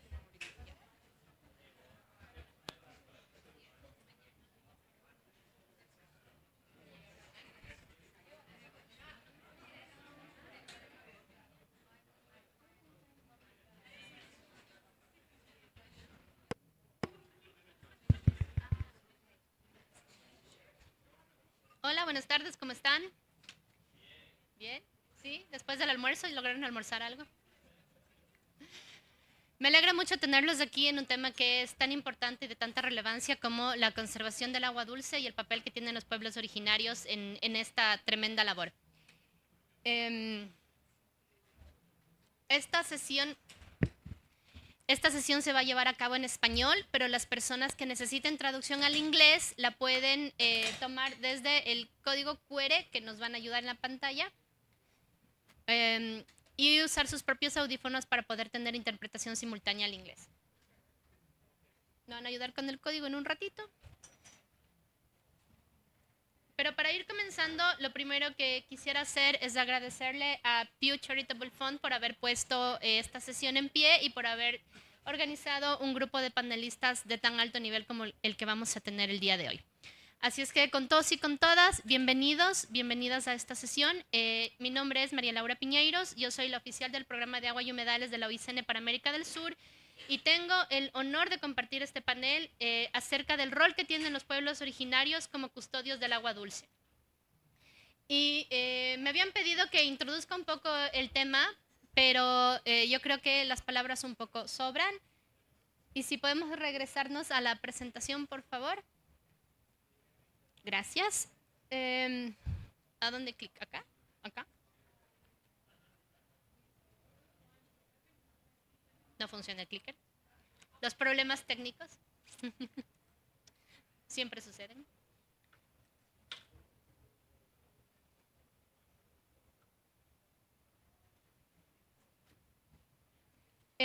Espero que puedan verlo en la pantalla, pero les quiero mostrar un mapa acerca de cómo ha ido avanzando. Este es un mapa demasiado simplificado y es producto de Map Biomas, una ONG que circula información geográfica acerca de la Amazonía de manera gratuita. Y quiero irles mostrando un poco cómo ha ido avanzando esta simplificación entre los usos naturales y los usos antrópicos desde el 2003 hasta el 2023. Y si lo pueden ver, y los que están marcados en morado son territorios indígenas. Lo que está en verde es cobertura natural, lo que está en amarillo son los usos antrópicos y lo que está marcado en morado son territorios indígenas. Y hay ciertos lugares en donde es muy evidente que allí, en donde hay territorios indígenas, estos colores amarillos están frenados, no sobrepasan las fronteras de los territorios indígenas. Y yo creo que lo podemos ver, por ejemplo, en esta zona cerca del Chaco boliviano, en donde esta mancha de deforestación comienza aquí, pero son estos espacios morados los que frenan el avance de la frontera agrícola, frenan el avance de la deforestación, mantienen esos territorios intactos. Entonces yo creo que esto no necesita mucha más explicación. Los territorios, la biodiversidad se mantienen gracias a que los territorios y los pueblos indígenas y las comunidades originarias se encuentran allí. Y en estos territorios el agua, los ríos, son la sangre que impulsa y que mueve estos territorios. Entonces hoy vamos a conocer de primera mano 4 experiencias acerca de la protección del agua dulce que están impulsadas por estas comunidades locales y pueblos originarios. Nos acompañan en este panel Delcy Medina, que es parte del gobierno autónomo de Charagua y Yambae, ¿lo dije bien? ¿Sí? En Bolivia. Claudia de Piño, que es la directora del Departamento de Gestión Socioambiental y Pueblos y Comunidades Tradicionales en Brasil. Mariluz Kanakiri, Mariluz Kanakiri se nos va a subir al panel en un momentito, está terminando otro evento. Ella es la presidenta de la Federación de las Mujeres Cucama en Perú. Y Monty Aguirre, que es directora para América Latina de International Rivers y una conocida activista ambiental dedicada a la protección y restauración de ríos de agua dulce. Con esto quiero darle paso a nuestras panelistas y lo primero que me gustaría hacer es preguntarle a Delcy acerca del pueblo guaraní, del Chaco y de las acciones que ustedes están llevando a cabo para proteger el río Parapeti. Tienes 7 minutitos.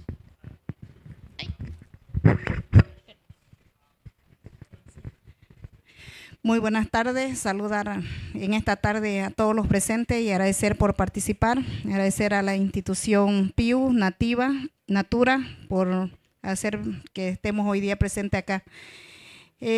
Un poco comentarle, yo vengo del gobierno indígena de Charagua y Yambae, está ubicado en el departamento de Santa Cruz, al sur colindamos con la frontera de Yacuiba. Venimos de la zona más seca del Chaco cruceño, donde la sequía es intensa y para nosotros la importancia de nuestras aguas, el cuidado de nuestras aguas dulces, es que nosotros a través de nuestras propias normativas como gobierno indígena tenemos una ley de consulta para cuidar también que las empresas petroleras no puedan ingresar cerca de nuestras fuentes de agua. Y también tenemos una ley que se ha aprobado en esta gestión, la ley de áreas protegidas que tenemos nosotros, la área de Irenda, que quiere decir agua, es la serranía del Aguarahue, que ahora está denominada con área de reserva hídrica, que a través de estas serranías que nosotros son nuestras fuentes de agua, porque a través de la serranía tenemos venas o ojos de agua que a través de ahí las comunidades que vivimos cerca de la serranía nos beneficiamos con esta poca agua que nos quedan dentro del territorio. También tenemos un río que es para nosotros importante, el río Parapetí, que es uno de los ríos que pasa a nivel de lo que es la autonomía de Charagua y Yambae. Y para nosotros es importante hacer lo que es desde la perspectiva como gobierno indígena, también es cuidar y salvaguardar nuestros ríos. ¿Por qué? Porque hay comunidades que todavía vivimos nosotros de este río de la naturaleza. Ahí tenemos los peces, que es también nuestra fuente, que también nosotros consumimos, ¿no? La pesca. Si bien nosotros como pueblo guaraní somos conservistas, también nosotros queremos dejar nosotros algo para nuestros hijos, ¿no? Para el mañana. Y si nosotros estamos en la cuenca baja, de nada sirve que nosotros como cuenca baja querramos normar, querramos cuidar, pero si es que no estamos unidos. Y recientemente hemos tenido una reunión promovido por el gobierno indígena con los demás municipios que están en la cuenca alta, de donde nace el río, la cuenca media y la cuenca también baja, que en este caso es el gobierno indígena, para poder ver y salvaguardar nuestra ribera del río Parapetí y también los bañados del Bajo Isoso, como llamamos nosotros las humedades. Y que a través de eso también nosotros promovemos que también hacer la conservación de las pocas aguas que nos quedan dentro de lo que es estas aguas dulces de nuestro gran río Parapetí, para poder dejar también a nuestros hijos, a nuestros nietos, algo de reserva, porque si hoy en día nosotros no hacemos nada como autoridades, también mañana pasado vamos a sufrir las consecuencias, van a ser nuestros hijos y algún día le van a decir, estuvieron en la oportunidad donde podían hacer algo, ¿no? Entonces creo que ahorita hay una alianza, lo que hemos denominado como Charagua es primeramente hacer una auditoría ambiental dentro de lo que es toda la cuenca alta, baja, media, para poder hacer una investigación y los resultados, cómo estamos como cuenca, como río. También hay una alta contaminación, ¿no? Entonces eso es lo que estamos cuidando. Y lo otro también que estamos nosotros, ahorita hay un acuerdo mutuo entre todas las cuencas para poder hacer el cuidado y el manejo de este río Parapetí. Y también lo que estamos viendo nosotros es cómo poder generar también, nuestro propio mecanismo de reservas, ¿no? hídricas dentro de lo que es el gobierno indígena, y no solamente de eso, sino de las 3 cuencas que nosotros tenemos como gobierno indígena. Si bien ahorita nos abre las puertas nosotros con esta ley aprobada, poder buscar mecanismos de financiamiento para poder seguir fortaleciendo lo que es nuestra área y nuestros recursos hídricos. A la vez también nosotros como gobierno indígena, tal vez un poquito también, somos el territorio más intenso, tenemos un 74.424 kilómetros cuadrados, es el gobierno indígena más grande. Y también tenemos 39.000 habitantes, y tenemos poco, pero tenemos el 75% de áreas protegidas dentro de lo que es Charagua y Yambae. Y creo que para nosotros son cuatro áreas protegidas que son creadas por el gobierno indígena de acuerdo a nuestras normas y procedimientos y de acuerdo a nuestra visión como pueblo indígena. Y 2 áreas nacionales que también eso se han creado el 2005 con capitanías guaraníes también, pero que está administrado por el gobierno, y con este modelo la autonomía también somos co-administradores de estas áreas. Entonces son en total 6 áreas en Charagua que tenemos.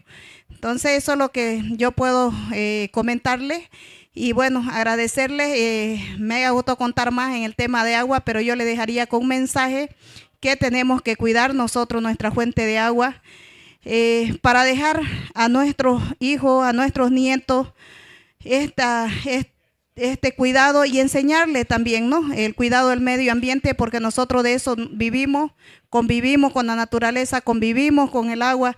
Tenemos nosotros nuestros centros donde también nosotros pedimos, ¿no? el permiso para entrar a cada área, si es al río, a la pesca, Si es a otro área, tenemos que pedir permiso, y creo que eso nosotros en nuestros valores espirituales, que todavía tenemos que considerarlo como cultura para poder seguir fortaleciéndonos y dejar también para nuestro hijo esa espiritualidad que la necesitamos hoy en día con la selva, con el monte, porque de ellas vivimos y de ellas venimos. Muchas gracias.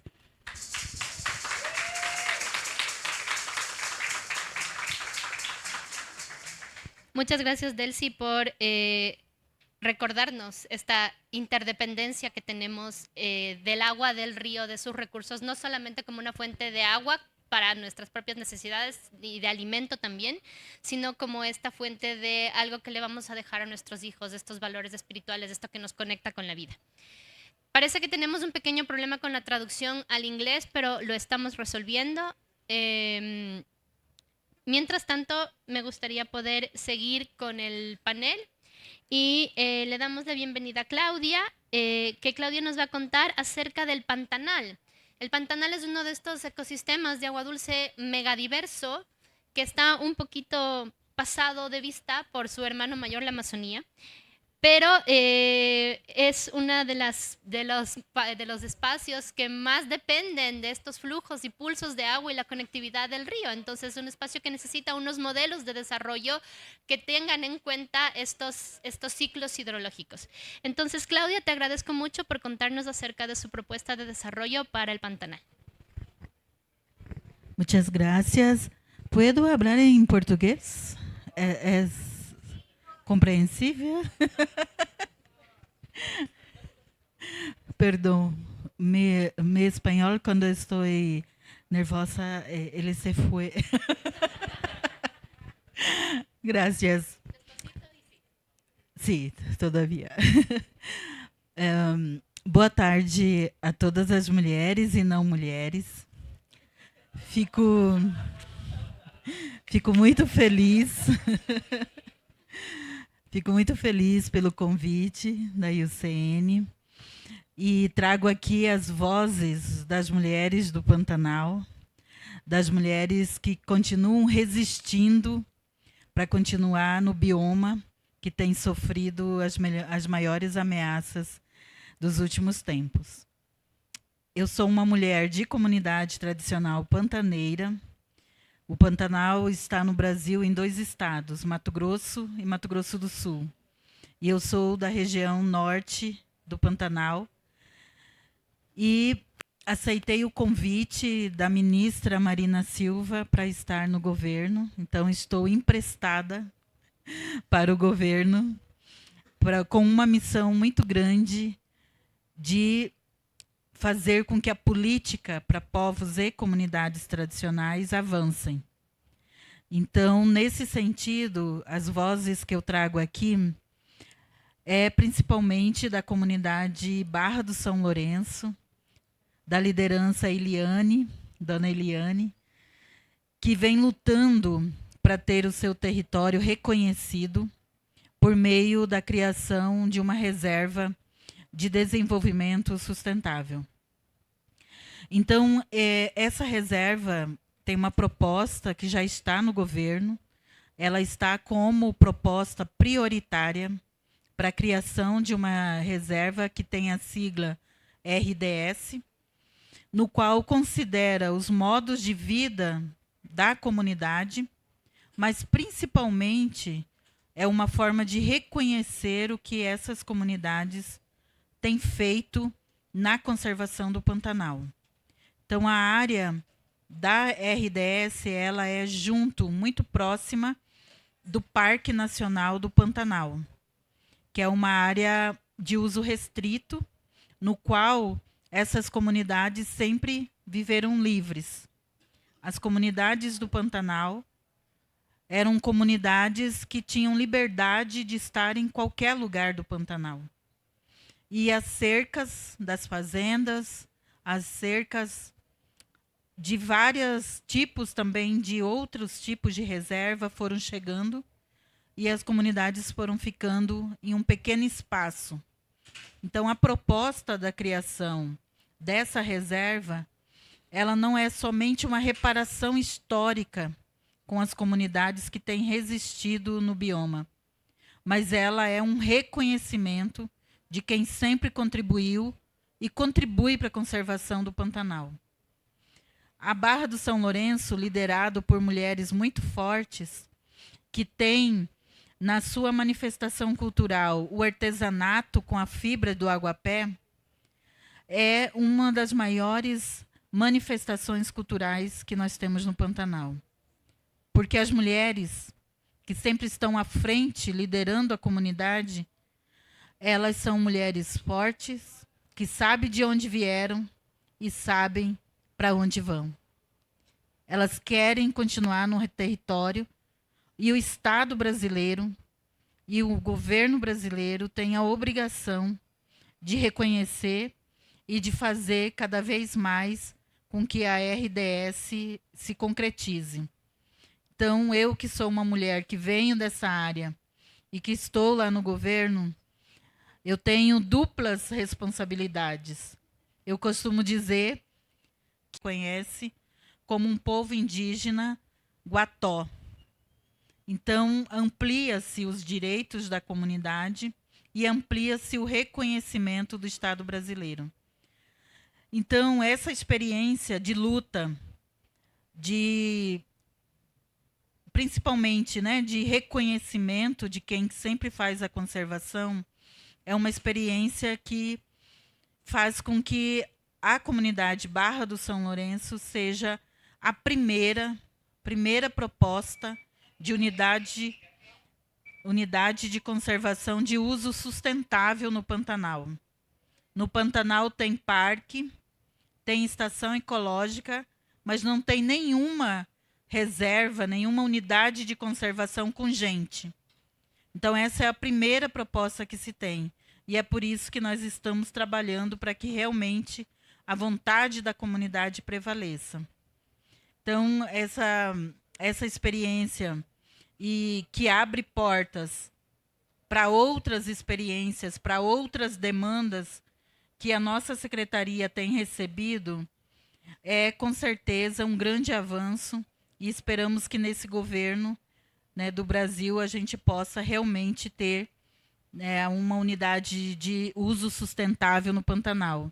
Nós temos mais 2 novas propostas, que inicia na parte norte do Pantanal, por uma reserva de pescadores, conectando com uma estação ecológica, Tayamã, e depois continuando em Mato Grosso do Sul, com reserva particular e também com essa RDS. Então, o Pantanal, que é um bioma muito frágil, está tendo a possibilidade da gente ter corredores que possibilitem a conservação. E o diferencial, talvez um grande marco para nós que estamos trabalhando nessa agenda, é ter uma unidade de conservação com gente. É preciso pensar os ecossistemas com quem sempre fez a conservação, o uso, o manejo, e que faz com que esses ecossistemas continuem possibilitando que toda uma sociedade acabe usufruindo do benefício que se tem dessas unidades de conservação. Então, eu trago aqui as vozes dessas mulheres e no compromisso que estou, enquanto um agente público no governo de comunidade tradicional, de que é preciso avançar no reconhecimento e principalmente para que o Pantanal continue com gente. É muito bom toda a preocupação que se tem com os animais, toda a preocupação que se tem com o ecossistema, mas é preciso pensar nas pessoas que continuam lá, pensar nos seus filhos, nos seus netos, para que realmente o ecossistema continue a existir enquanto a maior área úmida do planeta. Muito obrigada.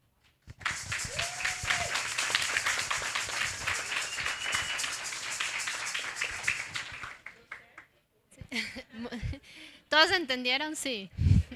Sí, ¿verdad? Obrigados. Muchas gracias, Claudia, por tu experiencia, y a mí me gustaría rescatar la importancia que es que las voces de las comunidades locales y las voces de las mujeres locales lleguen a estos puestos de decisión en donde es posible influenciar.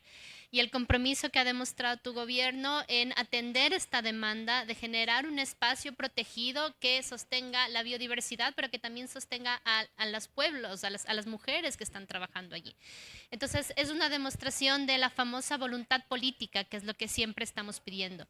Y aparentemente esta voluntad política se construye desde abajo hacia arriba cuando somos capaces de acceder a estos espacios en donde podemos influir las decisiones de conservación y las decisiones de conservación de biomas tan importantes como el pantanal, tanto para los animales, para el agua y para la gente. Creo que vamos a hacer un pequeñísimo cambio de agenda esperando a que Mariluz nos pueda acompañar, y yo le voy a dar paso a Monty Aguirre. Para mí es un honor compartir el panel con Monty. No quería decirlo, pero la trayectoria que Monty tiene como activista en temas de aguas dulces, levantando alertas sobre la construcción de represas, sobre la necesidad de tener mecanismos de protección durable de ríos, es realmente impresionante. Y Monty nos va a contar acerca de muchos ejemplos en cómo se están implementando medidas concretas de protección de ríos. Hay unos criterios también que se están definiendo para lo que llamamos ríos de flujo libre en una coalición de la cual Monty lidera y que va a tener un evento el día 31. Si están interesados en la conservación del agua dulce, que lamentablemente es un tema que no se está topando mucho dentro de esta conversación, por favor asistan también al evento de los ríos de flujo libre. Y Monty nos va a explicar un poco de todas estas iniciativas desde una perspectiva un poquito más global, un poquito más regional, y desde toda la experiencia que ella tiene que nos puede traer a la mesa. Así que me parece que si quieres venir acá, dale, claro.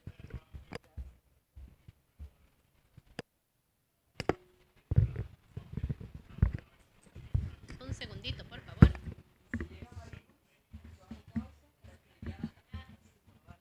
¿Está bien allí? Sí, ahí. Sí, está bien. ¿Está encendido?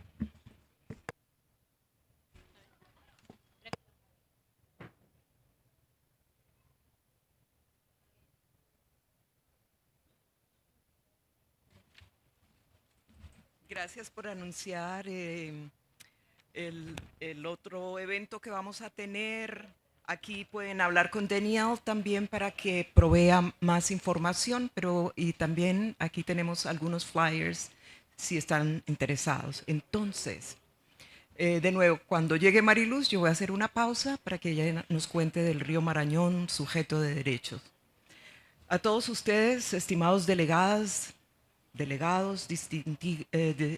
distinguidas representantes de todo. Solo haciendo un pequeño resumen o una introducción, un preámbulo, nos reunimos aquí en la COP16 en un momento crucial para nuestro planeta. Esta conferencia es mucho más que una reunión, es un llamado a la acción, ¿no? La protección de la biodiversidad de nuestro planeta está en juego, y en el centro de esta misión está la conservación de nuestras aguas continentales, los ríos, lagos, humedales, acuíferos, que sustentan la vida en la Tierra. Estos ecosistemas se encuentran entre los más amenazados, y sin una acción decisiva, un colapso tendrá consecuencias irreversibles. Hoy quiero centrarme en un grupo que a menudo es pasado por alto, pero que tiene la clave en el futuro de nuestras aguas continentales: los pueblos indígenas y tradicionales. Estas comunidades no solo son habitantes de regiones biodiversas, pero son custodios de agua, guardianes de la biodiversidad. Su papel en la protección de los ecosistemas de agua dulce es fundamental para el éxito del marco global de biodiversidad y su ambicioso objetivo de proteger el 30% de las tierras y aguas del mundo para 2030. Ahora, los guardianes originales y las guardianes originales del agua. Durante milenios los pueblos indígenas han nutrido una conexión profunda con el agua. No la ven simplemente como un recurso, una mercancía, ¿no?, para ser utilizado, sino como una entidad viva, sagrada, merecedora de respeto. Han comprendido durante mucho tiempo lo que nosotros en los tiempos modernos hemos olvidado. El agua es el alma de todos los ecosistemas, nutre todo, la vida. Hoy en día, aunque los pueblos indígenas representan solo el 5% de la población mundial, son responsables de gestionar a cerca del 80% de la biodiversidad del planeta. Eso significa que en gran parte de la biodiversidad que buscamos proteger aquí en la COP ya está siendo salvaguardada por estas comunidades, así como estamos escuchando. Su conocimiento tradicional de los ecosistemas, los ciclos de agua, la lluvia, la vida de estas comunidades, ¿no? La vida silvestre está profundamente arraigado en sus prácticas culturales, creencias espirituales, en lo sagrado y vidas cotidianas. Para ellos y ellas, el agua no es para explotar, sino para nutrir, respetar, proteger. Sin embargo, a pesar de sus inmensas contribuciones a la conservación, las comunidades indígenas son con frecuencia excluidas de las discusiones globales sobre la gestión del agua y la biodiversidad. Sus territorios están bajo amenaza constante por el desarrollo, la deforestación, las industrias extractivas, la construcción de represas, los transvases. Y aquí ha llegado Mariluz. Voy a hacer una pausa o tal vez termino esta partecita y podemos presentarla, ¿no? Bien, entonces sus territorios están bajo amenaza constante por el desarrollo y es hora entonces de que reconozcamos el papel como custodios y mujeres y hombres del agua y honremos sus voces en nuestras políticas globales. Y estamos avanzando hacia esto. Los pueblos indígenas no solo son actores de estas conversaciones, ¿no?, sino son socios claves. Sus sistemas de conocimiento tradicional, si son apoyados e integrados en los marcos nacionales y globales, pueden guiarnos hacia prácticas de gestión del agua más sostenible. ¿Quieres que pare aquí? ¿Sí? ¿O si quieres termino? Ok, voy a terminar. El ecosistema de agua dulce, ¿no?, el corazón de la biodiversidad. Entonces, mientras nos enfocamos en la biodiversidad en la COP16, no podemos ignorar el papel central que juegan los ecosistemas de agua dulce. Ríos, lagos, humedales albergan una gran variedad de especies, muchas de las cuales no se encuentran en ningún otro lugar del mundo. Esta crisis, digamos, de la destrucción de estos ecosistemas se ve muy agravada por las actividades humanas, de nuevo, construcción de represas, etc. Y aquí en la COP debemos reconocer que estos sistemas no son periféricos a nuestra agenda de biodiversidad. Solo hasta el año pasado se empezó a hablar de agua fresca, hace 2 años de agua fresca dentro de esta COP, ¿no? Y ha sido un trabajo bastante grande de las organizaciones, grupos indígenas, así de todos ustedes, de las organizaciones, de las ONGs también, de algunos gobiernos, etc. Ahora, las contribuciones clave de los pueblos indígenas al marco global de biodiversidad. A medida que trabajamos para implementar el marco global de biodiversidad, los pueblos indígenas y tradicionales ofrecen soluciones que pueden ayudarnos a alcanzar nuestros objetivos, en particular aquellos relacionados con las aguas continentales. Sus contribuciones ya están marcando la diferencia en áreas claves. Objetivo 6. Uso sostenible de agua dulce. Los sistemas de gobernanza indígena están inherentemente alineados en el uso sostenible del agua, a través de prácticas como la gestión estacional del agua, la pesca sostenible y el monitoreo comunitario. Han demostrado entonces cómo gestionar los recursos hídricos, el agua, de manera sostenible durante generaciones. Objetivo 22. Derechos de los pueblos indígenas, proteger los derechos de los pueblos indígenas, en particular sus derechos al agua y la tierra, como estaba mencionando aquí la compañera Claudia, es crucial para lograr objetivos de conservación más amplios. Permítanme en sí compartir algunos ejemplos que demuestran el poder de la gestión del agua liderada por los pueblos indígenas. El río Marañón en Perú, y solo un pequeño introducción, y Mariluz va realmente a hablar de esto. Ya veremos cómo nos cuenta Mariluz sobre cómo las comunidades indígenas Cucama llevaron adelante con éxito una campaña para detener la contaminación del río Marañón, asegurando protecciones bajo el marco de derechos de la naturaleza, derechos de los ríos. Y esto ha causado, yo diría que realmente ha sido algo que ha contribuido hacia empezar un cambio de paradigma en Perú. Mis compañeros de Perú que están aquí tal vez podrían confirmar esto, ¿no? Porque ha sido una explosión, y a pesar de que, bueno, esto, ella ya contará más, ¿no? El río Klamath en los Estados Unidos, después de años de defensa por parte de los pueblos originarios indígenas, Yurok, etcétera, se removieron 4 represas del río Klamath, restaurando digamos, el conocimiento, la capacidad para gestionar el agua de manera sostenible. Perdón, quiero que mencionar otro. El río Klamath, y quiero agregar que también sobre el río Biobío, hace un tiempo, y aquí con Pew, con ríos protegidos, Somos Cuenca, se fue adelantando un trabajo hacia digamos, empezar a darle más reconocimiento al río Biobío. Y tuve la oportunidad de estar en el río Klamath con una representante pehuenche del río Biobío, y observábamos cómo el río era la remoción de la última represa, de la 4ª represa, y observábamos cómo empezaba a fluir el agua de nuevo después de mucho tiempo, y eso fue realmente una victoria del pueblo Klamath. Pero fue importante estar también con Fernanda Peña, ¿no? La Peña, para ver cómo y escuchar cómo las organizaciones indígenas se habían aliado, cómo se había hecho este trabajo y para la remoción de represas. Duró mucho tiempo, pero esto ha centrado realmente un precedente grandísimo. Así como van a escuchar en el caso del río Marañón, lo que sucede es que se construye jurisprudencia, porque realmente estamos hablando también no solamente de contar las historias, estamos hablando estas historias realmente que respaldan, en qué nos hace avanzar.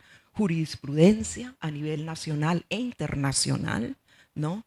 Nos hace avanzar también en demostrar cómo se pueden hacer, por ejemplo, el desmantelamiento de represas grandes. En Europa tenemos desmantelamiento o remoción de represas pequeñas, que ha sido realmente impresionante también, pero ya empezamos a ver el desmantelamiento, remoción de represas, y con un trabajo de los pueblos indígenas.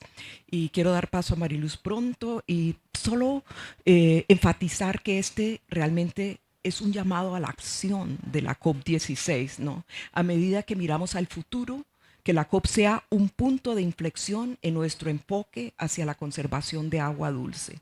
En esto podemos unirnos. No podemos alcanzar los objetivos del marco global de biodiversidad sin el liderazgo de los pueblos indígenas y tradicionales, porque quiero extenderme también que no solamente son los pueblos indígenas, sino son también los descendientes afros, quilombolas, son también los ribereños, ¿no? La gente que vive alrededor del río.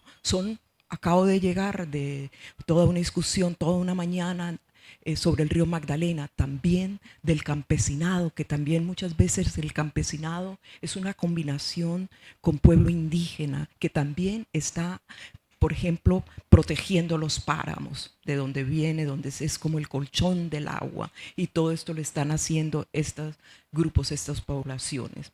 El momento entonces es para actuar ahora. Debemos trabajar juntos y juntas, gobiernos, ONGs, científicos, comunidades indígenas, para proteger los ríos, los lagos, humedales, el agua, que sustentan la vida en la tierra. Asegurémonos entonces de que el agua fluya libremente, de que el agua no esté contaminada, porque es allí también en lo que tenemos que trabajar, no solamente en el flujo, sino también en la descontaminación. Y hay técnicas, hay conocimiento, y muchos de algunos de ustedes pues, serán científicos y que están contribuyendo hacia eso. Todos aquí somos guardianes y guardianas de los ríos y del agua. Usted lo es, tú lo eres, yo lo soy, lo somos todos y todas. Gracias.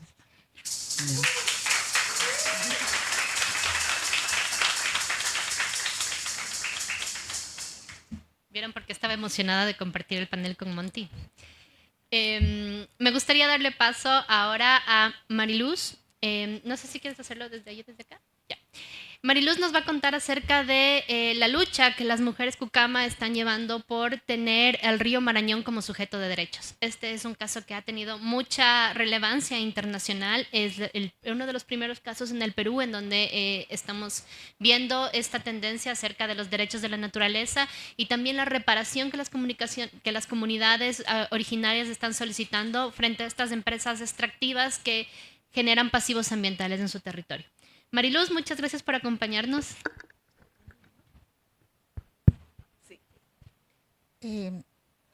Buenas tardes a todos y todas. En primer lugar, quiero agradecer a los organizadores y las organizadoras que gracias a ellos puedo estar aquí presente para compartir un poco, ¿no?, la poca experiencia que tenemos nosotras en nuestras zonas, en nuestro territorio.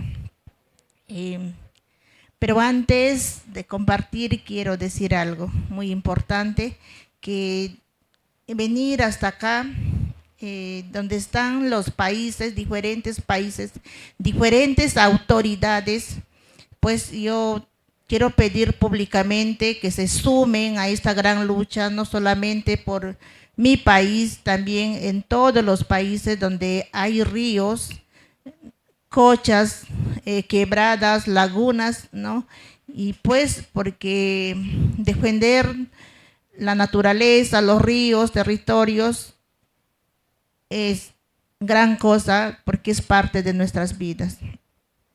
Nosotras hemos emprendido este trabajo muchos años atrás, quizás digo yo desde el 2000, ¿no? Cuando en el año 2000 hubo un derrame muy grande en el Marañón de la empresa Pluspetrol, que fue donde está la instalación en Saramuro, y entonces todo un río grande, el Marañón es un río grande porque empieza al Amazonas y llega al Atlántico, ¿no? Es un inmenso río que tiene muchos afluentes, y pues nosotras en aquellos tiempos no podíamos demandar porque, quiero ser sincera, no conocíamos nuestros derechos y no conocíamos el daño tan grande que puede pasar en la salud de nuestra población, también, no solamente en los humanos, también en los seres que existen en nuestro territorio y también en los seres que viven en el agua, en los ríos. Y pues nosotras hemos reclamado realmente sin conocer, ¿no? Pero igual no nos hemos callado. Yo desde hace años, desde toda mi juventud, he venido, ¿no? Y me gustaba reclamar, protestar, nunca estaba callada, ¿no? Porque pues yo tengo 4 hijos y por mis hijos lo hacía, y también por la gente en mi zona donde yo vivo. Es una extrema pobreza en Perú, en lo que es la Amazonía, también en otras regiones también. Y entonces emprendí yo esta lucha años tras años y no teníamos aliados, y de años encontramos los aliados. Nosotras personalmente, yo he participado en varios paros, ¿no?, movilizaciones, y no hemos podido lograr nada. Y pues solo he logrado solamente la persecución, ¿no?, la criminalización. He sido denunciada por el Ministerio del Interior de mi país y por el Ministerio de Salud por reclamar derechos colectivos de salud y el derecho a la vida. Y entonces varias mesas, que en mi país lo llaman mesas de diálogo, con todos los ministros he participado y pues nunca hemos podido lograr. Y entonces he buscado otra forma, ¿no?, de poder reclamar. Encontramos algunos aliados y entonces he pedido, ¿no?, a denunciar, ¿no?, al Estado peruano. Y entonces en aquellos momentos el doctor con quienes hemos llevado los casos, él me dijo, pero ¿cómo yo sustento?, ¿no? Y no te puedo decir sí. Y entonces yo le digo, pero creo que hay en el convenio 169, doctor, le digo, porque para nosotros el río es muy importante, le digo, es un ser vivo, no es simplemente un río con agua, sino dentro del río hay seres que viven y también seres humanos que nuestra familia vive ahí, porque cuando la Carvara es en Cucama, gente del río que vive debajo del agua, ellos los llevan a vivir allá y entonces ellos merecen un respeto, le dije al doctor, ¿no? Y yo quiero que vivan ellos porque también nos ayudan, también ellos, ¿no? También cuando los chamanes nos dan un tratamiento, ellos son clave muy importante porque esos espíritus también participan en lo que es tema de sanación, parte de la salud de la humanidad y otros seres más que viven ahí. Y entonces también para el pueblo Cucama, para nosotros los ríos es muy sagrado, lo llamamos el corazón de la vida y por eso es muy fundamental protegerlo, defenderlo y también lo que es la madre naturaleza, todos los seres vivos, las plantas, todo lo que existe en la tierra, para el pueblo Cucama tiene espíritu de gente y por lo tanto se merece un derecho, se merece ser respetado y por eso nosotros le hemos puesto, ¿no?, en la demanda Río Marañón y sus afluentes con derechos, ¿no?, sujeto de derecho, así está con ese nombre. Y pues nosotras también yo agradezco a los aliados, la señora Monti también que nos ayudó bastante, también con sus amigos, el doctor Javier también con sus amigos que se fue hasta mi país, ¿no?, a sustentar sus amigos en las audiencias que hemos tenido nosotras y otros más también, otros aliados, amigos y amigas también que han puesto mucho de sus partes. Quizás solas no hubiéramos podido realizar todo esto, pero igual nos ha costado un montón, ¿no?, los tiempos, el esfuerzo, las amenazas también, porque llevar ese tipo de casos, pelear con el Estado de un país es muy fuerte. Y pues, pero igual nosotras no tenemos miedo, yo no tengo miedo, a pesar que he sido denunciada. Eso me ha dado más fuerza, más coraje de poder decir, pues no les voy a dar el gusto, ¿no? Voy a buscar forma y voy a lograr en este caso que estamos llevando. Yo les decía a las hermanas de mi junta directiva, hay que demostrar que sí podemos, no hay que darle gusto al gobierno, nuestro gobierno, nuestras autoridades irresponsables. Y pues lo hemos logrado. Y entonces, pues, en la primera instancia lo logramos, nos dieron la razón y en la segunda instancia apelaron, ¿no? Perú apeló y otros ministerios más apelaron y pues tuvimos otra audiencia y pues ahora estamos en espera de la respuesta, espero que nos den el fallo en favor, pero igual nosotras seguimos y por eso yo pido la unidad a todos, a todas las personas, no unirnos entre hombres y mujeres, autoridades, ONGs, autoridades políticas también, porque los ríos son muy vitales, el agua es un derecho humano, por lo tanto todos y todas debemos de emprender, de luchar, poner de nuestra parte, porque esto es un futuro para nuestros hijos, para nuestras generaciones, para nuestras plantas, ¿no?, que nos dan el alimento de todos los días, es el sustento de cada persona, porque las plantas y los animales también toman agua, ¿no?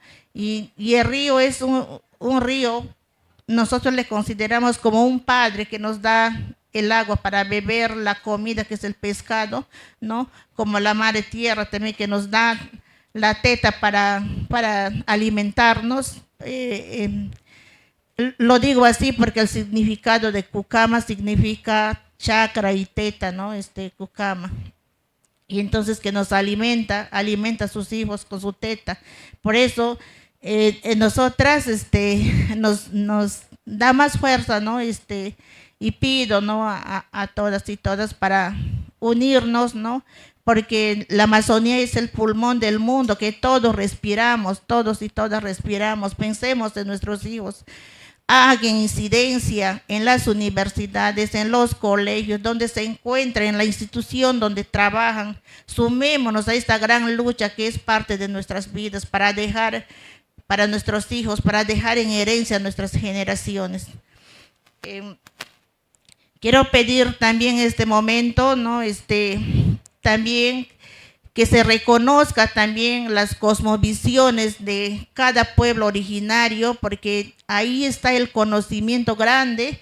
En base de ellos nosotras transmitimos los mensajes, porque ellos nos dan, son gran mensajeros, ¿no? Para nosotras, y también es parte de la salud, ¿no? Que en el territorio que tenemos, para nosotros es un mercado, es farmacia, es todo. Toda una vida, ¿no? Parte de nuestras vidas. Por eso es importante protegerlo, no permitir que lo dañen, ¿no? Las empresas grandes, ¿no? Las mineras, petroleras, cocaleras y otros más, ¿no? Que están pensando en concesionar nuestro territorio. Por ejemplo, no solamente es el río Marañón sujeto de derecho, también hemos ganado otra demanda grande, que es el proyecto Hidrovías Amazónicas, el proyecto IRSA. También lo logramos la primera y la segunda instancia. Y por eso pido, ¿no? Realmente yo me siento feliz, doy gracias a Dios por darme la vida y las fuerzas, y porque pensamos continuar, ¿no? Y también con la juventud, ¿no? Los que van creciendo, los jóvenes, adolescentes y niños que se sumen, ellos también, porque ellos van a ser la única esperanza, que ellos nos van a defender a su generación, porque cuando nosotras ya no existimos. Y eso sería mis palabras. Muchas gracias. Muchas gracias.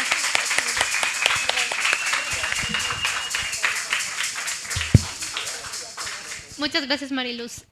Nos queda un poquito de tiempo, entonces yo quisiera hacerles a cada una pregunta de seguimiento de sus exposiciones, que me la puedan responder rapidito para después poder tomar algunas preguntas de la audiencia si es que hubieran. Entonces, primero, Delcy, quería preguntarte, tú hablaste mucho acerca de los gobiernos indígenas y estas leyes y estos marcos de protección desde los cuales ustedes han tenido estos mecanismos de crear estas reservas desde el gobierno indígena. Quería preguntarte cómo se compagina eso con los gobiernos más estatales, más formales.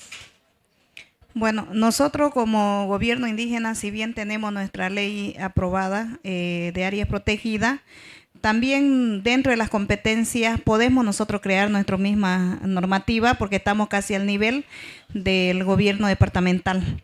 Y nacional sabemos que tenemos leyes también a nivel nacional, pero de acuerdo a eso también nosotros las creamos. Y en el tema de lo que viene a ser ya para el tema del, más que todo el tema de la consulta previa, por ejemplo, nosotros también nos da la potestad de poder generar nuestra ley. ¿Eso para qué? Para que nos puedan consultar como pueblos indígenas si sí entran o no entran, porque sabemos hacer la exploración, porque sabemos quienes somos los perjudicados somos nosotros, los pueblos indígenas, y la compensación que hay no recompensa a la magnitud de pérdida de nuestra fuente de agua. Muchas gracias, Delcy, por recordarnos la importancia de las consultas libres, previas e informadas, y que las compensaciones monetarias o en otra moneda que no es la moneda ambiental no siempre son suficientes. Claudia, Tú hablaste de cómo esta reserva o esta propuesta de desarrollo que están generando se junta con otras áreas protegidas que ya están establecidas y que piensan formar una especie de un gran corredor de conservación a lo largo del Pantanal. No sé si nos puedes hablar un poquito más de esa importancia de la conectividad, no solo de los territorios terrestres en forma de áreas protegidas, sino de cómo esta conectividad defiende también el agua y la fluidez del río. Gracias. Sí, gracias. Entonces, la área que está la propuesta... Ah, estoy hablando español. Me regresé. Entonces, la área humedales que está la propuesta es una área muy importante para la biodiversidad.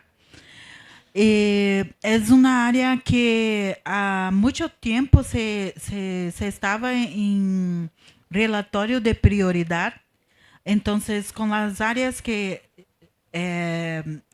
ya estaban en unidad de conservación, ahora con esta amostra, con esta propuesta, aliás, tienes una área amplia.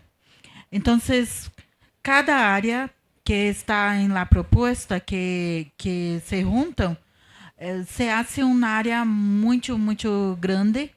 Y con eso, que es una área de la pantera, por ejemplo, né? Y también se tienes muchas especies que son prioritarias en nuestra área.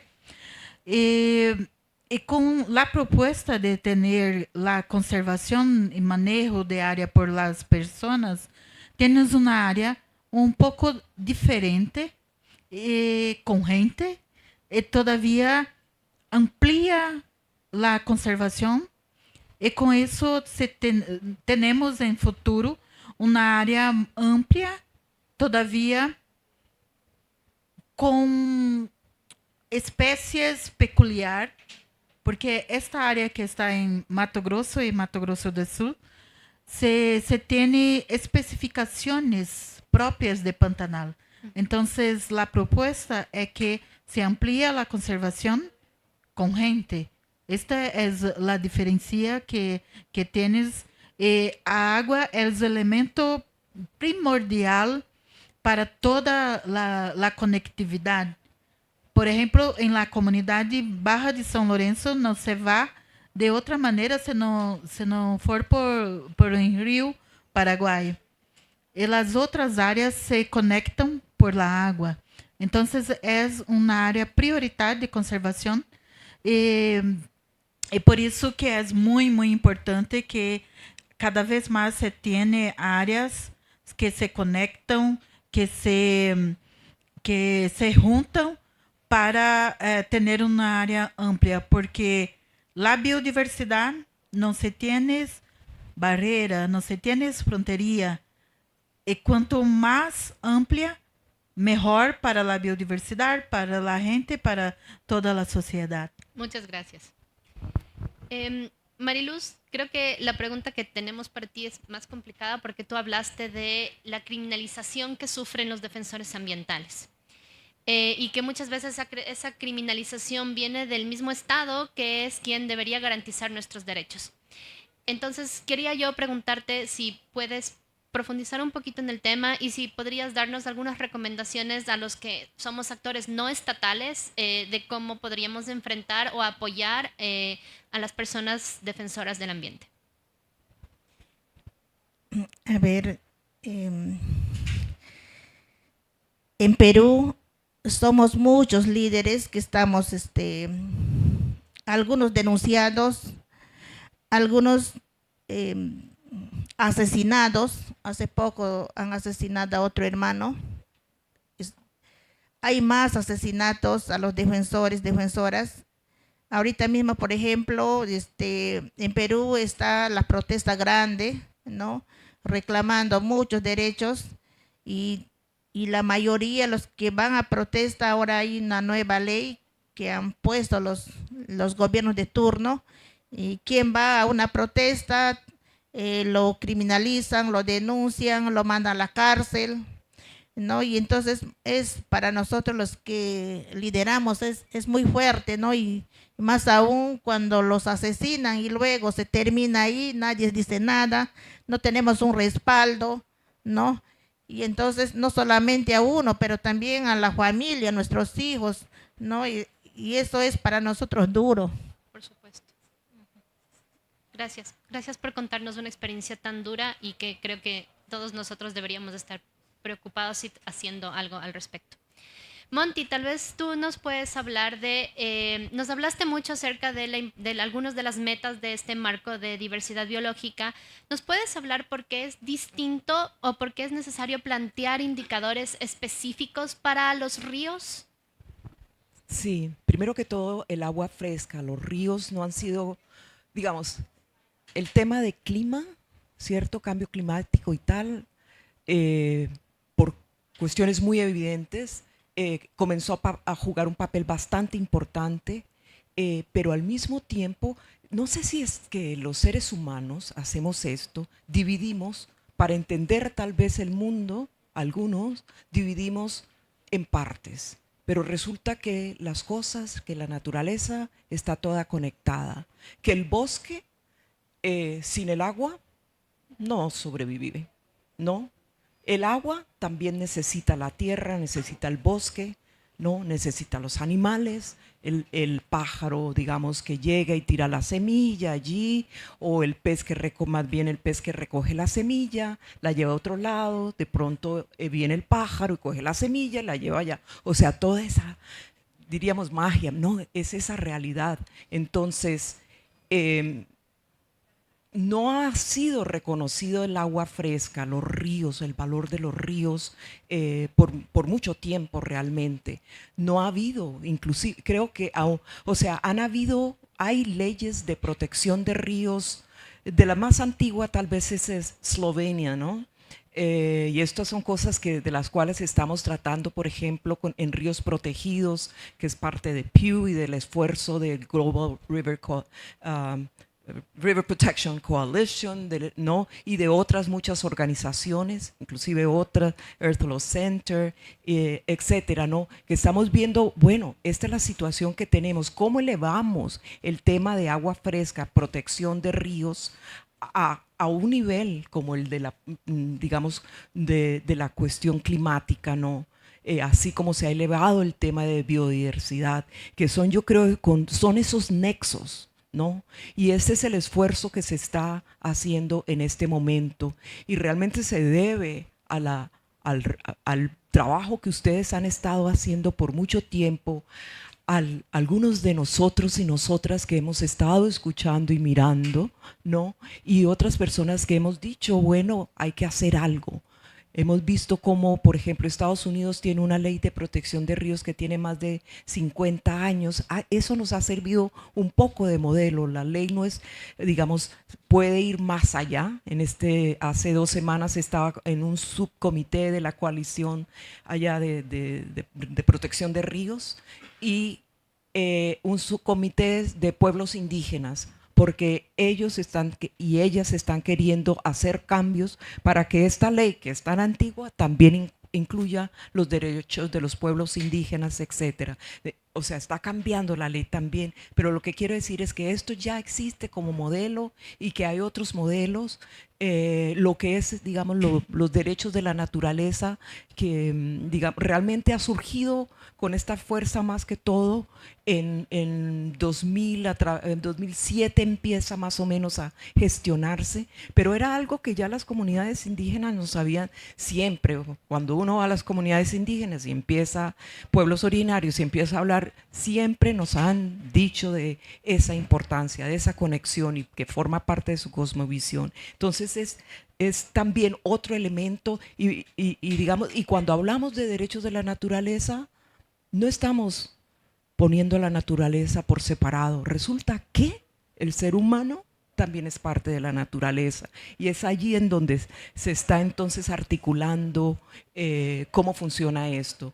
No sé si respondí a tu pregunta exactamente, pero sí, digamos, lo que es el agua fresca hoy en día, lo que son los ríos hoy en día, ya empiezan a tener un reconocimiento a nivel global, primero, de su destrucción, del estado paupérrimo que está en muchos de nuestros ríos, del hecho de que no haya conectividad en muchos de nuestros ríos debido a las represas, etcétera, ¿no?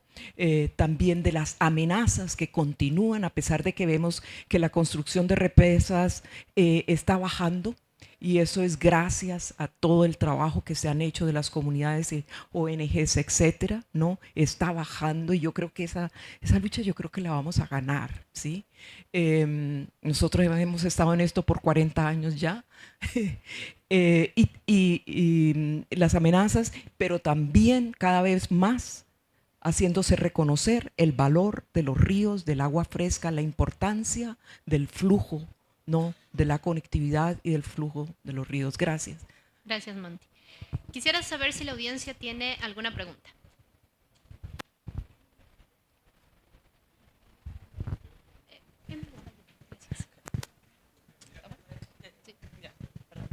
Bueno, primero muchísimas felicidades a todas por la gran presentación que dieron. Soy de México y quiero felicitar en especial a Mariluz y decirte que admiro mucho tu valentía como ambientalista, porque también muchos ambientalistas en México desafortunadamente los hemos perdido a causa de la inseguridad. Y entonces mi pregunta hacia ti es como recomendación a todas estas instituciones que estamos en tu mismo sector y que estamos haciendo trabajo activo. ¿Cómo te podemos ayudar? ¿Qué podemos hacer para hacerlos sentir más seguros, para hacerlos sentir protegidos y poder impulsarlos no solo desde dentro de tu país, pero también a nivel internacional? ¿Cómo te podemos ayudar, Mariluz?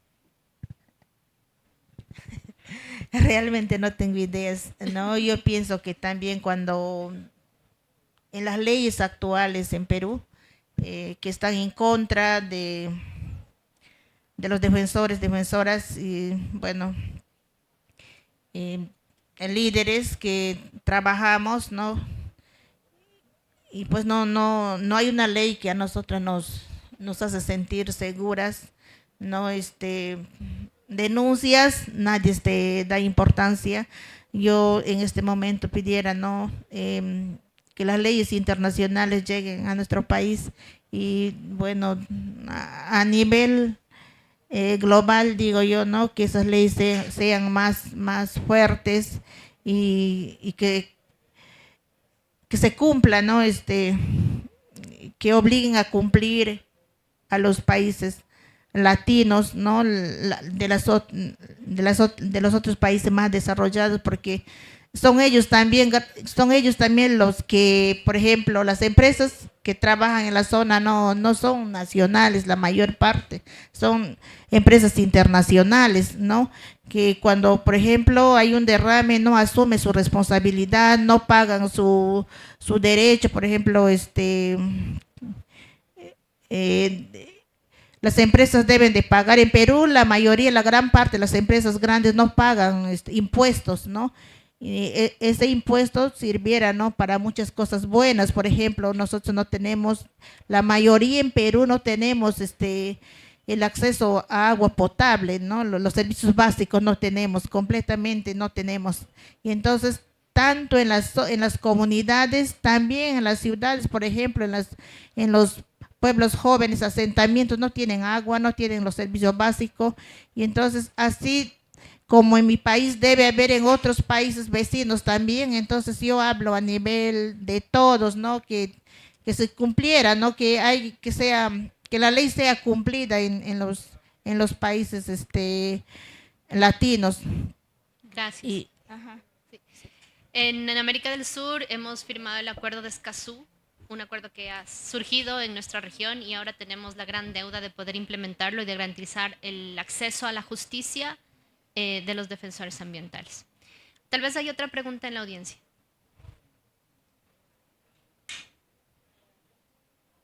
¿No? Yo les voy a hacer... Ah, sí, tenemos una allí.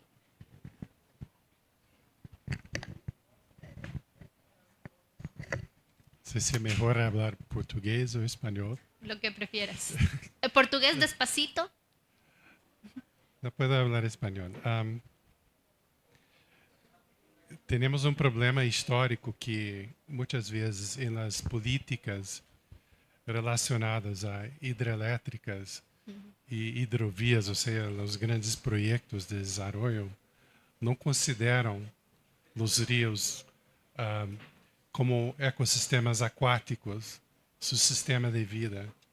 Y lo máximo es como bienes económicos, pero no considera eso y no considera los medios de vida y los derechos de quien cuida y quien depende de los ríos.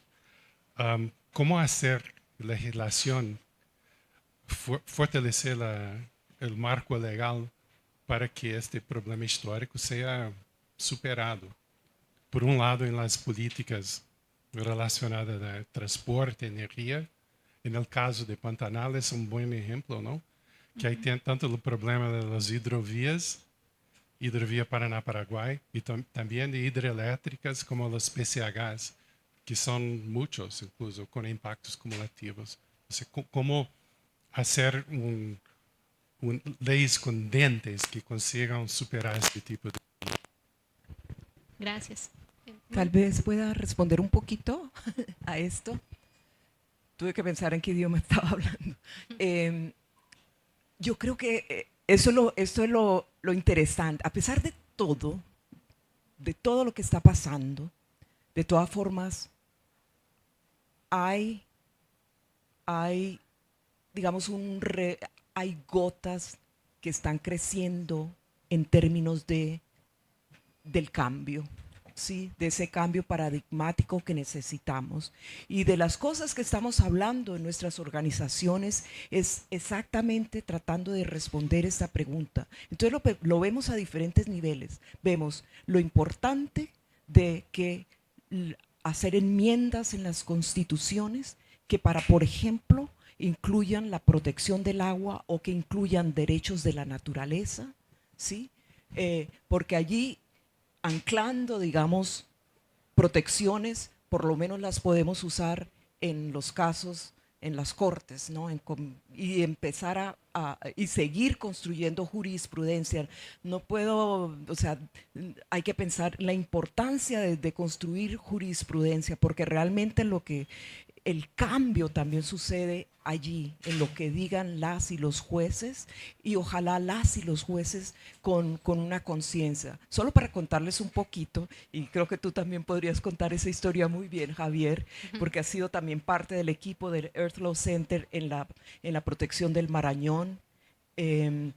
Ha sido un trabajo muy interesante diríamos que casi que de lobby con los jueces de una forma muy creativa, porque lo que se hizo en el momento cuando llega y sabíamos que venía la audiencia pública, la primera audiencia pública para el caso del Marañón, entonces aquí están Gabo, Alonso, que está por ahí, y muchos otros comunicadores, Isadora de International Rivers, los comunicadores también de las Cucama. Empezamos todos a ver, bueno, hay que poner esto en las calles, allá en Loreto, hay que ponerlo en, ¿cómo se llama la población de la primera audiencia? En Nauta, hay que ponerlo en Nauta porque es allí donde vive la jueza, y la gente empezó a pintar las calles, los niños empezaron a hacer eventos, o sea, fue una cosa dinámica, hermosísima, y claro, en la radio, ¿no es cierto? ¿Cómo dices? Cuando ya se iba a dar la primera audiencia y nosotros hemos estado haciendo seguimiento con el doctor Juan Carlos, y de pronto yo siempre lo hablaba, tienes tu hijito, no quieres lo mejor para tu hijo, algo así, ¿no? Yo le hablaba así al juez, y entonces el juez decía, sí, claro, ¿quién no quiere que su hijo viva bien? Entonces lo digo, danos razón. Y él nos dijo, sí, vamos a dar el fallo en favor, pero déjanos leer todo, ¿no? Todo el expediente. Y entonces ya cuando nosotras nos vamos, hombres y varones, buen grupo, un grupo que entramos, otro grupo que nos quedaba con la gente afuera, ¿no? Con su letrero y todo. Y entonces lo cambiaron al juez. Faltando un día, lo cambian al juez y ponen una nueva jueza, ¿no? Y entonces la jueza dice, yo no tengo conocimiento de esto porque yo no he revisado el documento y los otros abogados de parte del gobierno o de las instituciones estuvieron ahí, ellos han dicho que no pueden, a la segunda instancia no pueden venir porque es costoso, porque no tienen plata, entonces han sacado muchas excusas, ¿no? Y pues se suspendió esa audiencia y quedamos para otras fechas. Y entonces la otra jueza que entró también gracias a Dios lo convenció, pero igual esa jueza nos dio la razón, ¿no? Y ahora se ha pasado a la segunda instancia, que es Iquitos, Loreto también, y pues ahí estamos en la espera, ¿no? Se quedó así, también cambiaron a la jueza, entraron otro nuevo, ¿no? Y entonces estamos en espera, no responde hasta la fecha. Gracias. Y perdona, y lo que quiero decir con todo esto, que queremos decir con todo esto, es la importancia de comunicaciones. O sea, tiene que estar a la altura. La importancia de proteger los ríos, los derechos de los ríos, las amenazas, las consecuencias de todos estos proyectos de represas o de trasvases o de minería.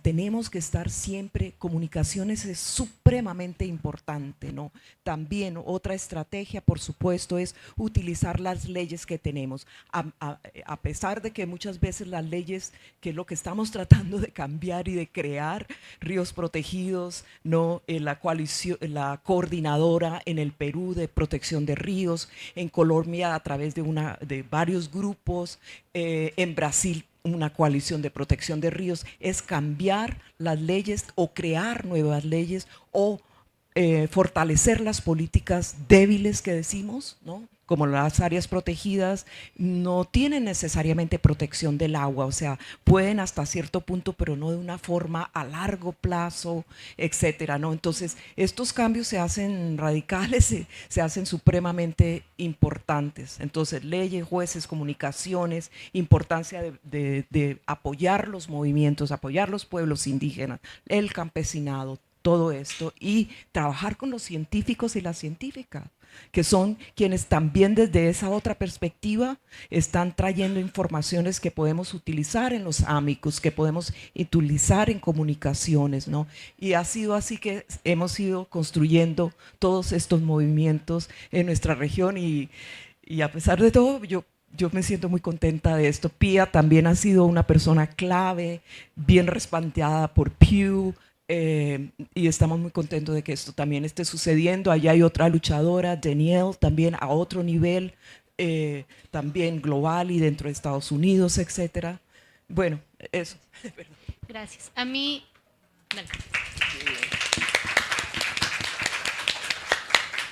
A mí a esa respuesta me gustaría agregar que además de la importancia de la comunicación, del levantamiento del apoyo, técnico y científico en los amicus curiae, es necesario traer a la mesa dos actores más. Uno son los legisladores, las asambleas, los congresos, que muchas veces no saben sobre qué están votando. Entonces necesitamos también aprender a hacer esta comunicación y esta incidencia en lugares estratégicos, en los asesores de los legisladores, en los asesores de los ministros de Medio Ambiente, en los asesores de los ministros de Obras Públicas, que son ellos quienes finalmente están decidiendo sobre la aprobación o no de los permisos ambientales de estas grandes infraestructuras.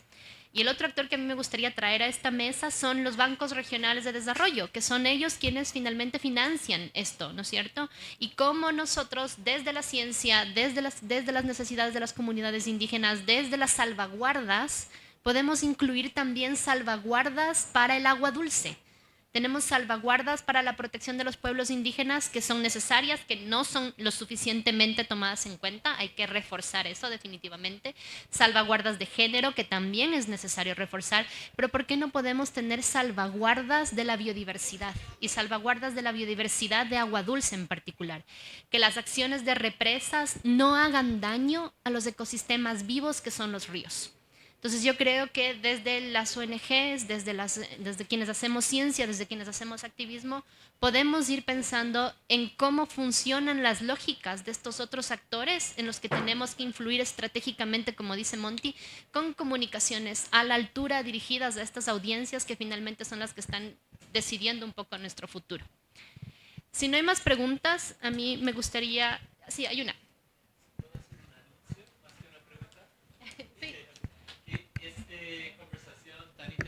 Forma parte de una serie de otras sesiones también, ¿verdad? Entonces no sé si... No, sí, lo iba a hacer. Particularmente los que van a estar aquí todavía el día 31, hay varios eventos que tratan el tema de ríos y agua dulce. Hay uno en la mañana que va a ser un poco más centrado en figuras de protección, ¿verdad? Distintas formas, mecanismos de proteger ríos. Y en la tarde, el día 31, creo que ¿a qué hora es, Pia? Bueno, a las 4 de la tarde, parece. 2:30. Justamente lo que mencionó María Laura, tenemos una sesión con parlamentarios de Bolivia, Chile y Colombia, que van a comentar desde su perspectiva, desde trabajar en las cámaras en tema de legislación, cómo se relaciona con todo esto de lo que veníamos conversando. Entonces, por los que estaban interesados hoy, yo creo que el 31 va a ser una muy buena continuación. Y solo quería también comentar que me parece fenomenal que tenemos una conversación aquí que hace 2 o 3 COP atrás probablemente no hubiera existido, ¿verdad? Es como una convergencia súper interesante de liderazgo indígena en este tema como emergente de cómo dar más atención a los ríos y aguas en la COP. Entonces encuentro fenomenal y 3 ejemplos, Amazonía, Chaco, Pantanal, que realmente muestran la diversidad de acercamiento. Entonces muchas gracias. Gracias, David. Yo justamente quería terminar recalcando eso. Hace un par de años, en la construcción del Marco Global de Diversidad de Kunming-Montreal, logramos un éxito que fue la inclusión de las aguas continentales, de inland waters. Esta COP es nuestro trabajo levantar los indicadores específicos, levantar las metodologías específicas para medir el progreso de protección de estos ecosistemas de agua dulce, de esta biodiversidad de agua dulce. El agua, los ríos, los lagos, los humedales son mucho más que agua que necesita ser distribuida entre la energía, la agricultura, la vivienda. El agua es también fuente de vida, es flujo de vida. Y parece ser que de arriba para abajo no lo estamos logrando. No hay mucha discusión acerca de agua ahora en estas mesas que están reunidas, pero desde abajo para arriba vemos la lucha y felicitamos la lucha y queremos apoyar la lucha. Entendemos que las comunidades originarias son estos guardianes y que es gracias a esta relación que ellos no han perdido con este ecosistema, a esta gracia de no estar separados, de entender que todos somos parte del flujo de la vida, que vemos que estas acciones de activismo, estas acciones de protección de su territorio, estas acciones de levantamiento de jurisprudencia son las que en este momento están generando verdadera protección de los ríos y de los ecosistemas de agua dulce. Yo le quiero volver a agradecer a Pew Charitable Fund por haber puesto en pie este panel, por haber traído a tan maravillosas expositoras y por permitir a la IUCN ser parte de estos esfuerzos de conservación del agua dulce. Muchas gracias a todos ustedes por estar presentes y un aplauso.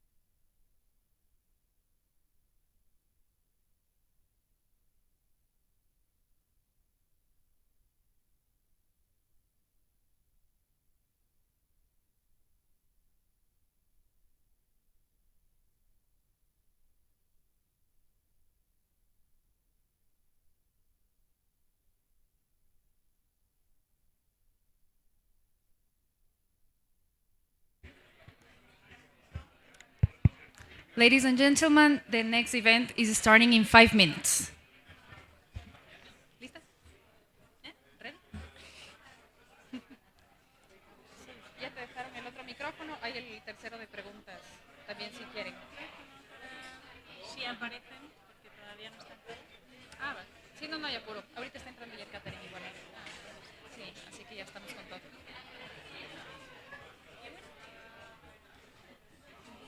Pues nada, voy a traer gente de fuera. Si el siguiente evento, voy a arrear. Estupendo está también. No, voy a ver gente, tú tranquila.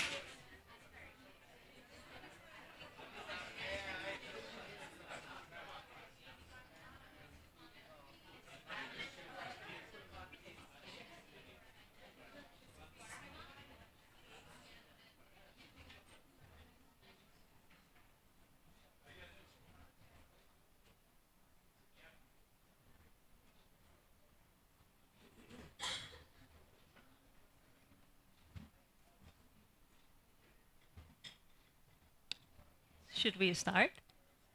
Yeah? All right. So we're starting. Thank you, everybody, for being here with us today. Right now, we're going to have like 1.5 hours on discussion about how we can mobilize financial resources to implement local level actions. Because we do believe, right, that it is needed to mobilize the resources at the local level where the change is happening. So I won't talk much because I think that I'm not the interesting one here. There's 2 nice panels and 1 introductory words from my colleague, and I will let them just do what they do best.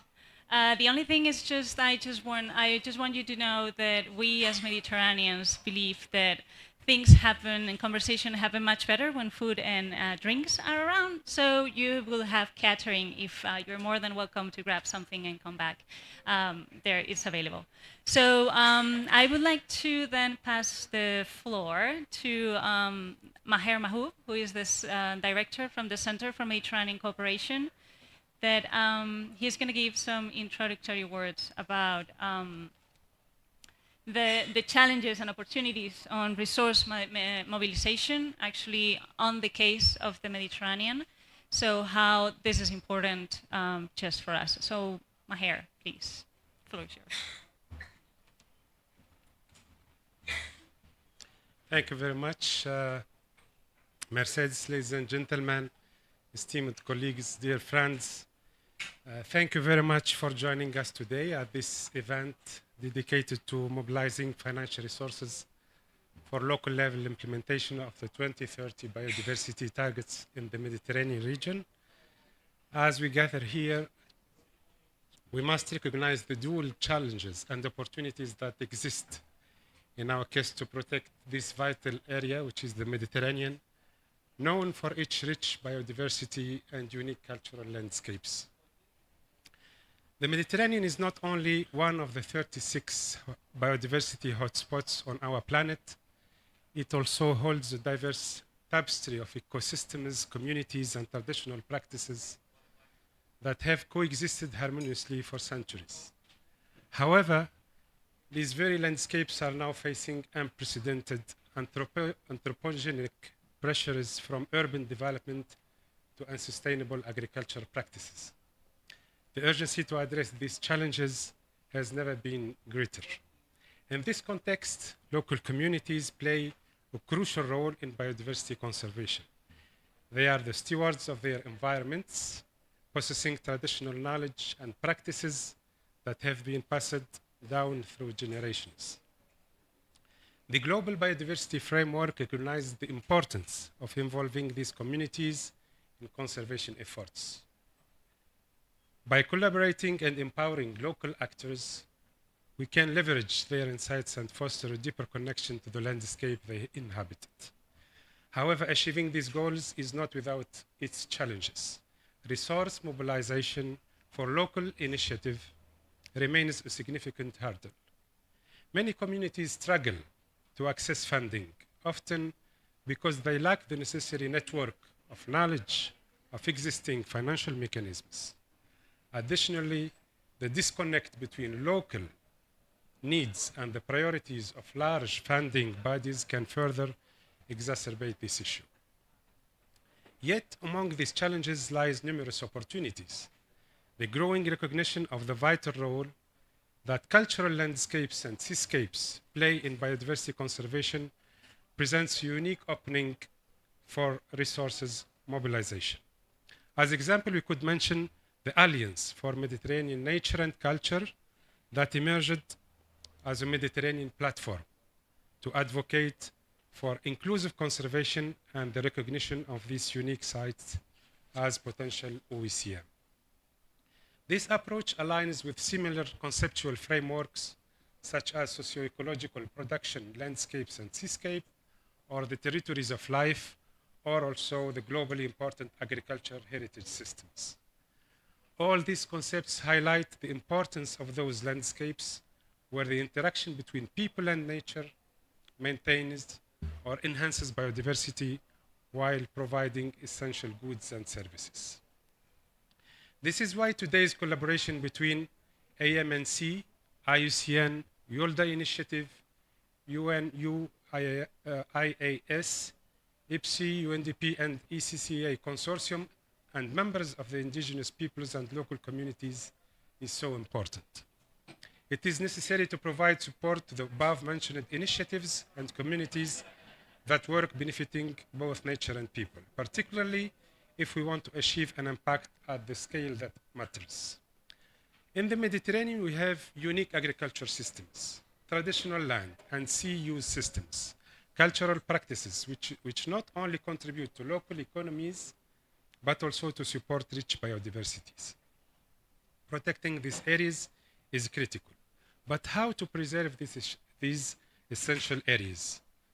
The collaboration is one of the key aspects and approaches. We need to collaborate by forging alliances among local communities, NGOs, government agencies, and philanthropic organizations. Doing so, we will create the integrated approach that these areas deserve. These partnerships can help mobilizing resources, share knowledge, and drive innovative solutions to protect these unique places, places that support both conservation and community well-being. By investing in these partnerships, we can amplify our impact and create sustainable models that can be replicated in other regions. And to discuss and advance more on this particular principal issue, we have gathered today here in the IUCN Pavilion for this session. Thanks to our panelists, we will see existing resource mobilization examples in the Mediterranean and also globally, where representatives from indigenous and local communities, philanthropic donors, and bilateral and multilateral funding bodies will highlight best practices and lessons learned. by shedding light on how local level implementation can serve as a catalyst for achieving biodiversity targets. Afterward, we will delve into the role of philanthropic funding and public donor in accelerating the increase required in the Mediterranean to meet the 2030 targets. By engaging with experts from various organizations, we can explore how we can align funding priorities with the needs of local communities and ensure that our financial resources are directed where they are most needed. So I thank you again for your participation and interest for this session, and for all our panelists for their availability and time to share with us their thoughts on this topic. And I invite my colleague now to introduce the panelists, and I wish you a fruitful session. Thank you very much. Thanks, Maher. So thanks for setting the scene, actually, and for letting us understand how important it is to have, to have the local communities and how they are preserving biodiversity while developing their economic.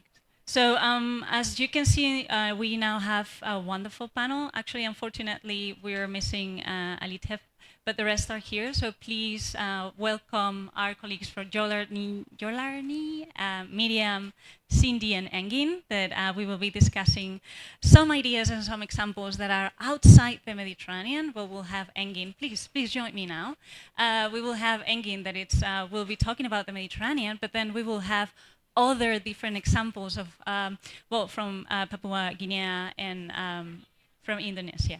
So please, here, have a seat. You're going to be the first one, actually, in which I'm going to ask. And now that we are in a more cozy way, I'm just going to start knowing more about the different things that are around the world and that can be used, actually, for the Mediterranean, right? How can we Mediterraneans learn from other sites? So, Yolarni, you are the director of the PICU Biodiversity Network, right? Which is, right? Yes, okay. I'm just testing this. Is this on? Yeah. Can you hear me? Yeah. Okay. There we go. So we'll have this conversation because everybody will be able to hear us. So it is about people and communities that are trying to network, actually, to improve the conservation of biodiversity. And please just let us know, like, especially about this, but actually about the challenges that you found for fundraising and for funding this initiative, and how did you overcome those? So please. Okay. So really quickly an introduction. My name is Yolani. I manage a tiny community-based organization. It's also a non-government organization, but I like to say community-based because we're in community. The organization I run is along a river, and I work with 10 different tribal groups, 10 different language-speaking groups. So they each have a different language, and I navigate amongst them, and they have their own distinct cultures. So I have to act in 10 different ways depending on who I'm with. Yes. So it can be challenging.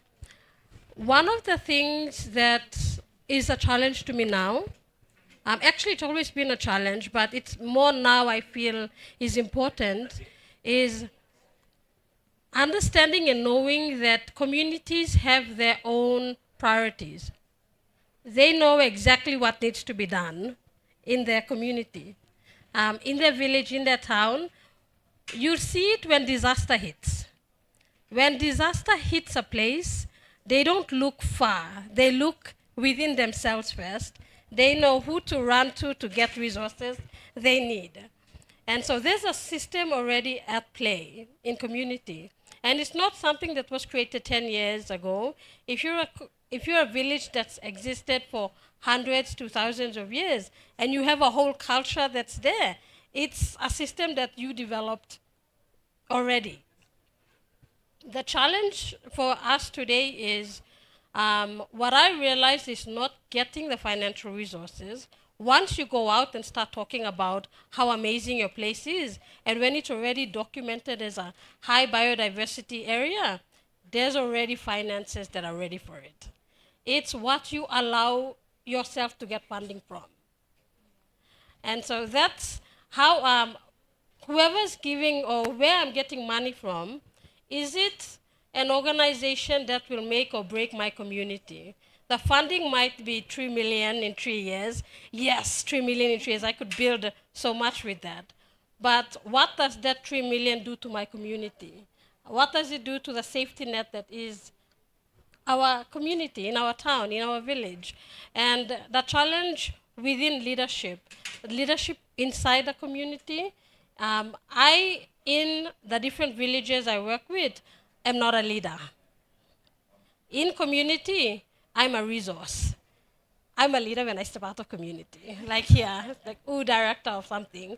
In community, my job is to say, what do you want me to do? What do you allow me to say? What can I talk about? What can I not talk about? And that direction comes from community.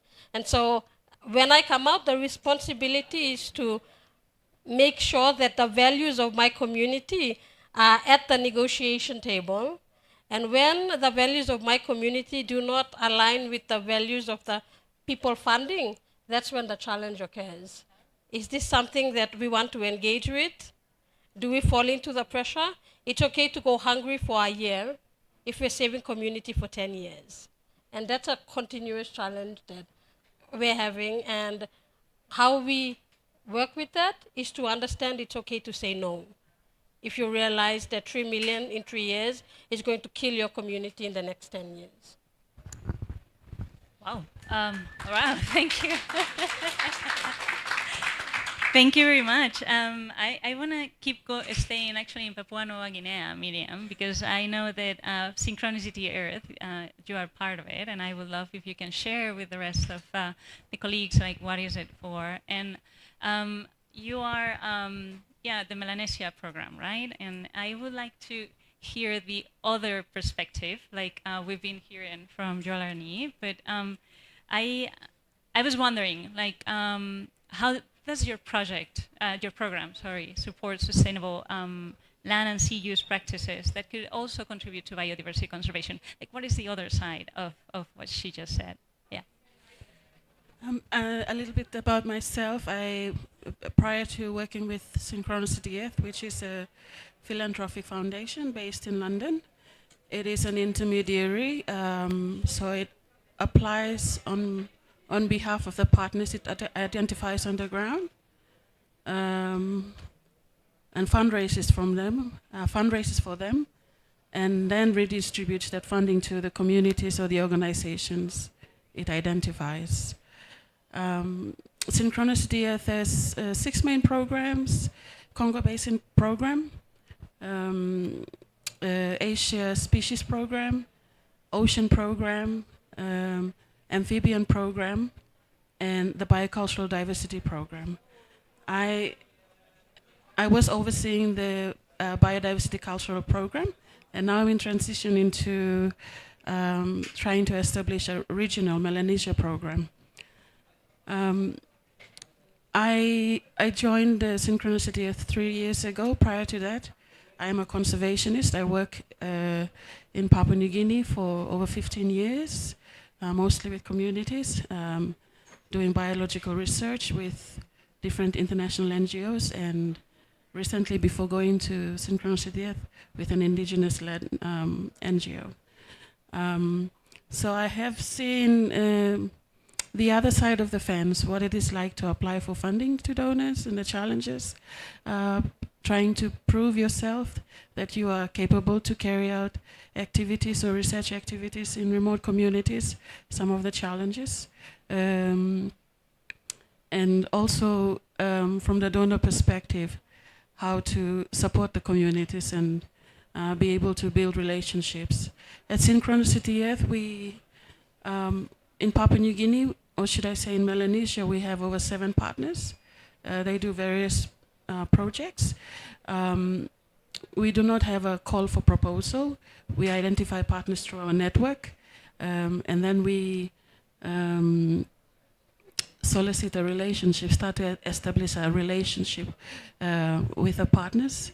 And we believe that in Melanesia and many indigenous communities, it is based on working with indigenous communities, is based on relationship and reciprocity. So that's how we start off. And we realize that projects, what may come up here as projects in communities are not actually projects. They're lifeways of indigenous communities that we are supporting. So as such, we try to make the support to our communities very flexible. And also, we don't put a timeline on the projects. So we work with them to see how they can advance the work that they're carrying out. And some of them are not, the kind of support that the communities are carrying out are not really time specified, the projects in the community. For instance, there's a community we are supporting that is advocating against deep sea mining because they feel that there's a threat to their lifeways and the unforeseen impacts to the fisheries where the locals will fish. So we're supporting them to advocate against that until such information, more information can be found, perhaps through scientific research around the community or related to the areas in which can potentially be impacted from deep sea mining. The other being that communities have their own ways of conserving or living with the environment that are not formally recognized as protected areas, but ancestral spaces where they have spiritual connections and such. So those are the kind of support we offer to the communities we work in. That's nice. So it's kind of a long-lasting relationship in which you are involved almost 100%, right? You're just part of the project. That's amazing. Some of these communities are hard to reach places, and we believe that they are the ones usually who need the support the most. And we believe that they are the ones who are the guardians of the forest or the seas. And they have accumulated a lot of wisdom, traditional knowledge that they can use to be that they can use to contribute to conservation and biological diversity. Yeah. No, I agree. Yeah, well, you're having some nice there, but still everybody can hear as well, right? Okay. I would like to keep just one minor little question of nothing. Like, how do you think like all this experience from Synchronicity Earth could be, what are the lessons learned that us in the Mediterranean could learn, like, and we can use? Like, could you provide like some ideas for us? That's a good question. Of course, difference in culture, so I cannot relate to specific. Yeah, exactly. And sorry, I'm talking about culture. Still, like there is a lot of food and drinks there. So if anybody wants to, please. I'm sorry for interrupting. Yeah. Go for it. One of the strategy that Synchronicity Earth uses is, for instance, in one of our programs in the Congo Basin, my colleague Sophie has managed to establish a pool fund, in which she tries to attract different donors to invest into that pool fund, which is redistributed to the communities. And also, that also in itself means creating a relationship with donors where they are often involved in the learning of what is happening in the community, of where the funds go to. And another way of keeping donors informed through the pool fund is to ensure that the partners or the communities on the ground are able to have share their learning experiences direct to the donors. So even if we are intermediary giving out grants, it is very important that the donors hear straight from the communities. Yeah. Thank you. Thank you very much. And we're going to go now to Indonesia, right? Nope. It's going to be Cindy at the moment. Please, Cindy, say thanks for being with us. I know this has been a last-minute thing. You are part of the ICCI community, and you are on human rights, no, and defending indigenous people. I want, of course, that you can tell us a little bit more about the ICCI, so everybody is able to know more. But in the learning process that we're doing here in this hour and a half, I also would like to know, like, what strategies have proven effective in mobilizing financial resources to support indigenous people and local community-led conservation initiatives? Like, that will be the question, and of course, yeah, the floor is yours. Yeah, thank you so much. So it's been so last minute come here. So it's also something that I'm trying to dive into the resource mobilization. But yeah, my name is Cindy. I am from the working group ICC Indonesia, also member of the ICC consortium. I'm working as a program manager and also advocacy coordinator of ICC Consortium Southeast Asia. So when we talk about ICCAs itself, I think it's a practical, empirical practice in the community itself. There might be so many names of ICCAs in the community. In Indonesia, we know there are so many sacred areas, sacred forests that the community conserved. And one of the main question for me is that we have been, pledged and transferred so many $1 billion money to NGOs, conservation NGO and conservation institutions. But how about indigenous peoples? I mean, how much have we invested to them to, defend their territories, to defend their practices? And I think this is the time in COP to really answer and unlock those questions about how can we be able to invest for those actors who have contributed for conserving nature and Mother Earth. So I'm starting to what exactly we've been working so far. We've been working in, started in 1990s for pushing the participatory mapping process in Indonesia. It's been really difficult because in the first place, I think when it comes to ICCAs or such community-based conservation practices or community-led conservation, it's really need to be, come from a basis thing is to map their territories. And it needs, we need to mobilize, much money to make it success. Especially now in the context of Indonesia, because we are archipelago, we have, many islands. When we need to transfer work from Java to other island in Sumatra and in Papua, it takes a lot of money to do that. And somehow it's really difficult as well when it comes to participatory mapping of the coastal and marine area, because it needs, a better technology, We need to maybe swim in the sea, like seeing what happened there, and then trying to see the boundaries of the community beyond the terrestrial. It's really need, fun there. But what exactly happened in Indonesia, I think we are resilient enough. We are trying to work hand in hand by collective efforts of many civil society, including one of the biggest, I think, organizations, Indigenous People Alliance of the Archipelago, AMAN themselves, and many supporters that have been created successful work in mapping indigenous people's lands. And of course, it's not easy because now we also need to find so many challenges of resource mobilizations. It's about how exactly this money can be accessible for the community. Means accessible is not only about how actually we can reach the donor, ask that we need this. It is actually how actually our work also invisible for those who have, mobility to help us, but actually also how we can see them have that such modality, because it's very far for the community to see us as the one who have that modality, who have the funds that they can reach.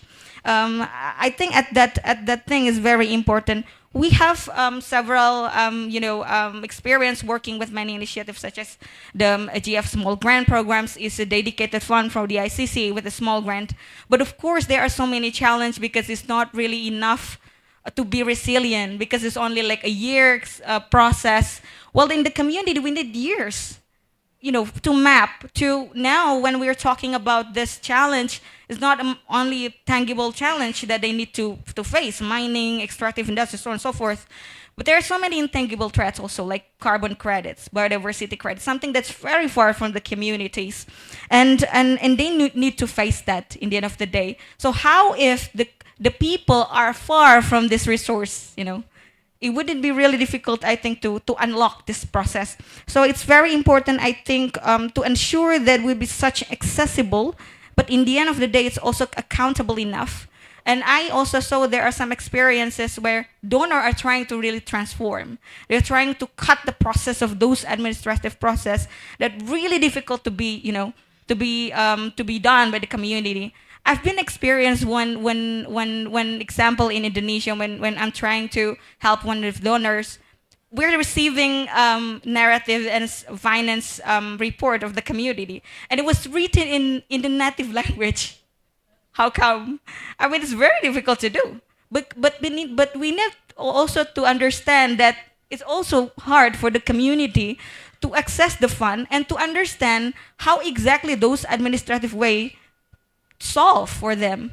I mean, can we trying to find the other way for the community to be easier to report what they achieve? And then beyond that, actually, we need to really question how much have we been invested for their efforts in conserving nature and Mother Earth. I think that's for me. Thank you. No, and it's very interesting. Like we need how do we make the link, right? Yeah. Because many things are happening at, in the land, but yeah, I do understand that. And funders want one thing, and they forget that the process is.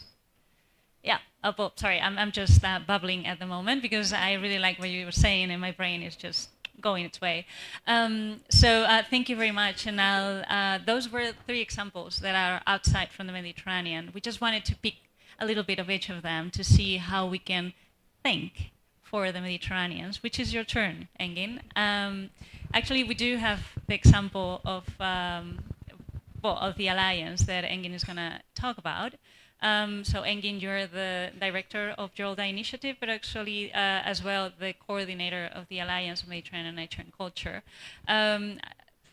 You heard what they just said, how important it is. I was just wondering, like, if you can tell us a little bit more about the Alliance, but also at the same time, how these things we can, use it for the Mediterranean purpose of protecting in these unique landscapes and areas and protecting the people that are really keeping them as precious as they still are. Thank you, Mercedes, and thank you all for sharing your experiences. Let me also say that we are a member of ICCA Consortium, the International Partnership for Satyam Initiative, long-time collaborator of UNDP and IUCN, so I do know the perspectives of all these organizations, and I know that everybody will agree that human history is actually cultivation of nature, the physical environment that we are in, which shaped the landscapes that we live in. Actually, the Latin root of the term culture is cultum, which means lands and cultivated plants. The question is, this relationship, this cultivation, is it in harmony with the nature or not? So regarding the Mediterranean, the experience that we have in the Mediterranean, it's a region with its long history of habitation. There are still many sustainable land and sea use systems, production systems such as mobile pastoralism or agroecological practices, sustainable small-scale fisheries, sustainable forestry practices that are applied by the local communities for millennia. And they in turn contribute to the ecological integrity of the landscapes of Mediterranean and also the biodiversity, biological diversity of these landscapes.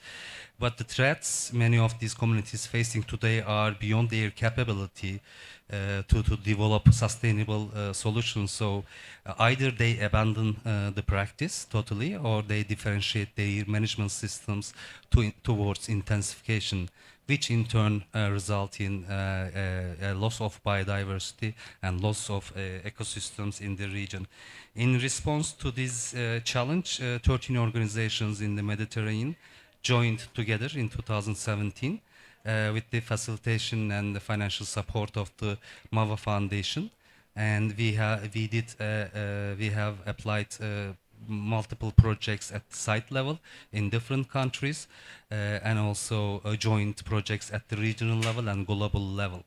Of course, our approach was based on an inclusive conservation approach and linking the ecological, social, cultural, and economical needs on the ground, and collaborating with the local communities to develop community-based research, conservation, restoration, monitoring actions together. Of course, they also included empowerment of these communities with an idea of solidarity as the both parties, and also to advocate their rights in terms of governing and managing the lands they live in.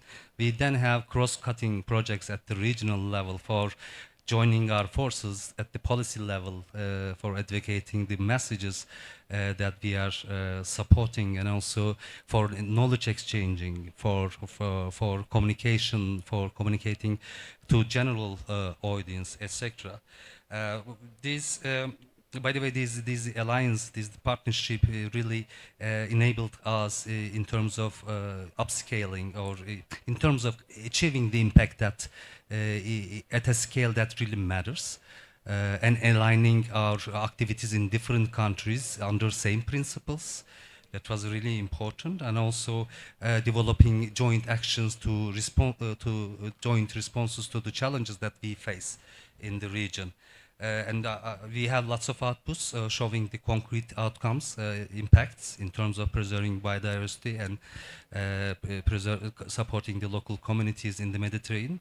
We do have lots of outputs. I would love to share it with you if you want later on.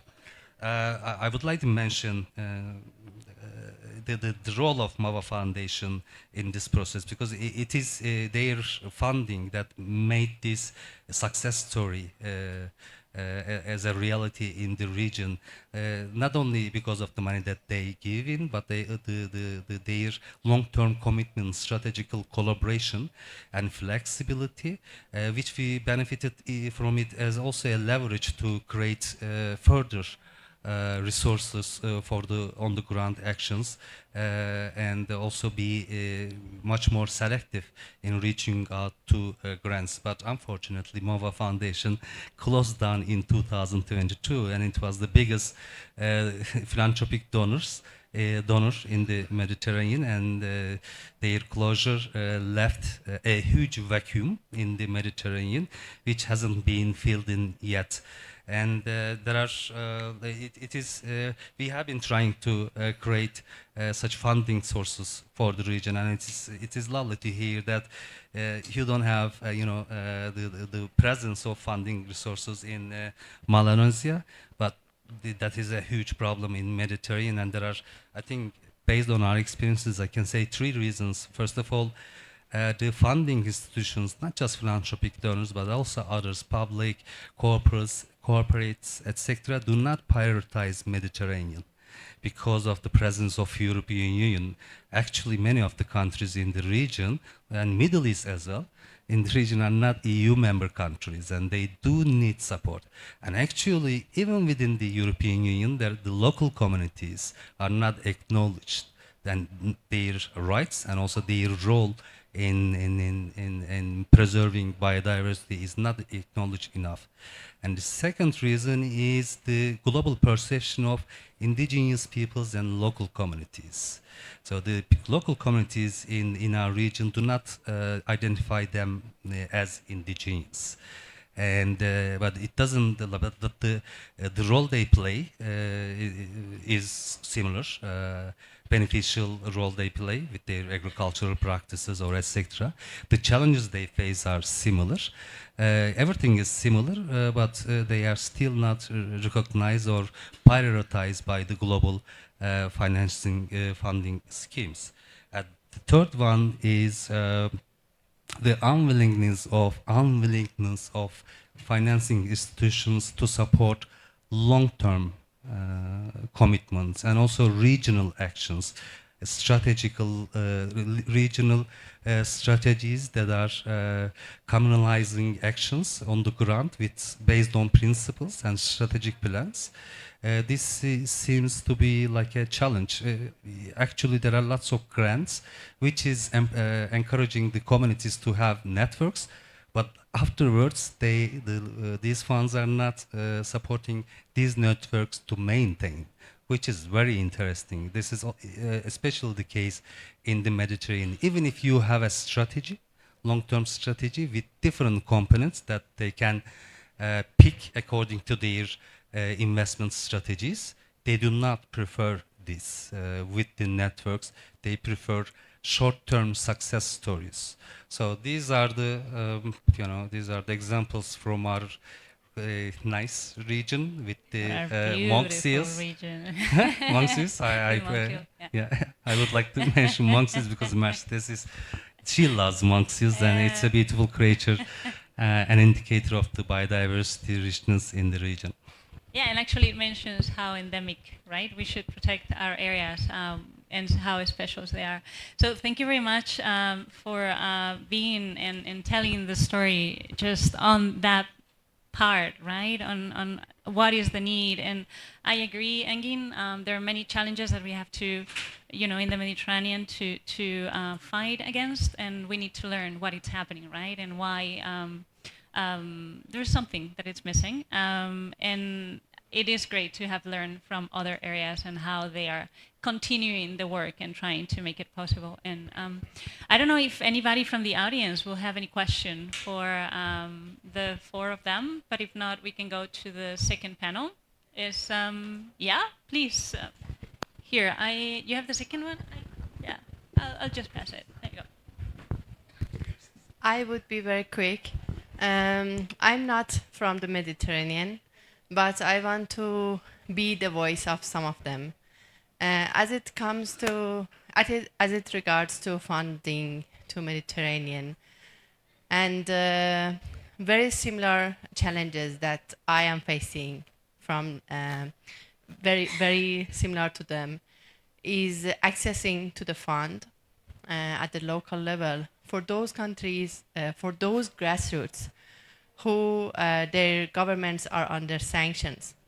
So in the Mediterranean, there are some governments, like mine, Iran, but I'm not here to advocating for my government, and I know many grassroots people, they do not do so. But for this kind of conservation, we need to access these kind of funds. And no matter if, the politicalization, everything, even fundraising, it is not good for anyone. And as all of these conservation have butterfly effect, when you eliminate a group of community from receiving funds, then the other community also affected by those. So it is a comment. I don't know how we can overcome these challenges, but there should be a mechanism. It is not on us as grassroots people to make these kind of mechanism. It is on the other mechanism who are raising these, who are funders or who are donors for these kind of initiatives, to work on the mechanism and to work on the monitoring and how these funds are going exactly through the needed communities. Thank you. I agree. Thank you. No, yeah, please. Please. Avoid dropping my phone. Hello, I am from the Mediterranean, and I would like to thank you for that comment. I think it's super important, and I think that's like the issue we're grappling with there is the issue of legitimacy, and it's a very big point, a war, I would like to call it, on the nexus of environment and democracy, and the fact that governments do not entirely represent their constituencies, and bureaucratically, institutionally, that's what it comes to, is that your government is in charge of you, and it's in charge of providing for you, and it's in charge of protecting your ecosystems and being the intermediary and dispersing this type of funding and so on, but not all governments are good intended, well intended, and not all of them are doing this, and a lot of people are suffering at the hands of this, especially in areas where fundings and projects are considered as high risk. I mean, what does that even mean? Are those areas are not in high risk if they don't have such funding? It's a high risk to whom? And so I think these are very, very important questions that we need to address, especially in the context of the Mediterranean. I mean, it's one of the regions in the world that's most vulnerable to climate change, already suffering extreme impacts, like already way beyond the level of warming that is warned by the IPCC in most regions. And there we're facing also, I mean, honestly, in bringing up everything, a full-on war currently on Mediterranean ecosystems in Lebanon, in Palestine. And so who is this risky for? Who is facing the real risks? I think it's super important in addressing this funding gap for the Mediterranean. Yeah, actually, really, we feel very fortunate to have this 1 hour and a half to discuss about the Mediterranean. And the second panel actually is going to be, talking just for the Mediterranean. We just wanted on the first one to hear other voices outside and learn, right? Because at the end, all of us have the same problems, and it's nice to hear from outside because sometimes we are in and you forget, right? But thanks for that comment. And so we'll go to the second panel now, but before that, the Alliance has bring a video, and it's just 2.5 minutes, but I think it's beautiful. It has beautiful images from the Mediterranean, so you can get the sense of how precious the hotspot is of biodiversity. And while this video is played, I just thank you very much to 4 of you for being having been with us. And after the video, I will ask the second panel to join us. So please. I think you'll see it there.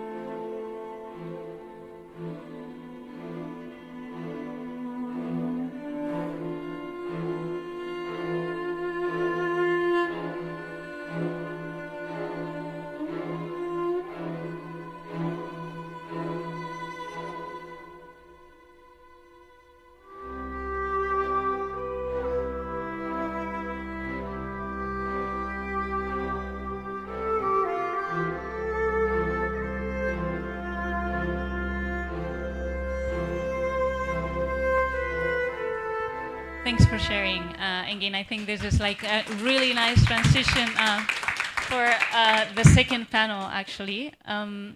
in which we're going to talk, well, we've been hearing about the different communities and how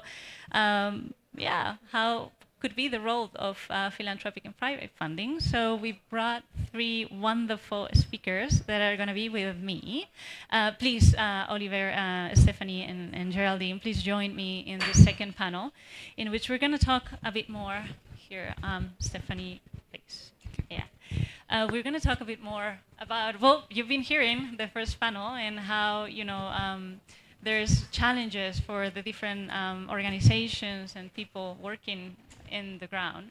And they want to hear from you. Actually, we want to hear the other part of this game, let's say game.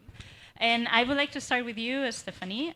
You are the General Secretary of FFM. It would be great if you can explain them, right? What is FFM?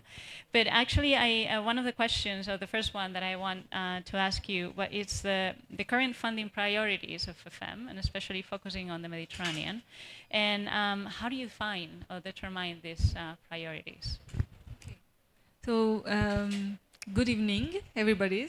Thank you for inviting me here. So for those of you who don't know the FFM, the French Facility for Global Environment, we are a public French fund.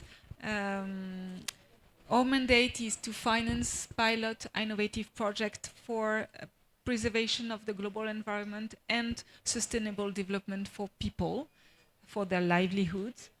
We are providing funds in co-financing to finance pilot projects, and we are providing between 500,000 euros to 2 million euros. We are not co-financing these projects for innovation, but really to learn from the solutions that are tested. So that's what is important for us.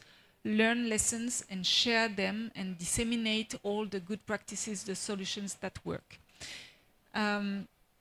We've been very active since our creation 30 years ago in the Mediterranean, obviously because this is one of the main hotspots on the planet. You've mentioned that with this beautiful video. That is a hotspot that is facing real major pressure from the activities and the demography and also the effects of climate change, obviously. And so Mediterranean was, from the beginning, one of our important region of action, and also Africa. About our priority, we are actually working on all the components of the environmental crisis. So working on biodiversity conservation, but also climate, land degradation, international waters, and pollutants. And we define our strategy every 4 years, but with principles that are more or less remaining the same. Among these principles, we have first the integrated approach of the full components of the environmental crisis, meaning that we focus as much as possible on projects that are covering at the same time biodiversity, climate, pollutions issues. The second important aspect is to have projects that are working at landscapes or seascapes level in order to have demonstrative effect at these levels, and that we cannot reach with a plot approach, for instance. And also a concerted, a shared approach in the governance with all stakeholders, local actors, and communities and populations. That's also a really important aspect of the projects we are supporting.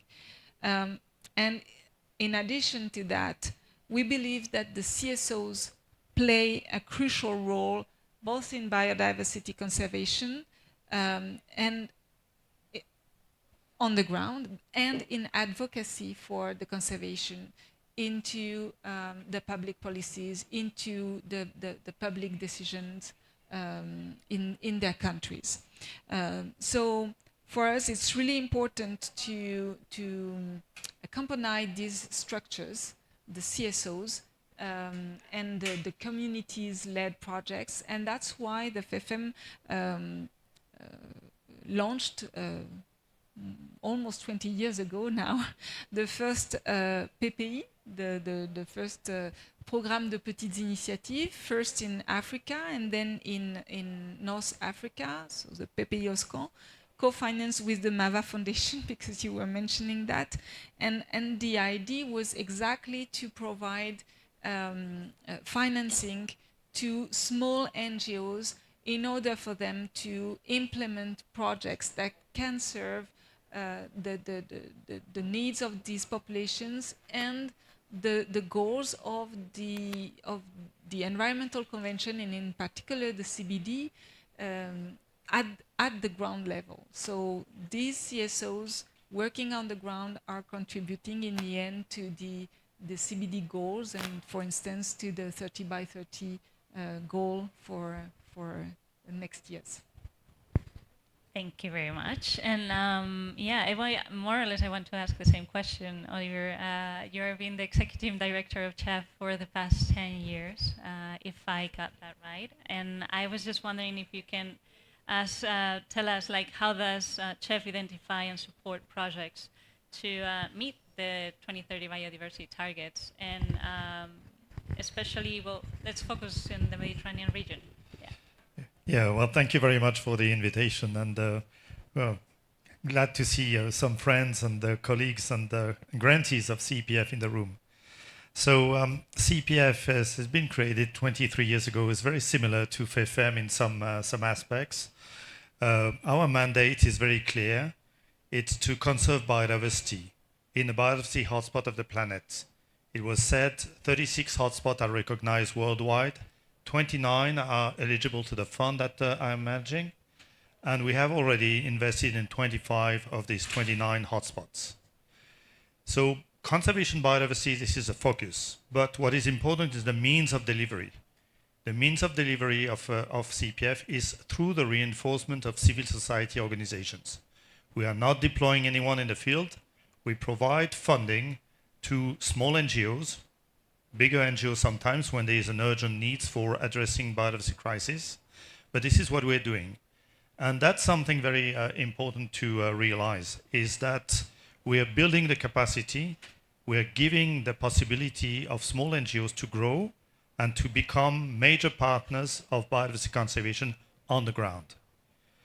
So we have been involved in the Mediterranean since 2012. We operate through a cycle of 5 years. We run one first cycle from 2012 to 2017. We made 108 grants to 83 different organizations in 12 countries for a total amount of 11 million. So $11 million distributed to small stakeholders. So it's not giving $500,000 to a few organizations. It's like drip irrigation we're doing. We're putting the money in the hands of small players, small stakeholders that make a difference on the ground. So we were quite successful with this first operation, and we went for another one from 2017 to 2024 that we just ended. This time around, we distributed $14 million. We made 200 grants to 133 organizations. So that's, again, pretty significant efforts to build the capacity of NGOs in 13 different countries, because we added in the meantime some countries of the region. Those countries of the Mediterranean basin that are eligible to the fund are the ones that are actually client of the World Bank. That's part of our rules. We are operating with mostly public funding coming from the World Bank, the GEF, the EU, the French government through Agence Française de Développement, the Japanese government, and the Hans Wilder Foundation. So we work mostly with public funding. So the work that we are dedicating to small stakeholders, small NGOs, is very important in one sense. When we deal with the small NGOs, most of the time they know their job, they know the technical work. But what they are missing is the financial capacity, administrative capacity to address the needs to work with public funding. And that's where we work with them in order to prepare them to, at some point, graduate from our support and go directly to these donors. And that's, work that is needed. It's not easy. It's not fun sometimes, but this is something that you need to learn the tricks. So we provide this technical support, administrative and financial support. Same thing with the funding. If an organization said, we have enough funding to address, all the technical work, but we need an accountant, we need, pay for an audit firm to start, being considered for grants by international organization, USAID, French government, EU, whatsoever, we are happy to work on this. So building the capacity is something very important. So we have been working, with a new phase. We are currently actually finalizing a new strategy that will run from 2025 for 5 years, so until 2030. And it's going to be the continuation of what we did before, working with small NGOs. So all the funding that I mentioned, the first phase, 11 million, the second phase, 14 million, 92% of the beneficiaries are small NGOs. But they all contribute to the NBSAP of their respective countries. That's also something very important, because the idea is not only to deliver conservation on the ground, but it's also to demonstrate to governments that civil society is a very important driving force.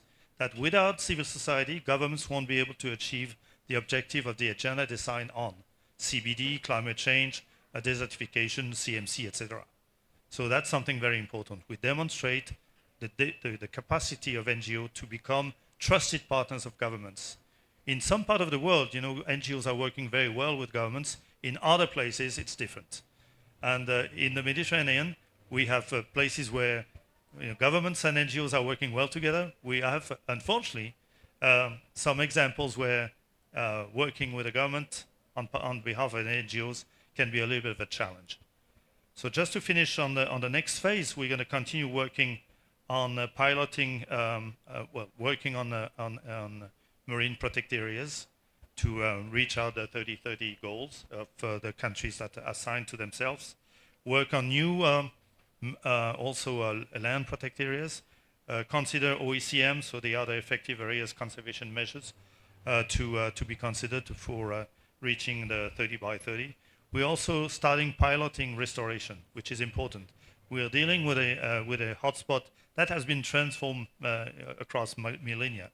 And that's very important that we maintain traditional practices in order to maintain especially the flora of the Mediterranean basin. That is one of the most diverse of all the hotspots we're working on.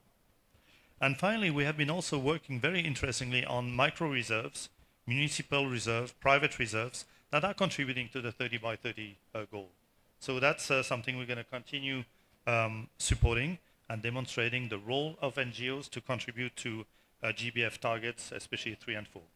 Thank you. No, that's very interesting. It's a very nice approach. And actually, I want to keep just asking you, because it looks like the strategies of the chef are more or less, I mean, you already mentioned that more or less, but I was wondering, the strategies for the local communities, how does chef ensure that the money, right, goes to the local communities and aligns to their conservation goals, right? Because, yeah, so the thing is, we give the funding to small NGOs that are working in the communities. Okay. We are not giving, the money directly to the communities, because that's public funding. There is a need for legal structure to exist to be able to accept the funding. So we select NGOs that are working with these communities, that are based on the site, because that's very important, because the capacity to deliver and the credibility of NGOs depends on where they are based. And I think it's important that they have the trust of the community they work on. We heard it from the previous panel. I think that the trust of the community is essential for the long run. And we have had also the beneficiary of being able to support some NGOs for the long run since 2012. Sometimes, 12 years of support of some NGOs, and we see the difference that it makes. We build champions, in some places, and at some point, they will also. It's like mushroom, so it's they're gonna support other players, and they say, well, follow us. 10 years ago we were like you. Look who we are now. We're delivering conservation. You can do the same. Nice. Thank you. Thank you very much. I'm going to ask now Geraldine. Hi. So you work for the Institute of Paul Ricard, and I was just wondering, like, how is, what is Paul Ricard and how does it ensure the protection of the area and the communities that are working there? Hello, everybody. So yes, I'm a researcher at the Oceanographic Institute Paul Ricard, which is based in south of France. So he was created by Mr. Paul Ricard, who is also famous for creating the Ricard alcohol, and so the big global company. And in fact, so he created the institute in 1966, and it was after an ecological riot he leads against water pollution on the Marseille-Calanque, which is now a marine protected area. And so he didn't find any institute or organization to support his riot and the way he wants. So he used philanthropic funding from his own company to create this institute, which is also an NGO. And so now, almost 60 years after, we still continue our research, and about a lot of the research activity is still financing through this philanthropy partnership. And it's really it really gives free time to a researcher to invest on looking for funding for the actual research. So we have different kind of research subject about biodiversity survey, but also ecosystem restoration and sustainable aquaculture. We are also based on a small island, very beautiful, between Marseille and Toulon, and which is particular is that this island is private and it's also owned by the Ricard family, which is now the Ricard family company that manage the touristic activity. So the institute is host on that place, so we are clearly support financially by this two big company.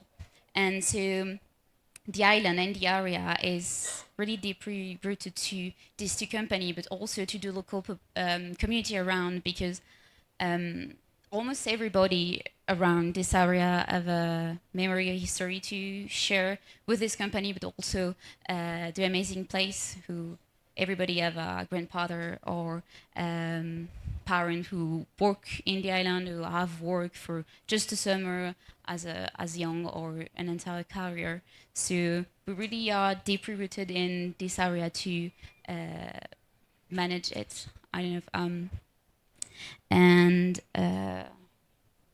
to yes. So the institute is really working on this philanthropic funding, but also other philanthropic partnership and public funding. So we really work on all the part we can work with. Yeah, so it is important to then the roots, right, of the funder, like how important it is certain places for some funders to keep working on those areas. Thanks, Geraldine. I want to go back to you, Stephanie, and ask you something about barriers, right, of funding.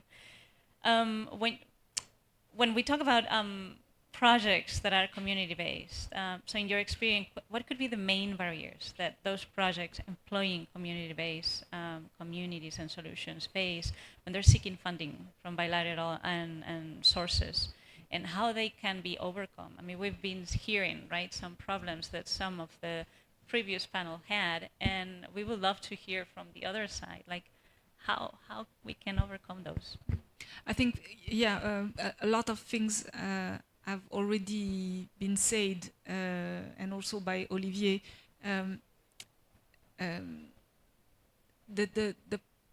community-led projects, first, as Olivier mentioned, we cannot provide money directly to the communities, at least for statutory reason. So we need to work with local actors, like NGOs, for instance, that are really close by the communities, or it can be also other actors, always with this mandatory aspect to be really approved and working with the communities. But we need to work with this type of partners. and one of the reasons is not only statutory, but it's also because, as Olivier also mentioned, we are dealing with public money. And so for that reason, we need to be fully transparent and to have a full accountability of the use of these funds. So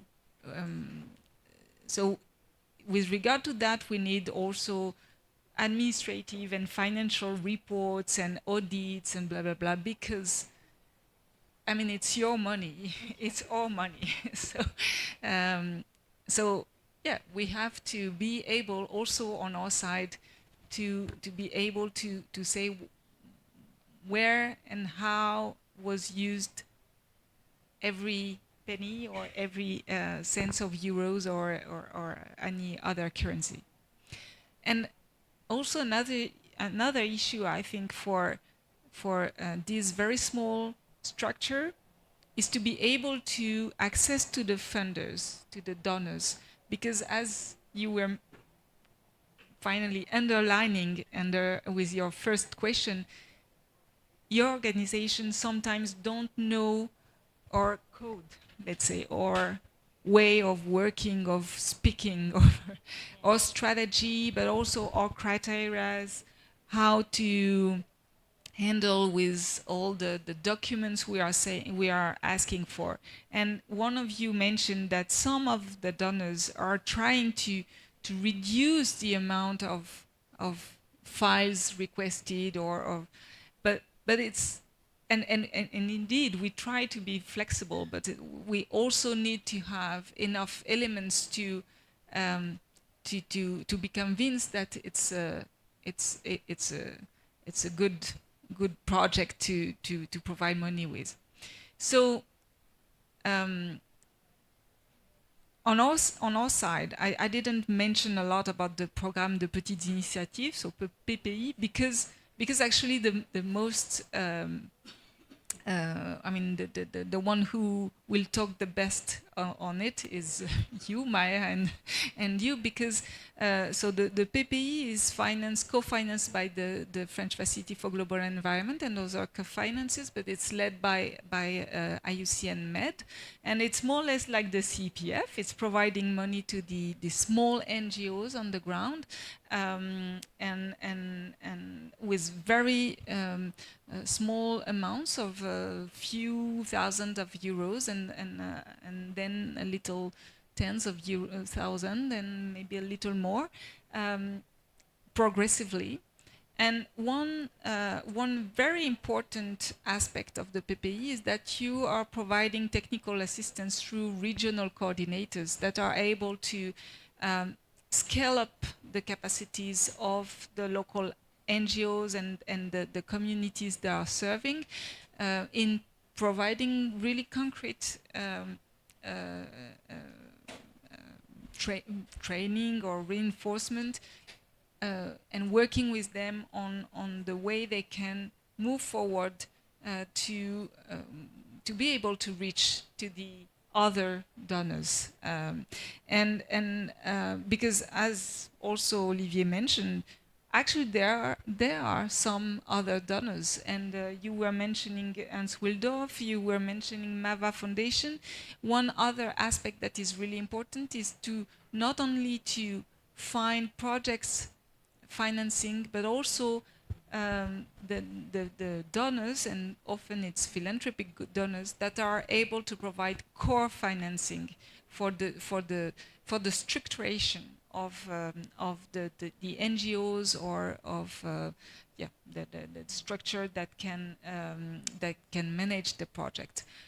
For instance, at the FFM, we are not able to do so. We are only project-driven funding. The PPI is little in between, and again, some philanthropic actors are providing this type of financing. So it's important to know kind of all the ecosystem of the funders, the donors, their strategy, their criteria, to be able to find the correct, let's say, menu of type of fundings to have the full full support the NGOs are needing. Thanks. And no. I'll just finish with one question for you. I was, now that you were mentioning like PPI IUCN, and can you mention one success story that could be, be used as an example of how biodiversity conservation and local communities. So I will go out of the Mediterranean area, but indeed, for instance, to have this idea of scaling up the ability of the NGOs, we have, for instance, a Senegalese NGO called Nebedai, and this NGO was supported by the PPI, so Western Africa, let's say, when it was a baby NGO. So they started with a few thousand euros to manage, and they grew up, and they are now working with, I think they have a staff of maybe 50 or 60 persons, 60 people, and handling with EU fundings and a full FEFM funding. So they are able, they was supported to scale up, to grow up. And I think that's what will happen with some of the NGOs that the PPI IUCN is nowadays helping. And in a few years, we will have a project from Mediterranean NGO directly helped by PPI IUCN. Well, I hope so. That means that it's working, and thank you. Moving on those, thank you. I'll just go to Geraldine actually for another example. So we heard some success story, and I love that part. I think we need to have like some positive stories and success stories. So Geraldine, could you just mention one like success story for you? Yeah. So I'm going to start with that successful story at the beginning, but the ending gets nice. So I mentioned that the institute is on the island, and between this island and the continent, there's an amazing lagoon called the Burst Lagoon, which is kind of specific in the Mediterranean because it's not close by a piece of land, but close by to Posidonia oceanica reef barrier, which is a seagrass species very specific to the Mediterranean Sea. And so this reef barrier protects the inside of the lagoon from the incoming waves. So we used to have an amazing Cimodocea nodosa, so another seagrass species, meadow within that are supporting a lot of recreational activity, but also fishing activity. But sadly, in between 2004 and 2007, almost all this seagrass just collapsed. And so the institute was starting to investigate about the reason why of this collapse. So the most reason, there are a lot of different reasons, but the most important one is the input of synergies sediment from the sediment put to rebuild the beaches each year for touristic activities. So this sediment really choked the entire seagrass.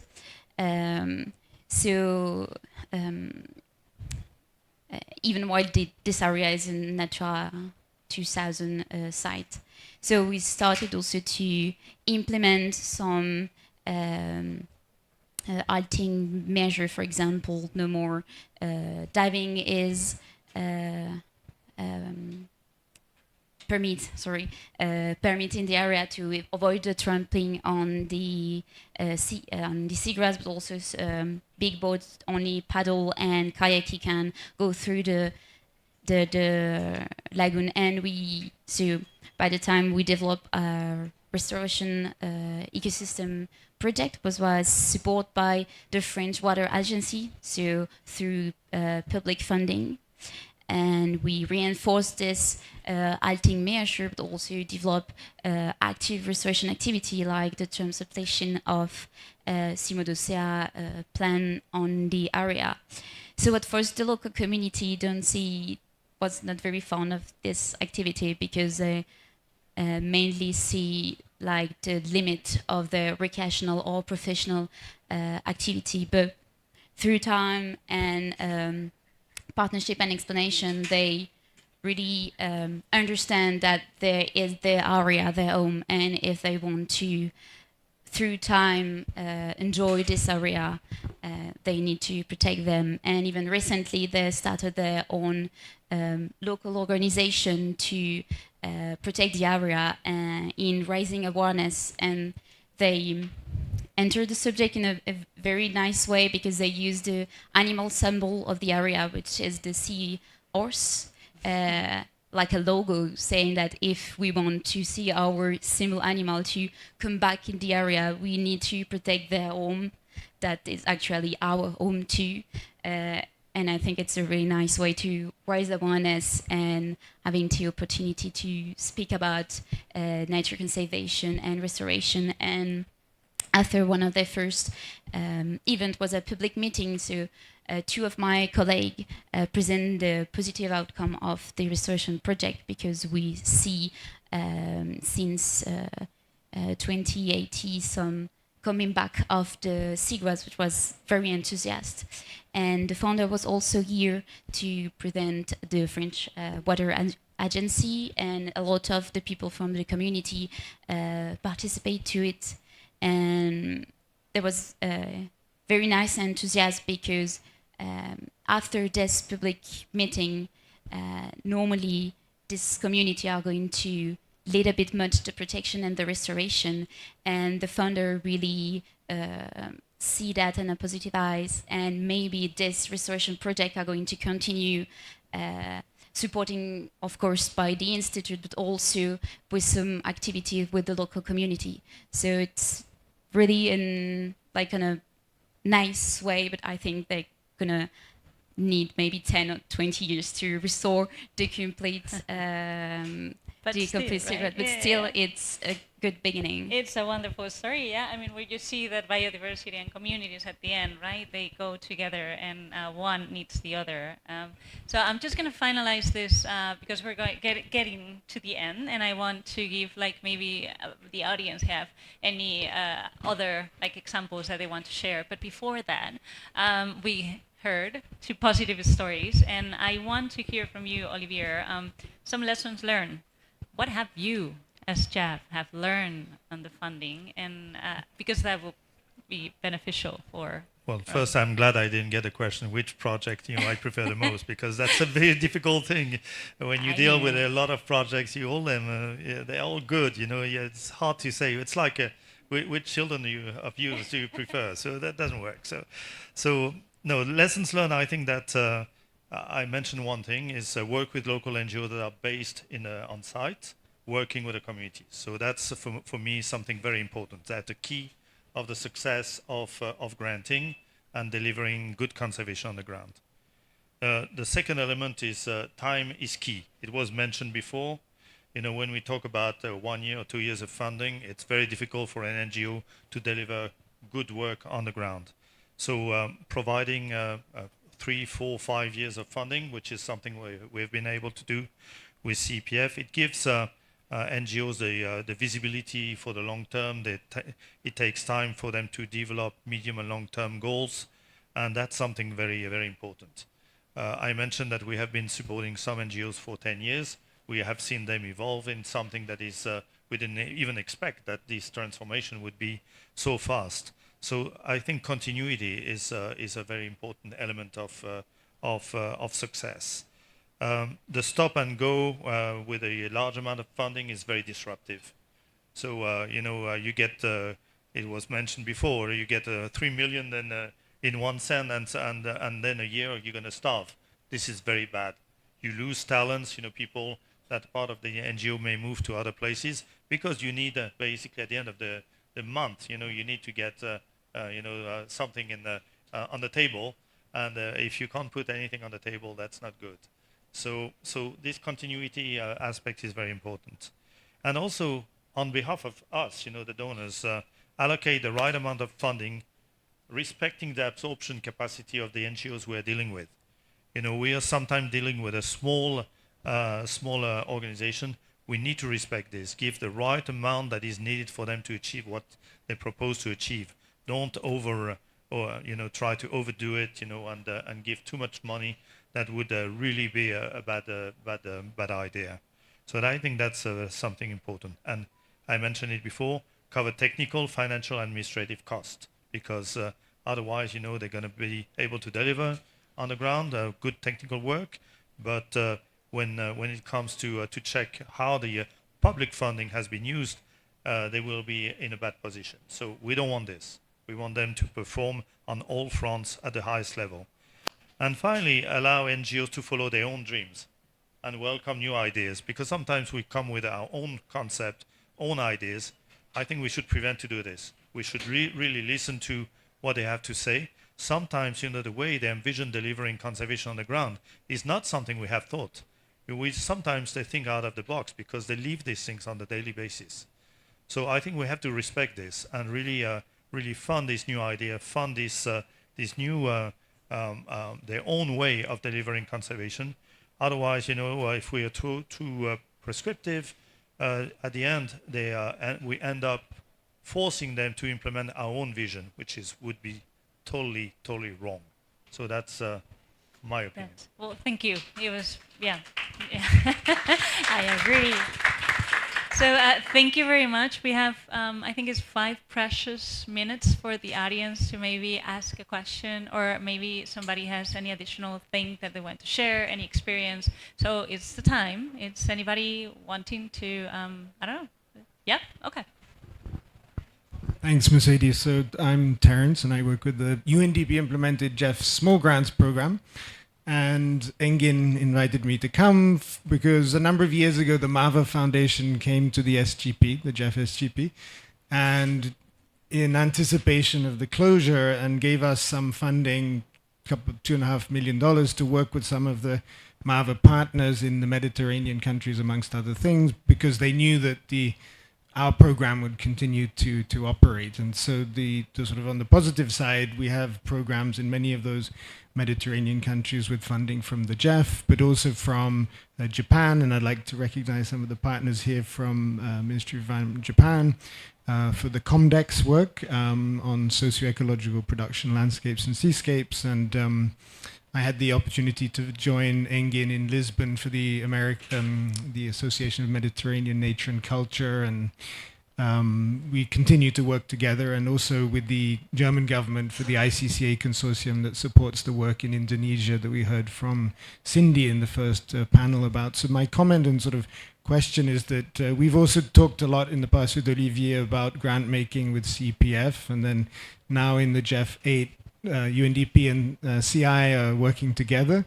So I guess one recommendation I have is that maybe in GEF 9 replenishment starting next year is that we try to take some of these lessons, so that the vision of Carlos Manuel to get to the 10% of the GEF replenishment for civil society, that as CPF and as SGP we can channel more funding at the right levels, all the levels we heard from the FFM, the Petite Initiative, through to the middle and the sort of the graduation scale, including in some of the governance contexts that are challenging in the region. And so we look forward to that. And just equally, the whole focus now on localization amongst some of the donors is going in that direction. We're seeing USAID with some very ambitious targets, which they're not able to achieve. They're only halfway to their 25% of USAID funding to the local level, and maybe we'll see the same thing in some of the European donors and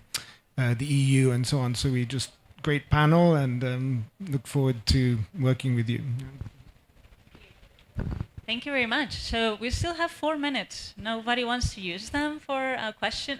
Okay, here you go.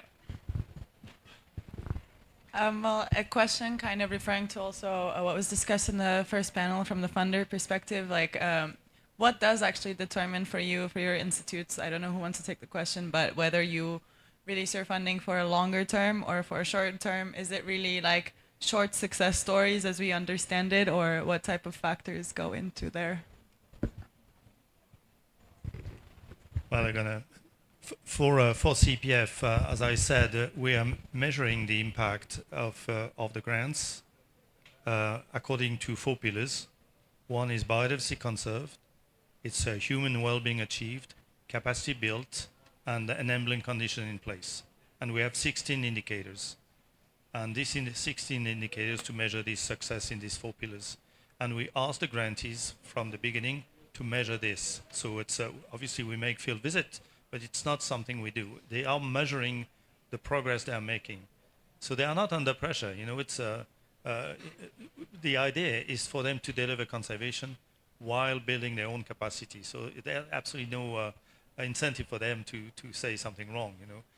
And then we can see how they go, and we can also report back on the kind of thing that they are doing. So I think that's something important, is to demonstrate impact that these grants have, and then when the grant closed, we do a full analysis of it, also at the hotspot level. So we have a clear idea, and every year we produce this impact. It's available online. You can see, what collectively all the grants we made available in the different hotspots have achieved in terms of biodiversity conservation, in terms of capacity built, or in terms of enabling conditions like ecosystem services in place, the trust fund being created. We can't capitalize trust fund, but we can provide grants for NGOs to create the structure for a trust fund, etc., etc. Somebody else wants to answer?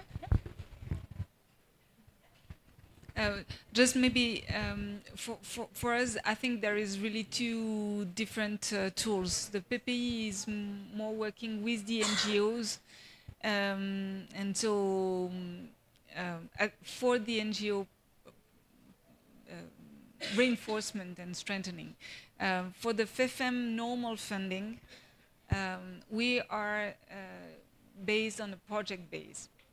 And so what we are searching for is a solution to be tested in front of an environmental and developmental issue. But we don't have only the NGO aspect in mind. So, but what we are, regarding the duration, we are looking at a project level. It's, as always, too short, because we know that it takes a lot more time than the 3, 4, 5 years we allow on principle. But what we are looking is also on what did we achieve at the end of a project, and does the project need for a second phase to be up to speed without us. So we can allow for a second phase if needed. Oh, well, it's just 2 seconds. They're gonna, I don't know if we have just one quick question. Hello. Is there more support for nature conservation North African countries? PBOs come for CBF, many projects in North Africa. Can you more support or no? And we really need a 30 seconds answer, and if not, it will be like with that wonderful food that it's out there. So CPF has been supporting projects in Morocco, Algeria, Tunisia, Libya, and Egypt. Yeah. And it's a well, then let's discuss that on that wonderful side, and yeah, we can be looking for that, because I'm seeing looks at me like that's the end. So thank you very much. Any question, please, to them in this minute. Thank you very much to the audience. Let's take a picture, and yeah, thank you very much. You want?